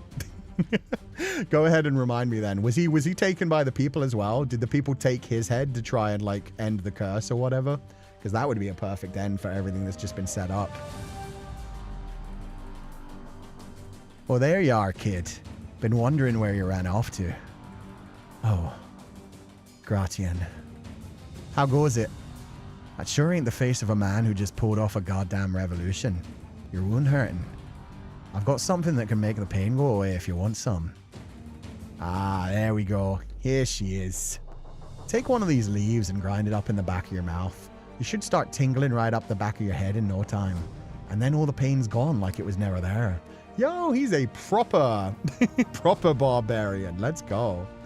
It was described by the end. After killing Mel and Yukimasa, they kill him too. Oh, okay. Stabbed by everything. Perfect. Wonder just how much Q remembers and forgot about the main story. This is getting hilarious. That wasn't what was important to me at that point, to be fair. What was important to me by that point was, yeah, everything that Michelle was dealing with when it came to Morgana herself. It was very much like, nah, this ain't your story, bruh. So now, this is all leading it to it being his story, and it probably will stay with me. It's some pretty great shit, if you don't mind getting a little loopy for a bit anyway. But after all that, it ain't like you're gonna need to think straight for a while. So what do you say? Take a few. Yo, painkillers. Not barbarian. Fuck. Not barbarian. Oh, what's the word I'm searching for? Berserker. The berserkers that used to like crush up herbs and mushrooms and just go into a trance. There we go. I think I'll pass. It does hurt, but I can handle it. Then why the long face? You're a hero now. Oop. People are going to be looking up to you. And that ain't a great look. Hmm? What's with the big rock? I don't remember seeing this here before. Please don't touch it. It's Jaren's gravestone. And so that's what got you down in the dumps, huh? I mean, I get it. I sure as hell didn't see that one coming either. Talk about a shocker. Sweet little thing like her in bed with the Lord. Women can be fucking scary creatures at times. I don't even want to think about what kind of shite she was scheming while she got all chummy with us. There was no mask. No facade. No scheming. She was just always being herself. You out of your mind, kid? She played us for months, not the tiniest hint. If that ain't a facade, I don't know what is. She never believed herself to be lying to us. Assuming Jaren genuinely didn't grasp the concept of sadness or fear, that she was incapable of experiencing negative emotions, then it does kind of add up. She loved the Lord, while also enjoying her time with us. To her, they weren't mutually exclusive. To her, feeling both was not wrong. Well, it looks like you're a lot better at arithmetic than me, because that don't come close to adding up in my head. Or maybe you just don't want to accept that it was all a big fat lie. Perhaps. I'm not Jaren, and I don't know what she had with the Lord, so all I can do is speculate. And perhaps I do merely want to believe that she was part of the family. Gratien, could I ask you to keep this from Maria and the other girls? You sure? Regardless of what Jaren's actual feelings were, I don't see any reason to sully their memory of her. Fair enough, I guess. Not like the dead can make their own case, so the least we can do for the ones they left behind is not taint their memory. True, that's very true. In everyone's minds, basically, yeah, Jaren was kidnapped and murdered by some sick fucks after they invaded. Oof. Unless someone knows how to bring him back, that is. Indeed. You sure everything's good, kid? What are you so concerned about? I mean, this is yours now. When we leave, you'll be staying here. And I just want to make sure you're really up for it. If you want, I could take your place. Pardon? If you think being in charge will be too much to handle, I'll gladly take it off your shoulders. Hell, we both know I'm more of a fighter than ya. I could take Barnier out without him getting so much of a scratching on me. What do you say? I'll do it. Don't be stupid. A whole city would be savages by year's end if you were in charge. Gratien, I'm glad he just played that off as a joke, because I was scared he was going to be like, oh, Gratien's trying to take my crown. I need to kill him. Let them think she was kidnapped. Yeah, let her stay as like an innocent, sweet child in their mind. Honestly, I'd do that too. Protect the innocence where you can. Although this game is literally called a Requiem for innocence. Hey, just offering you a way out, kid. It's my burden to bear, and I have no intention of passing it off. I'll have myself back in order by tomorrow. Well, if you say so. But don't forget, you're in this for the long haul. Don't worry, I can handle it. So do you have any specific plans moving forward? The woman you were conspiring with, Chinerva, was it? They offed her, didn't they? She was hardly the only noble hoping to see Barnier overthrown. I'll have to start by building up a solid foundation of supporters among the nobility. Do we really need the Dick Squad on our side, though? Why don't we just cut ourselves off from all that crap and start our own country? A place just for us. No royalty or nobility to rub us blind. Just our city. That would be ideal, but unfortunately, it isn't quite so simple. We can't just overthrow the Lord and take over the city and build a big wall around the borders. Without a clear, legitimate transfer of power, the neighboring counts will undoubtedly intervene. So we fight back. What's the problem? Our little band of peasants was only able to take down the Lord because we had the element of surprise. What happens when a trained, organized army marches on our borders? You don't need me to answer that for you. This world's kind of a massive bitch, huh? But it's a hell of a lot better than having old Barnier in power, I guess. You'll change things for the better, won't ya? You have my word. Great. So, Jacopo, I know we'll be parting ways here soon and all, but I want you to know I'll never forget this day. We crashed the gates of hell together and made the devil our bitch. Doesn't matter how far apart we are, nothing will change what we've been through. So let's make this city into the best goddamn city around. You from the top and me from the bottom. Yes, let's. It's a great comfort to know I have you down there. I have a good deal of trust in you. I won't disappoint you, kid. And don't you ever hesitate to give me a shout if you need something. When we first met, I kind of wanted to throw you off a cliff, and you still rub me the wrong way sometimes. But I also consider you one hell of a partner, and I mean that. We risked our lives for each other. Oh, he looks so uncomfortable hearing that too. Brothers in arms. Thank you. I too consider you a good comrade. You and the rest of the gang. Aha! I was beginning to think you'd never come out and say it. Now remember, kid, don't you let us down with this, or you'll be hearing from us capiche? Oh, capiche. Yo, he threw in the mafia. Now remember, kid, don't you go letting us down with this, or you'll be hearing from us, capiche? I know you can do it. I won't let you down. Oh, so yeah, I think that's what I will. No, okay. Let's keep going. Let's get into his mind a bit more. Jacopo, maybe? Yeah, I still will not trust you or anybody else. Yeah, it's like, I have allies, but can I trust my allies? There was a part of him that trusted before, and that part of him probably died when he sliced right through Jaren's throat to get to the fucking noble. It'll all go fine. I have allies. Friends I can count on. With their help, I can change things for the better. I can believe in myself, but can you believe in them? I can do this. I have no reason to think otherwise. This fluttering in my stomach is nothing to be concerned about. When the faded night came to an end, the vast, bright blue sky of morning greeted me. I looked up at that sky, standing in a manner that still reeked of blood. It's the same sky from the beginning. It's the same sky when he went to see Morgana. Oh. And Morgana filled my thoughts. If she were here now, what would she say to me? Congratulations? It was so unlikely I let out a little laugh. She would undoubtedly criticize me for seizing power through such violent means. Her lips would twist into a scowl. She would damn me to hell for the 1000th time. Yeah, here she is, buddy. She would tell me that what I had done was extremely foolish, but perhaps she would also express some concern about my injuries. That was all in my own imagination, though. She never would be at my side again. She would never look up at the same sky again. I would never hear her sing again. My old life was gone.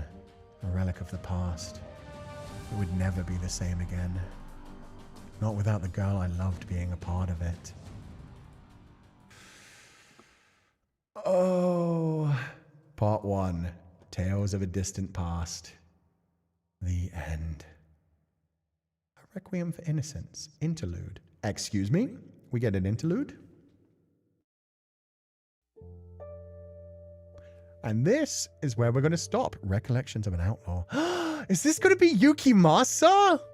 Maybe this will be Yukimasa. And then, oh, I think this is Yukimasa freeing Morgana in the slave pile. Oh my god. That's just part 1. That's just part 1, baby. It gets so much worse. Bestia, it's time for peak. Yeah, okay, we're stopping right here. This is good shit. This is good shit.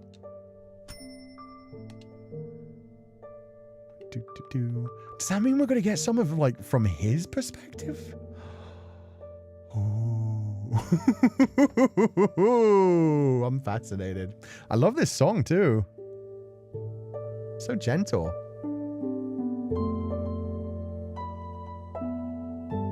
Wait, am I going to show up? You're going to show up eventually, Mel. I just think most of the time it's not going to be from Morgana's perspective anymore, because we basically saw like Morgana's viewpoint of all of these things. So I think now we're going to get this from Yukimasa's perspective, and then we're going to bounce back to Jacopo. Maybe they'll skip right to the end and it will be like when she's already in the tower. But yeah, Mel is going to be a part of this for sure.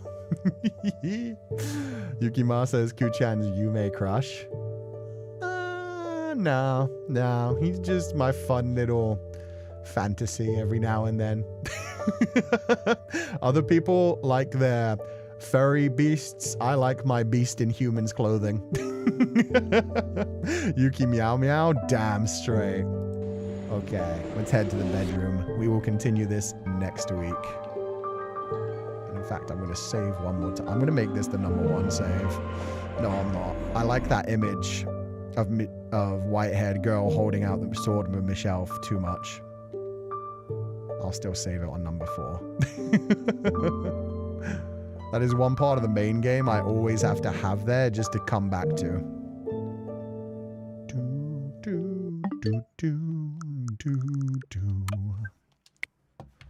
Okay, let's see. What music should we put on? I think this one, actually. Also, I'm so down low. Kuchan got low.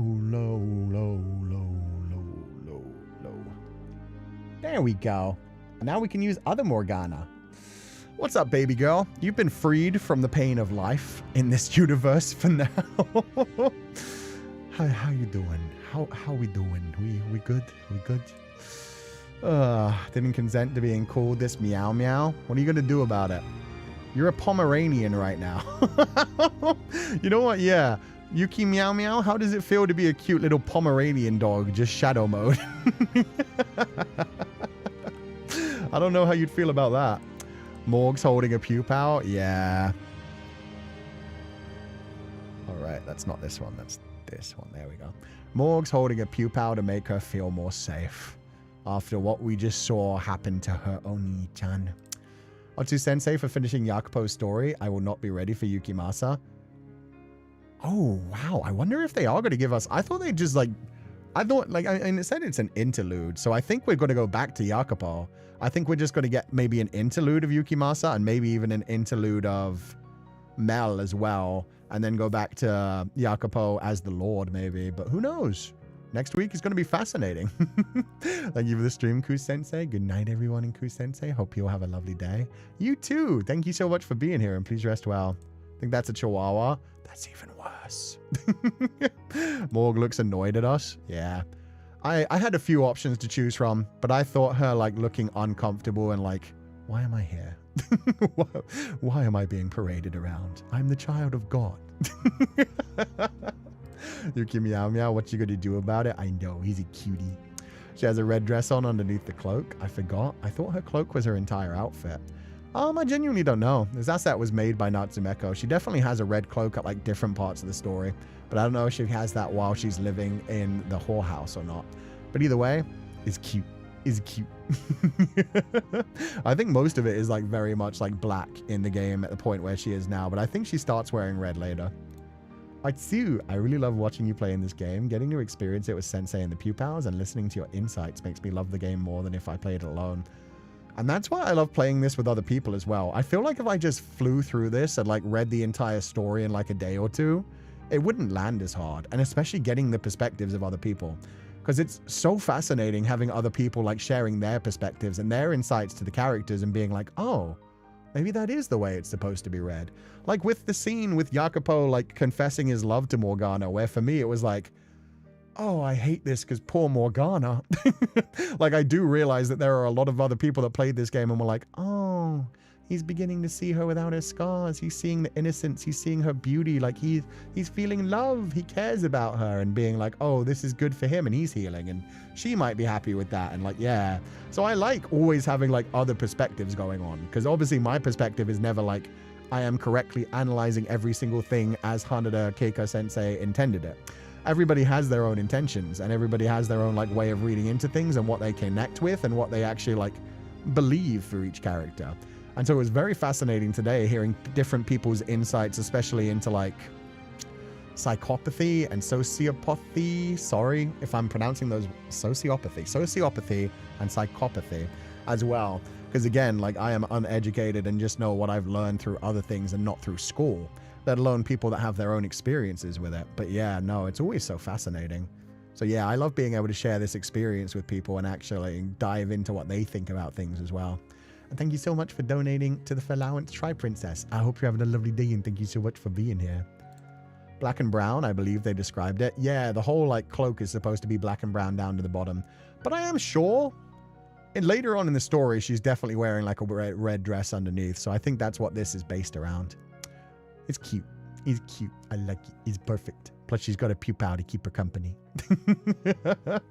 Speaking of Chihuahua Chung, what about Hua Chung? Or maybe Maria or Jeden, or maybe the Lord. Ugh, wait. Where did that come from? Maria or Jeren or even the Lord do what? I'm confused. Remember, kids, life is shit, so invest in stocks now to save for a rainy day. Shut up, Jakob. Crypto bro. But genuinely, protect your shit. The economy's going wild all over the world. Invest in gold or silver. Fuck stocks. People who invested gold like 3 years ago, they are sitting on a landmine right now. Anyway,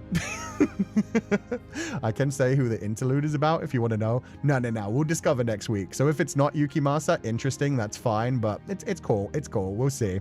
I just assumed because it was like for an outlaw. And I remember like from the main story how Yukimasa like first shows up. So we'll see if it's wrong. Morgana reminds me of Widow now. Wait. I have to change my clothing for one thing. She gets a bit higher up when I do that. That's strange. I'll put Morgana down for a second. And then... here's baby Widow. Oh, I see what you mean. Widow's so cute. Widow also blinks and... But no, this is not your day, baby girl. We'll come back to you in the future. But I get you. Babies. They're all just babies. I think that's how it works for me. Kids are just kids. Kids are just kids. Must protect, must headbat. So true. Also the insightful convos everyone has here and there. Like, oh my God, we be learning and theorizing and crying together in the club. Yeah, and people that have like more insights. Like just knowing the names, like the titles of the music that comes up and plays is so good. I'd be mad on her behalf if they only gave her nothing but a cloak all these years. I mean, I think she chose that. Like, remember, she showed up at the brothel in like rags. In fact, they put rags on her because in the actual story, even though thankfully on the CG they gave her rags to cover herself up, she was just marched around naked while she was cut open. Ugh. But yeah, she chose that. She found that and she was like, oh, another girl must have been doing a pilgrimage when she ended up here. These are what I will wear. Can you carry them in both arms? No. And well... I'd have to do some finicking, but I could. Morgana, meet your sister. Meet your sister Widow. You are now both children of Féileacán. I'd have to like play around with it a little bit, but I could do that. I just have to like reverse one of them, which is completely possible, but not today. It'll take too much stuff. You can flip the asset in VTube Studio. Yeah, I could just flip Morgana to the other arm and then put Widow on. But yeah, it would take like 5 minutes of finicking, so let's not do that. Besides, I'm pretty sure Widow would bite Morgana if she saw her daddy holding another child. I'm in a much better place now, all because of this 20-step Sigma grind set. It's available on my Patreon. Dude, you would be a life coach. You would be like, pay me. No, actually, he wouldn't. That's the one thing he wouldn't do. He wouldn't teach anybody else anything. He would just use them as like stepping stones. I don't think he could be in like the cult mentality. He doesn't need a cult. He just needs like people to give him money for reasons that he believes he deserves. Really enjoyed the stream and you did amazing with the VA. It really brings the visual novel to life. Thanks for the stream, Kuchan. No problem. Thank you so much. I'm actually really looking forward to going back and listening to this later. Just listening back to it and being like, huh, what did it sound like with my compressor kicking in heavily like that? Because that's really not what you want when you're doing a voice acting job, which means I do need to fix that shit. But I still, yeah, I put my whole like pussy into it. Thank you for the stream as always. Can't wait for more. Your VA is always amazing, but you really popped off extra today. Otsu, thank you so much. Eleanor Ellie. Yeah, this one was wonderful. And I think this is like a big part of the storyline. I think this was like a big turning moment for like, if Jacopo didn't give up on all of his humanity when Morgana died, he definitely gave up on like those innocent and like naive, like I want to be a hero, I want to be a good person kind of thoughts when he sliced right through Jaren's head, beheaded her, and took on the part of noble and lord. I guess that's it. That's literally it, actually. He said like he was killing the old him. So yeah, and he even takes on the title of lord from then on. So his name from now on is Lord Barnier. He became what he actually killed, and he killed the youthful, innocent part of himself. Oof. I like to think all interpretations are valid to an extent, because everyone takes away different things while enjoying the same story. As long as you're happy with your answer, it counts. Yeah, that's why death of the author is so important. Not just in a... Because that's the thing. A lot of people... I do this. I do this. A lot of people use death of the author just to basically separate, like, I like this work, I don't like the author. But authorial intent, like, exists for a reason. It, you know, whatever they created it for, that's fair.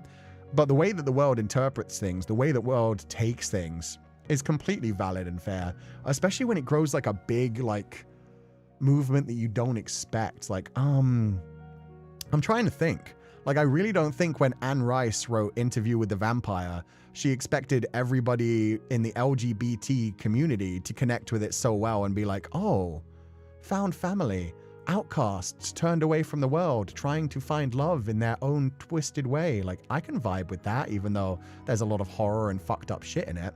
Like, I very much doubt Anne Rice was, like, expecting that to be the target demographic, and yet it's what floated up, it's what appeared. And that doesn't make their interpretations wrong, because, yeah, you can definitely see all of that when it comes to Interview with the Vampire and the extending Vampire Chronicles. But yeah, the community that, like, latch onto things and love things, all interpretations are valid. And that's why Death of the Author is fun. Your VA for this has been good, especially with screams, and hearing your different thoughts about it has been interesting. Gave me some things to think about too, so thank you. Thank you. And of course, don't attack people if they come to different answers and interpretations to you. That's important. Exactly. We should be able to debate things.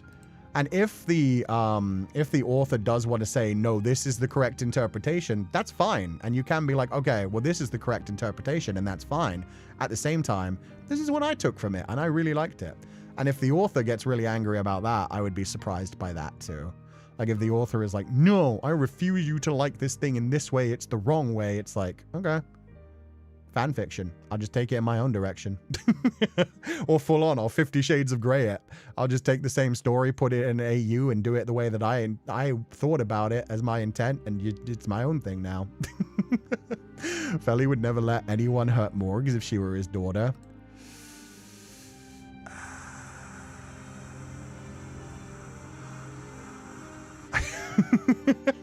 If she were his daughter. This is the problem. Would Feli let his daughter hurt Morgana? I don't know. I think you guys, like, humanize Feli a bit more than he deserves sometimes. I did point out that he made an interesting agreement to, you know, protect his family. You guys have a very nice view of Feli. I think you just right-click on the asset, if I remember it right. No, you do actually have to, when you load it in, do, like, the mirror thing. I think. Wait.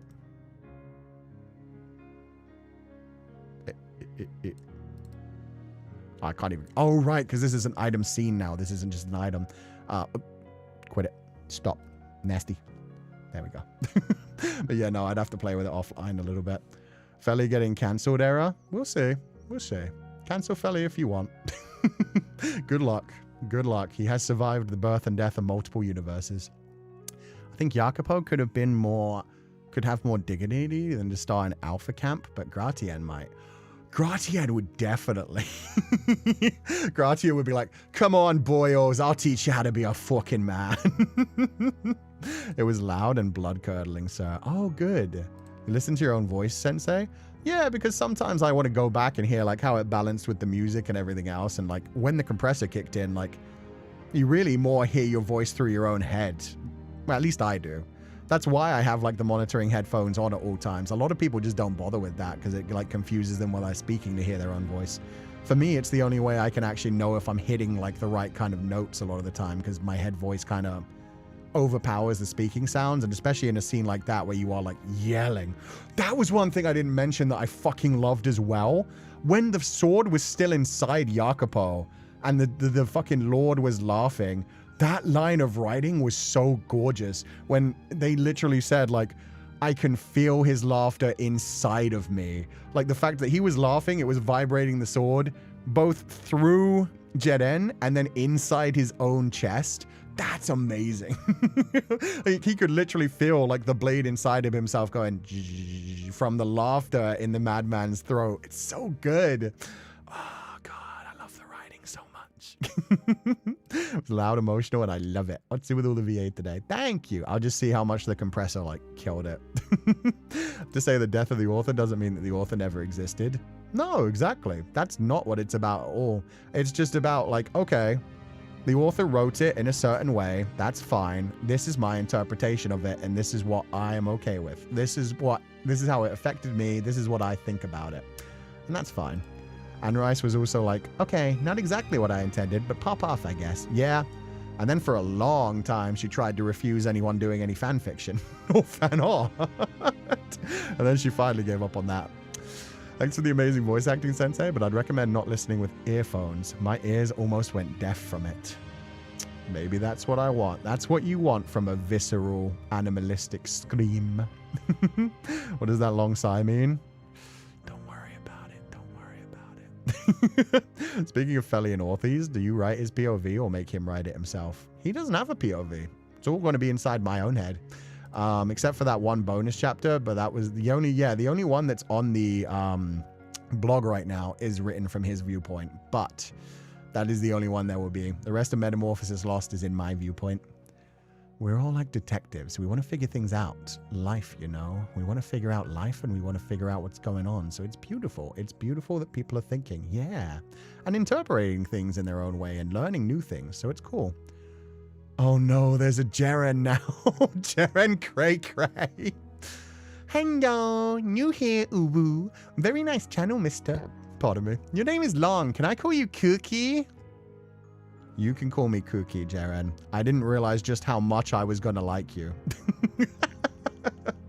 I always knew I liked Jeren. I thought I liked Jeren in a very different way. Now I realize Jeren is exactly my type of woman. Up until this point, she was like, oh, she's so daughter-coded. And now it's like, oh, no. Okay, I like Jeren a lot. In the words of David Lynch, even though we all have the same pieces, we might put the puzzle together in different ways. Yeah, and it's beautiful to see the different ways that people put things together. It's lovely. I was expecting Gratien because of the big flag to it. I know, right? I was so sure. I was like, oh, this is going to be so devastating. The devastation was so much higher than I ever thought possible. Oh my God. We got misread because of the description of the bandits that hit Jacopo. Yeah, and so many of the other things when you look back at it as well is just like, oh. Yeah. Well, I really want to look back at exactly the way she described the man she liked, because all that I remember is her describing him as like kind of hard to get close to, kind of hard to read. And so I'm like, oh yeah, I mean, that made sense for Jacopo, but it also, yeah, it's very much the Lord. So I want to see how she described the Lord when she was talking about the man she liked. Oh, Feli has the pretty privilege going on, but luckily a lot of my favorites are problematic to an extent, so I'm chill. Yeah. And honestly, I'm just a bit of a freak, so sometimes when they're not pretty, that makes it even better. Blood curdling in my ear. It almost tore my ear off. It's really great. Oh, good. I come in here and he's kidnapped the child. I have indeed. I've kidnapped the child. This is Morgana. We're keeping her safe from the world for now. We're pretending that nothing that just happened and nothing that's about to happen happened, and she's fine now. There's no scars. There's no, well, she has got the scars on her ankles, but still, she's fine. She's fine. Fortunately, I had my volume low when the screams happened, especially since I had my headphones on. See, that's a good thing. It still doesn't even get like all the way into the red on OBS. So this compressor is doing its job of keeping it low. But I think I need to turn it down a bit and like get rid of some of the makeup gain, which unfortunately will mean the whispering will get like a bit quieter and stuff. But then it would at least like not cut out the really big screams. I don't know. I'll see. I'll try to balance it. Makes me wonder if Feli really exists now. Is it all just inside my head? Maybe. Maybe I'm the crazy one. So I'm guessing only Jaren can call you Cookie. Damn straight. Wait, you like me, mister? Oh, no, stop. You make me blush, ooh-woo. Okay, the ooh-woo is worrying, actually. Kind of like a problem. If you ever meet somebody who, like, unironically ooh-woos at you, run the other way. It's probably the same type of person that will hit you with, like, a hogao, which I have been shown once, and it disturbed me. Anybody who uses an ahogao as a genuine, like, flirtation attempt, run the other fucking way. Don't be like Kuchan. Don't make the mistakes that I did. Oh my god, that Morg's baby asset is so totally adorbs. Oh, I want to hug her. You stay away from Morgana. You had your chance. I know your inclinations now. My faves need to have some sort of problematic shit. Damn straight. Otherwise, it would be sad. It would be sad. It reverberated. It would be boring. Let's be honest. We like dark characters. If we wanted like gentle, relaxing people, well-adjusted people, that's what real life is for. It's boring. It reverberated through my bone marrow. This is a compliment. I love your VA work. Aw, thank you. I encourage you to keep the volume the way it is. In fact, raise it higher. Are you guys just trying to expose my brain? Please no. Jaren's nickname for Morgana in Chinese is this, and Jacopo's is this. It's super cute. Let me translate these. I feel like... Is that first one apple? Something apple? Let's see.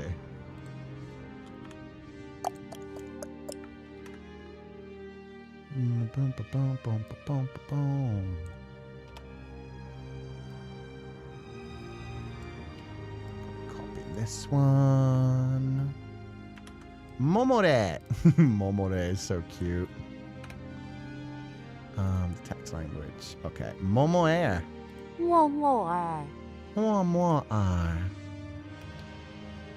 So the mo comes from nothing? And then Jacopo is ya good. Ya ge. Yeah, good. I know the "g" comes from Big Brother, so that's adorable. G. Yeah, good. Oh my god, that's so cute. I cannot for the life of me figure out where Morgana's one comes from. But that's so cute. If you can tell me, I'd love to know. If it's not at least a bit problematic, what are we even here for? Exactly. We like messy people in this household. In fiction, we know to run from the red flags IRL. Exactly.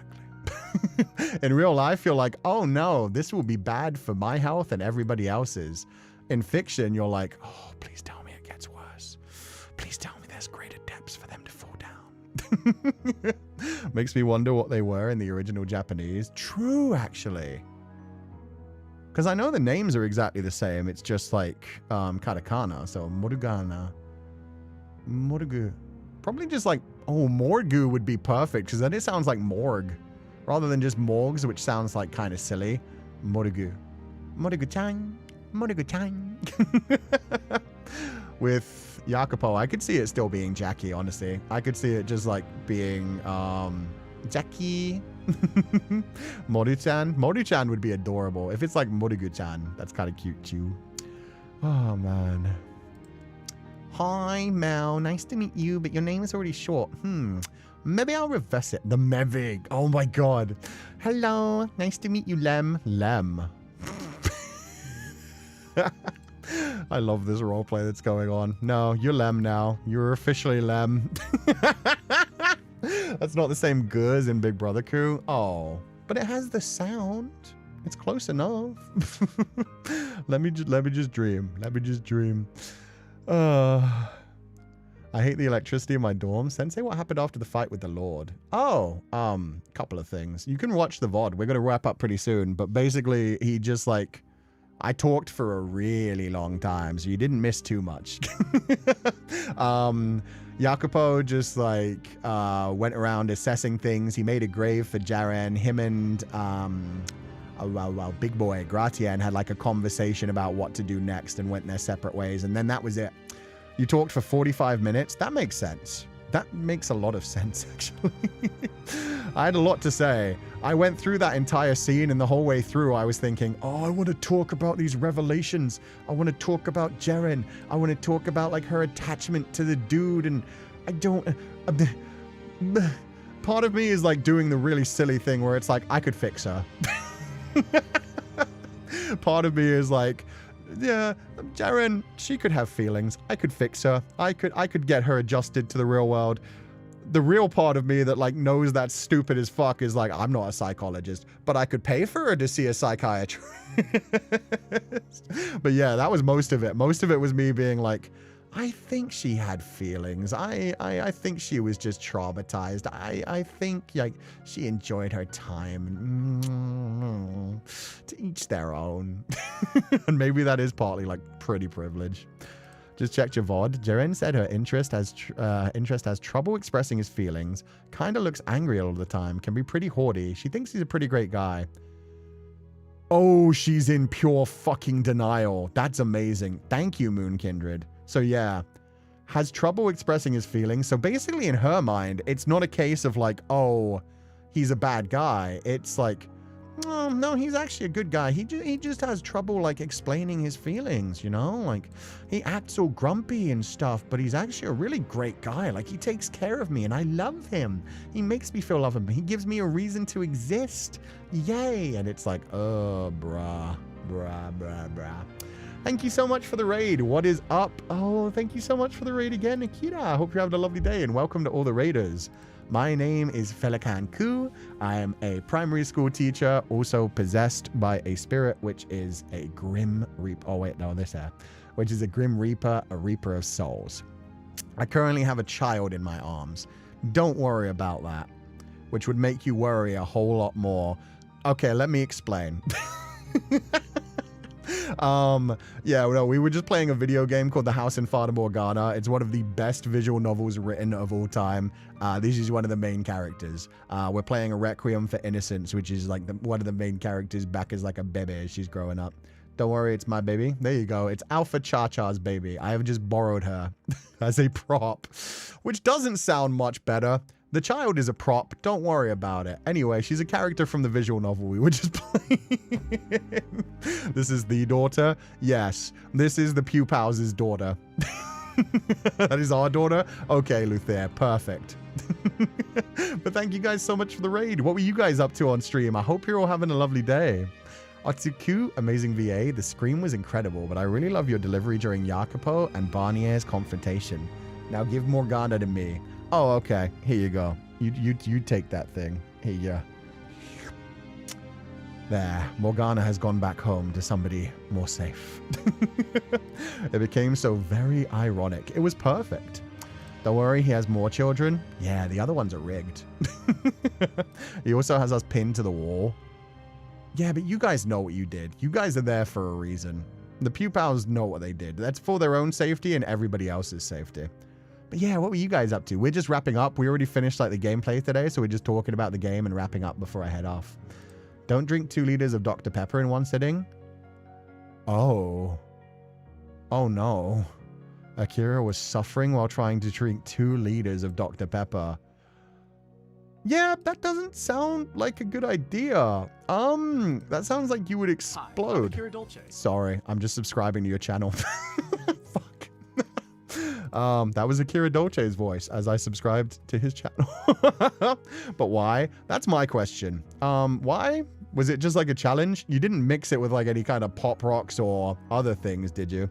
It's for the safety of Sensei's socks. They're very warm. Exactly. And the safety of making sure my bedroom doesn't get burned down. They burn down my classroom every time we go to it. So then don't have bedroom rights unless they're tied to the wall. It's one of the daughters of Pupals. Sensei's daughter is somewhere else. Yes. Don't worry about my daughter. That makes it more mysterious. I don't have any children. Féileacán has 3 children, and they're fine. Don't worry about them. They're back home in Cashland. Found it. Jaren calls Morgana Motang. Oh my god. and Jacopo Yako-chan. Yako-chan is kind of adorable, but Mo-chan? Mo-chan's so cute. Oh my god, thank you for letting me know. Mo-chan, that's adorable. Hear that, Akira? Don't do that again. Yeah, be safe. That's bad for your stomach. I think if I did that, I would die. Yeah, I'm also 33 years old, everybody. I'm an old man when it comes to like the VTubing scene. But yeah, no, if I drank 2 liters of any kind of fizzy drink with caffeine in it, I'm pretty sure my heart would give out. I'm pretty sure. Oh my god. Mo-chan is so much cuter than Morging. Morgs is cute too. Morgs is adorable. I like Morgs, but yeah, Mo-chan is great. Mo-chan sounds chewy like Mogu Mogu. Mogu Mogu. Mogu-chan. That's why I kind of like connect her to apples as well. Probably because of like the red in her hair. But yeah, I would probably like be like, oh, red like apples. Mogu Mogu. Mogu apples. Mo-chan. It's cute. He just thought it would be funny. Little did he know the consequences of his actions. Yeah, no. And I don't think Akira even knows the full consequences of their actions, because let me tell you, that will have an interesting reaction on your digestive system as well. Speaking from experience from when I was a younger man, you drink like that much in one go, it's going to come out of you as explosively. Like caffeine is very good at like making you loosey, shall we say, loosey-goosey. It's for the safety of Sensei's Danmei collection. I'm sure we'd steal it all for ourselves. Yeah, you stay away from what's in the boxes. Someday we're going to start actually filling this bookshelf with things. I think when my little Morgana plushie shows up, I will get an artist to do a little Morgana plushie, because I've also got a Grimmy plushie. So I think I'll have like the Grimmy plushie and the Morgana plushie in the bookshelf. So that's cute. But I'll take pictures of those when they come. The Morgana plushie was unfortunately delayed for a little bit. I thought Feli has 7 kids. Did I imagine it? Only 3 kids. You, Cub, and Widow. Widow is the one that I have an asset of. This little baby right here. This is Widow. She's a 4-year-old. The other ones are you, who is a 9-year-old, and Cub, the boy, who's the oldest, who is a 10-year-old or 11. Either 10 or 11. One of those. But yeah, he only has 3 kids. Not 7. 7 would be impressive. That's a lot of eggs for him to lay. We're all Feli's children. Okay, there you go. Actually, Feli has like about 6,000 children. Morgs is so funny though. Yeah, I like Morgs. We got an ancient VTuber here. Oh. Feli is like older than ancient. Yeah, he predates the universe multiple times. Although, they did recently in science, they found like things that don't work with our current understanding of reality, which is really fascinating. I was going to talk about this on the live stream on Shieteo Ku-sensei yesterday, but they found like certain radio waves like far enough in the universe that the red shift on them doesn't work quite right. They either existed before the Big Bang, or it just like changes our understanding of the Big Bang and like physics and how the red shift actually works. So even now, they're very much like still changing like our understanding of the universe on like a daily process kind of thing. But yeah, either there's things out there that predated the Big Bang, so Big Bang isn't actually where like time began, or like we've misunderstood some things about like the red shift and like particle physics and stuff.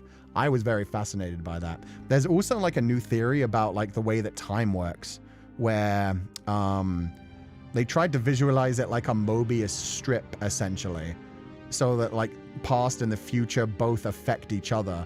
Like the things that you do in your past affect the future, but apparently like the things that happen in the future can also affect the present. I mean, this is just a theory. This is very much like quantum mechanics kind of thing, but it's a new theory that they started bringing up recently. What's his name? The astrophysicist with the really relaxing voice did like a big talk about it. Time is a bagel, basically. Fuck. Time dilation kind of thing. Not time dilation, but rather it's the idea that we know like our past things. We have them as memories in our minds, so they affect our actions in the present. But there's a new theory about things where it's like time is less like a linear path and more of like a Mobius strip, so it curves back on itself. The thing about a Mobius strip is because it like does a reverse before it begins and ends, it technically goes on infinitely in a circle with only one side. It doesn't have multiple sides. It's a one-sided object that curls back on itself. So yeah, essentially like the future can also affect the present and the past as well. And that begs the question of like, does that mean fate and destiny exists and everything is already pre-chosen? Or what? It's all weird. It's all weird, timey-wimey stuff, but it's a cool like new way to look into like metaphysics, essentially. Basically, it's another one of those theories that has been created because like, but how can time travel work? Because we really, in fact, they did manage to make time travel work. They sent photons back in time. They did that too. They've been doing a lot of really cool things in science recently that they really have not been giving enough credit to. They managed to send photons back in time, and they managed to teleport data digitally. So not just copy data in one place and put it in another place, but actually like same time, same place, like teleport data. But I need to read more into those. It was only like the radio waves thing, like the red shift thing that I read into properly. These are all things that I have like saved and I need to like read into more. But apparently, yeah, they've been able to send photons backwards in time, and they've been able to do that other thing, to teleport data digitally. So not just like copy it from one location to another, but teleport it, which is something new for them. And even though it's only digital for now, that means it could be possible in the future. Anyway, time travel might become reality. Yeah, that'll be fun. I'm sure that'll be used safely and responsibly, just like AI is, for the betterment of mankind. Sorry for the ooh-woo cookie. I changed it to a cow-moji that I found. That's cool. The cow-moji is adorable. Thank you. The ooh-woo was a bit scary. Thank you, Jaren Cray Cray. Not the Cray Cray. They also have a new theory about death because they studied some physics stuff. Ooh, what kind of stuff are they thinking about death now? Because I mean, I already like enough like the theory of quantum immortality. Quantum immortality is cool enough to me. Since we can only truly understand ourselves and our viewpoint in this universe, like quantum immortality just makes perfect sense for me. I think, therefore I am, exactly. And when we cease to think, it doesn't really matter because we're not thinking anymore. That's super interesting. I think a couple game series and the like have explored this on a theoretical level. Oh, I'm sure a lot have, especially when it comes to like time travel. I'm interested in what the new theory they have for death is. That could be fascinating. Science has been so exciting the last 15 years. Yeah, meanwhile, we hear so little about it because they just care about like stuff, silly stuff, practical stuff that actually shows up in the real world. But I like hearing some of the theories while they're exploring them and being like, oh, this thing happened. And a lot of the time, this is the unfortunate thing. A lot of the time you have like a moment of like, oh, they managed to like send a proton back in time. And then like 6 months later, they've tried to recreate it and they've figured out that like, oh, it was actually just malfunctioning equipment. Oh, bad. So that may happen, but I'm still fascinated to read into it a bit more. Time travel might become reality. Yeah. Quantum immortality sounds both cool and scary. It kind of can be. It kind of can be if you're like, oh, so I exist forever no matter what. If you have like a fear of like, you know, the great unknown, everything going on forever, not being able to move on, not being able to let go, not being able to grow and change, but we don't know what form it'll take. I guess the most important thing is basically like, we'll find out when we get there. We'll find out when we get there. And until we get there, there's not really much point thinking about it, but it's cool to learn things. Especially if that whole like time like ripples backwards through time as well. That would be fascinating. That would be fascinating because it would change the way we view the universe so much, kind of like the way that the aliens in Arrival view it. Or if we could actually start to understand that, we'd be like, oh, but then if we do understand it, can we change it? Or are we forced to stick with it? Or is it fated to happen because we were always going to figure it out eventually anyway? So everything is predisposed? There's a lot of things that come into it. Arrival deals with that quite well in its own way as well, where the woman ends up being able to see things the way that aliens do, and then people judge her for not acting on things, and she's just like, no, it was always going to happen. I couldn't change it even if I'd wanted to, kind of thing. Fascinating stuffs. They say there's a form of time travel where if you close your eyes and spin around 5 times and immediately lie down, you can time travel to the future at the rate of an entire 60 seconds per minute. For one thing, yeah, that works. But for another thing, that's also a good way to make yourself pass out. That is a good way to actually like overwhelm your brain. I actually had a friend who did that while I was young and didn't understand how bad that was for them. What they used to do was like curl themselves up into a ball. So like really like crush themselves down, take a bunch of like deep breaths while they were like super constricted, and then jump up really quickly and spin around, and then they'd pass out. And they thought that was like a really fun game for them. This was when this girl was like 13, and I was like, you realize that's killing your brain cells and making you pass out and could be doing serious damage. And she was just like, no, but it's fun. Like, it makes me feel so relaxed and loose and free. And I'm like, okay. Since Widow and the others are Feli's babies, can we be... What the fuck? That gets worse as I read more. How did that get worse? At first I was like, that's cringe. And then I read the continuation. Kushami, you keep that on Twitter. You write your fan fiction however you want. Does this also mean past lives also exist? Maybe. Or maybe like the universe egg is all like correct. Maybe we're all just the one same soul living out every single possible reality. Maybe we are the entire Earth. Maybe we are the entire universe. When you zoom out and look at the universe, the like electrical activity of like universes going on and off, they kind of like represent brain patterns just over a very long time. Maybe someday we'll be able to figure out what the thoughts of the universe are, and we'll find out it is all just very like as above, so below. And we are all just one big living organism, the same way there's so many bacteria and stuff living inside of us and doing their best. Maybe we're just the smaller life forms to one giant life form, slowly dying, and the Big Bang is like the final throes of its final thoughts. Who knows? Are we born in a train? A tier? Cashlan? Do we move on to a tier when we die? Is that a new life? Is it a new reality? Is it a new universe? Who knows? These are all things that may come up in Metamorphosis Lost. Quantum immortality seems like something you'd hear in Marvel Comics, MCU, like a superpower or something. It's actually a lot more simple than it sounds. It is just basically like the only way that you interact with the universe, the only way that you view the universe, the only way that you view life is through the interaction of your brain, your perception of the world. And so once you die, that ends. And so you can't really know what happens after you die. You can't really know what happens outside of your body. And therefore, you can't know what happened. You can't die, essentially. When you die, that's everything. It's gone. And so the thought process is you're not going to die, essentially. You're going to go on forever in some sort of form, because those thought patterns will go on forever. If they cease to exist, then what is there left if you cannot perceive it, kind of thing. It also does throw a lot of people into like a existential dread kind of thought process, so I'll stop talking about that now. Even when I was talking about it, I had a tiny bit, a tiny bit of like a sinking feeling in my chest. So, you know, to each their own. It's one of those things that like if you think about long enough, it will scare you. That's my specific thanatophobia. Exactly. A lot of people feel that kind of feeling. So it's something that my story is unfortunately got to deal with quite a bit. So be warned for that in the future. But yeah. Ignorance is so that birth canal. Bro. Way to bring it back to comedy, though. Yeah. Remember I smashed my head so badly I had amnesia for 3 days, and I couldn't remember what happened on those 3 days, and it felt like I time traveled from Monday to Thursday.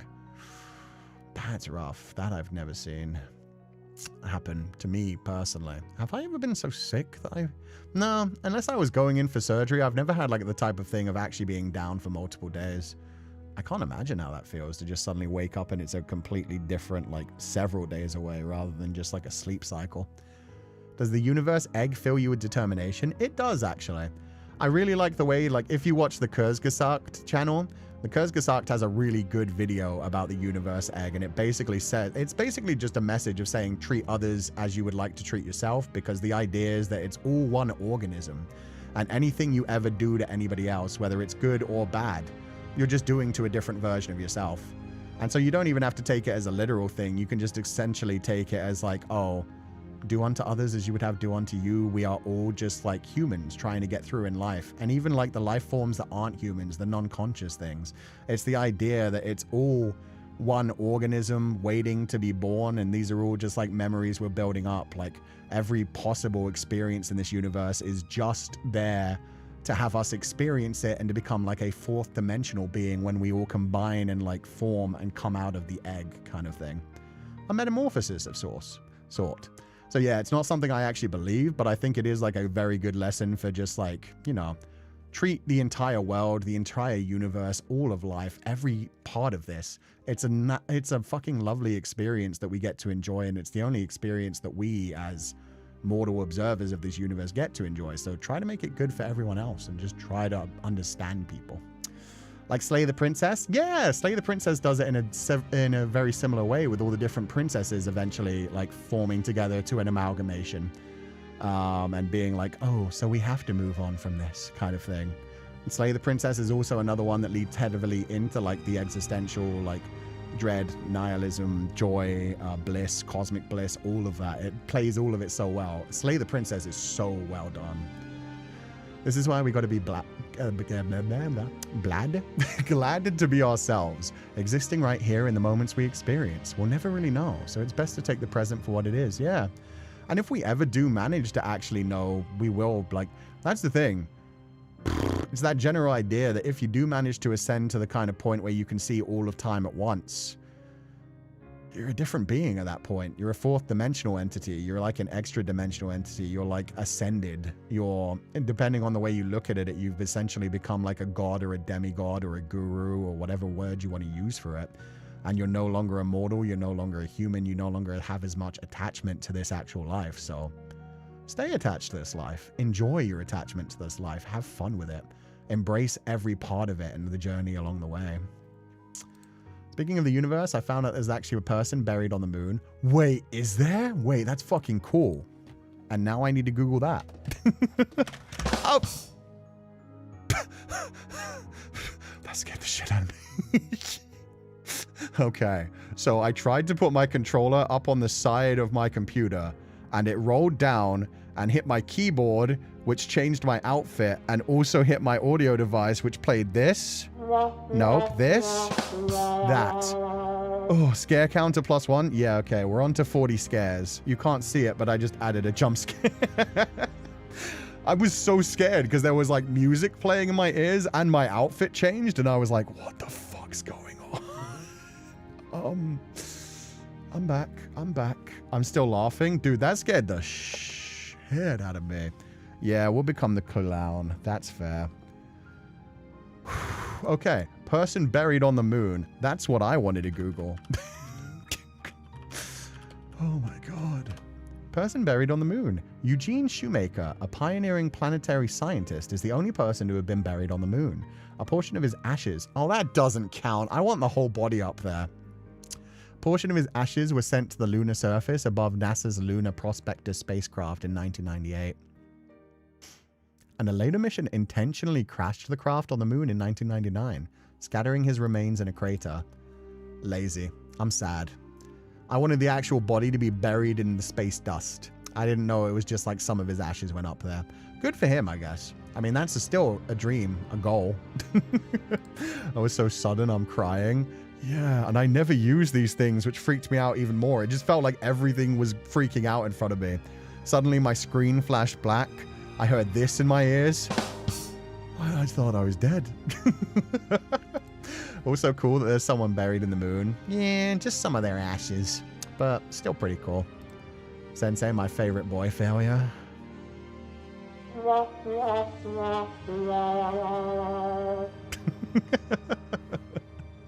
Fine. I'm taking off the clown wig.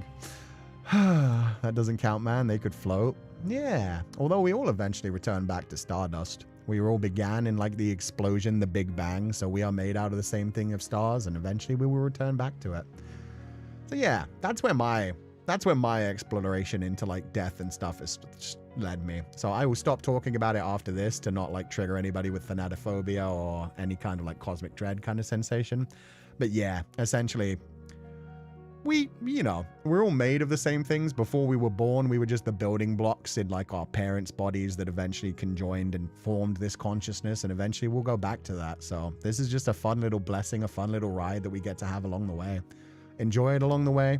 Make whatever dreams you have come true as much as you can. Enjoy every step along the way. Stop to smell the roses and just, yeah, have fun with what you got.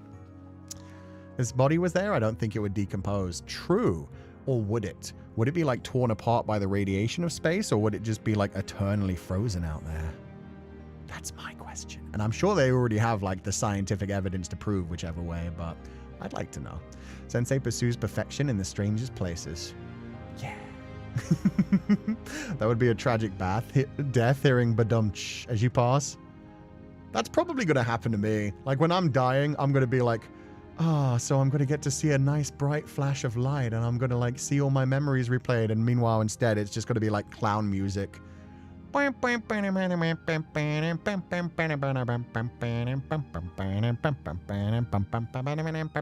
I'll be like, oh, okay, I see you, God. I get it. It's always funny when you get scared from something that's not in a game. To you guys, that's the true fear from me. But your body would freeze or something in space if you weren't in a suit. Yeah, I think like the pressure does some stuff to your body as well. But I don't think you would decompose because bacteria can't like survive out there, right? As far as we know so far. As far as we know. Having said that, there could be organisms that eventually like evolve to live in the vacuum of space. We just haven't found any yet. So as far as I know, like, yeah, the bacteria wouldn't be able to do anything. Even like water bears, tardigrades, they like go inactive. They like suck themselves back down.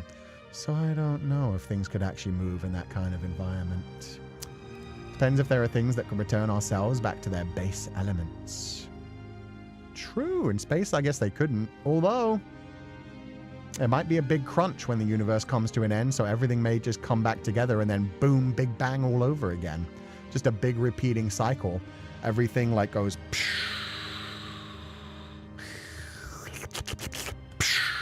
like continuously. It's like the beating of a drum or the beating of a heart. Depends. I always knew my life was a joke. Yep. Honestly, when they said there was a body, I was a little excited. Like, ooh, are they studying decomposition in space? I'm sure they've already done that. In fact, okay, now I need to Google it. Wait, there's a Maria in chat? Where? I didn't know we had a Maria role player. I don't see a Maria. Not through the anyway. Unless it just didn't get comment grabbed, but I didn't see it. Oh, wow. Do bodies decompose in space? Oh, shit. The body would either weather and deteriorate from the extreme elements of space. Decomposition will happen. There would be no external organisms such as insects and fungi to break down the body. Okay. This isn't something you can just get a short answer for, essentially. That's unfortunate. I'll have to look it up online. Long-term breakdown. Oh, here we go. Over vast stretches of time, cosmic radiation would slowly break down the body's molecules. Oh, there we go. Okay. So it would break down eventually, but over like generations. It would be like cosmic radiation. So it would be radioactive decay of everything. Fascinating. So it would slowly break down. It would just take a long time. Oh, there's Maria. Maria Campanella. You rang? What's up? Hope you're having a lovely day. I missed your last chat, but lovely to see you here, Miss Campanella. I won't say anything because that's a mouth as filthy as my mind, so I won't start a fight. Thinking about it, that guy's ashes won't dissolve in space. Does that mean it'll eternally float in space until the end of the universe? They'll radioactively decay. Empathy will take everything, even energy itself, down to the nothingness eventually. Unless it all, again, like crunches back into the center. Actually, yeah, no. If you've read like the first prelude chapter of Metamorphosis Lost, that is taken from the general idea of the Big Crunch. That is like the end of one universe and then everything coming back together and starting with a new Big Bang. So yeah, that's just a theory. It's not known for sure if that was what will happen at the end of time. Empathy? Did you mean empatry? Entropy? I did mean entropy. Did I say empathy? Looking forward to watching the VOD of this stream. You've reached a point today that is blind for me as far as I know. Should I be scared? We hit a lot of pain, so up to you. Up to you. It's sad. I will say it is a very, very sad episode today. But fascinating. as usual. So yeah, we have Amalia in chat now. It's just a theory. A space theory. Yeah. The interloper. Yes, the interloper. I heard empathy. Fair enough. That's just my brain frogs. How long will we be going? 5.5 hours? We should probably wrap up now. And I've got the day off tomorrow. So you guys get to be excited by your own devices for a bit. I will say, I won't say because it might not happen. I've learned my lesson. There might be a small bonus thing tomorrow, but we'll see. There might be nothing. He's just like got to float there for eternity, like that one scene in Markiplier. And whoa, whoa, whoa, whoa. Fair enough. Found another strange piece of information. There are Lego minifigures made of aluminum still orbiting Earth in space. Why? But why, though? Questions. Keep my eyes open just in case. In case you see floating Lego? That's fair. No, I know what you mean. But with that said, yeah, we're going to wrap up for the day. You won't come back to a torched classroom Thursday, we swear. It does seem to be pretty flame resistant. You guys have tried a few times. Let's see if we can raid anybody on the way out. Customization, redirect. Nobody's streaming right now. Well, shit. Okay, that's fine. No raid today. We just go to sleep, and this is fine. Wanted to make a decapitation joke, but I've lost my head on this one, like how Jacopo redacted. Double decapitation joke that I've lost my head and the Jacopo one. Let's fucking go, KSK. Thank you for donating the allowance, and I hope you're having a lovely day. Mister, you are funny, especially that wardrobe change with the drum sound effect. Oh no, I spilled my spaghetti in front of Madia. No. One of my dream girls is see me as a fool. God, why even live anymore? Theoretically speaking, if you send the body of your beloved into space, you have a few decades to find a way to resurrect them. Do you want zombies? That's how you get zombies. Fumbling like Jacopo? Yeah. You know what? Come on, Morgs, let's get out of here. We don't need this anymore. As usual, my pupils, I hope you will continue to burn bright, and I will catch you guys next time. Sweet dreams, everybody, and I will catch you guys next time. Bye-bye!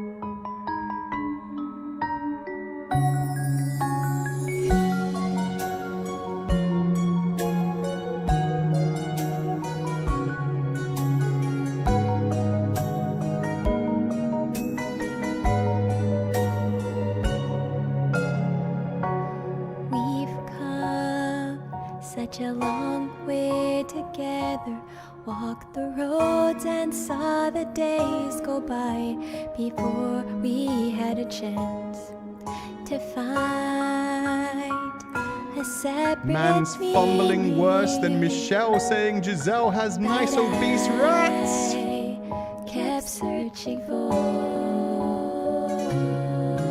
a place, not a general direction. All the paths they point to you. It took me time, but then I knew that I could not go back. Won't be the same as before. Don't wanna go another way day past her far bedtime. away from you. It's painful, but I don't regret it. All that I have, all that I am, wrapped inside of you. Though time goes by, I won't forget it. What you mean to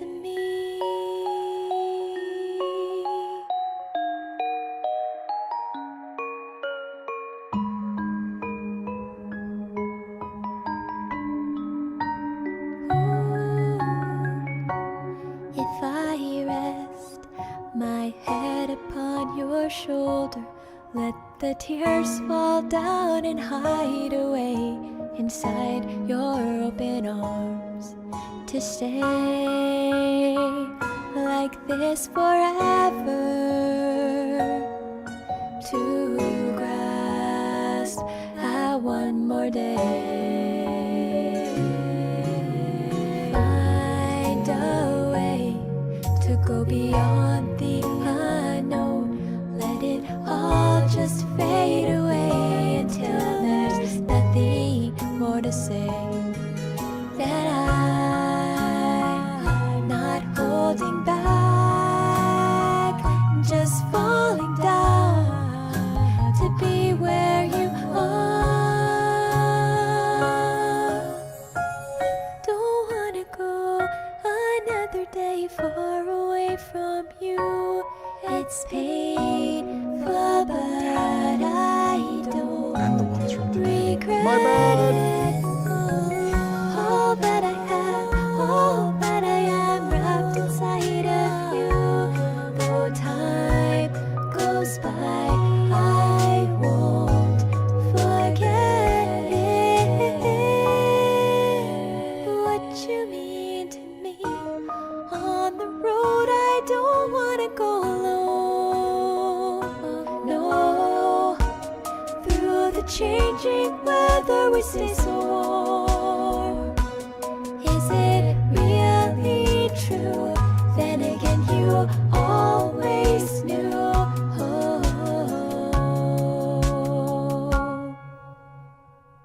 Don't wanna go another day far away from you.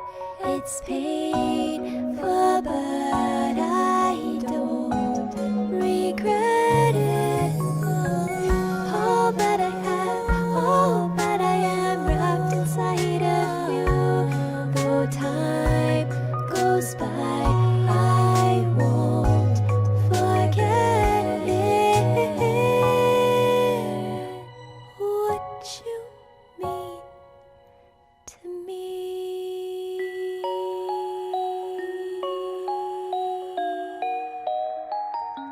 Sweet dreams, everyone. Bye bye. Oyasumi nasai, minawan.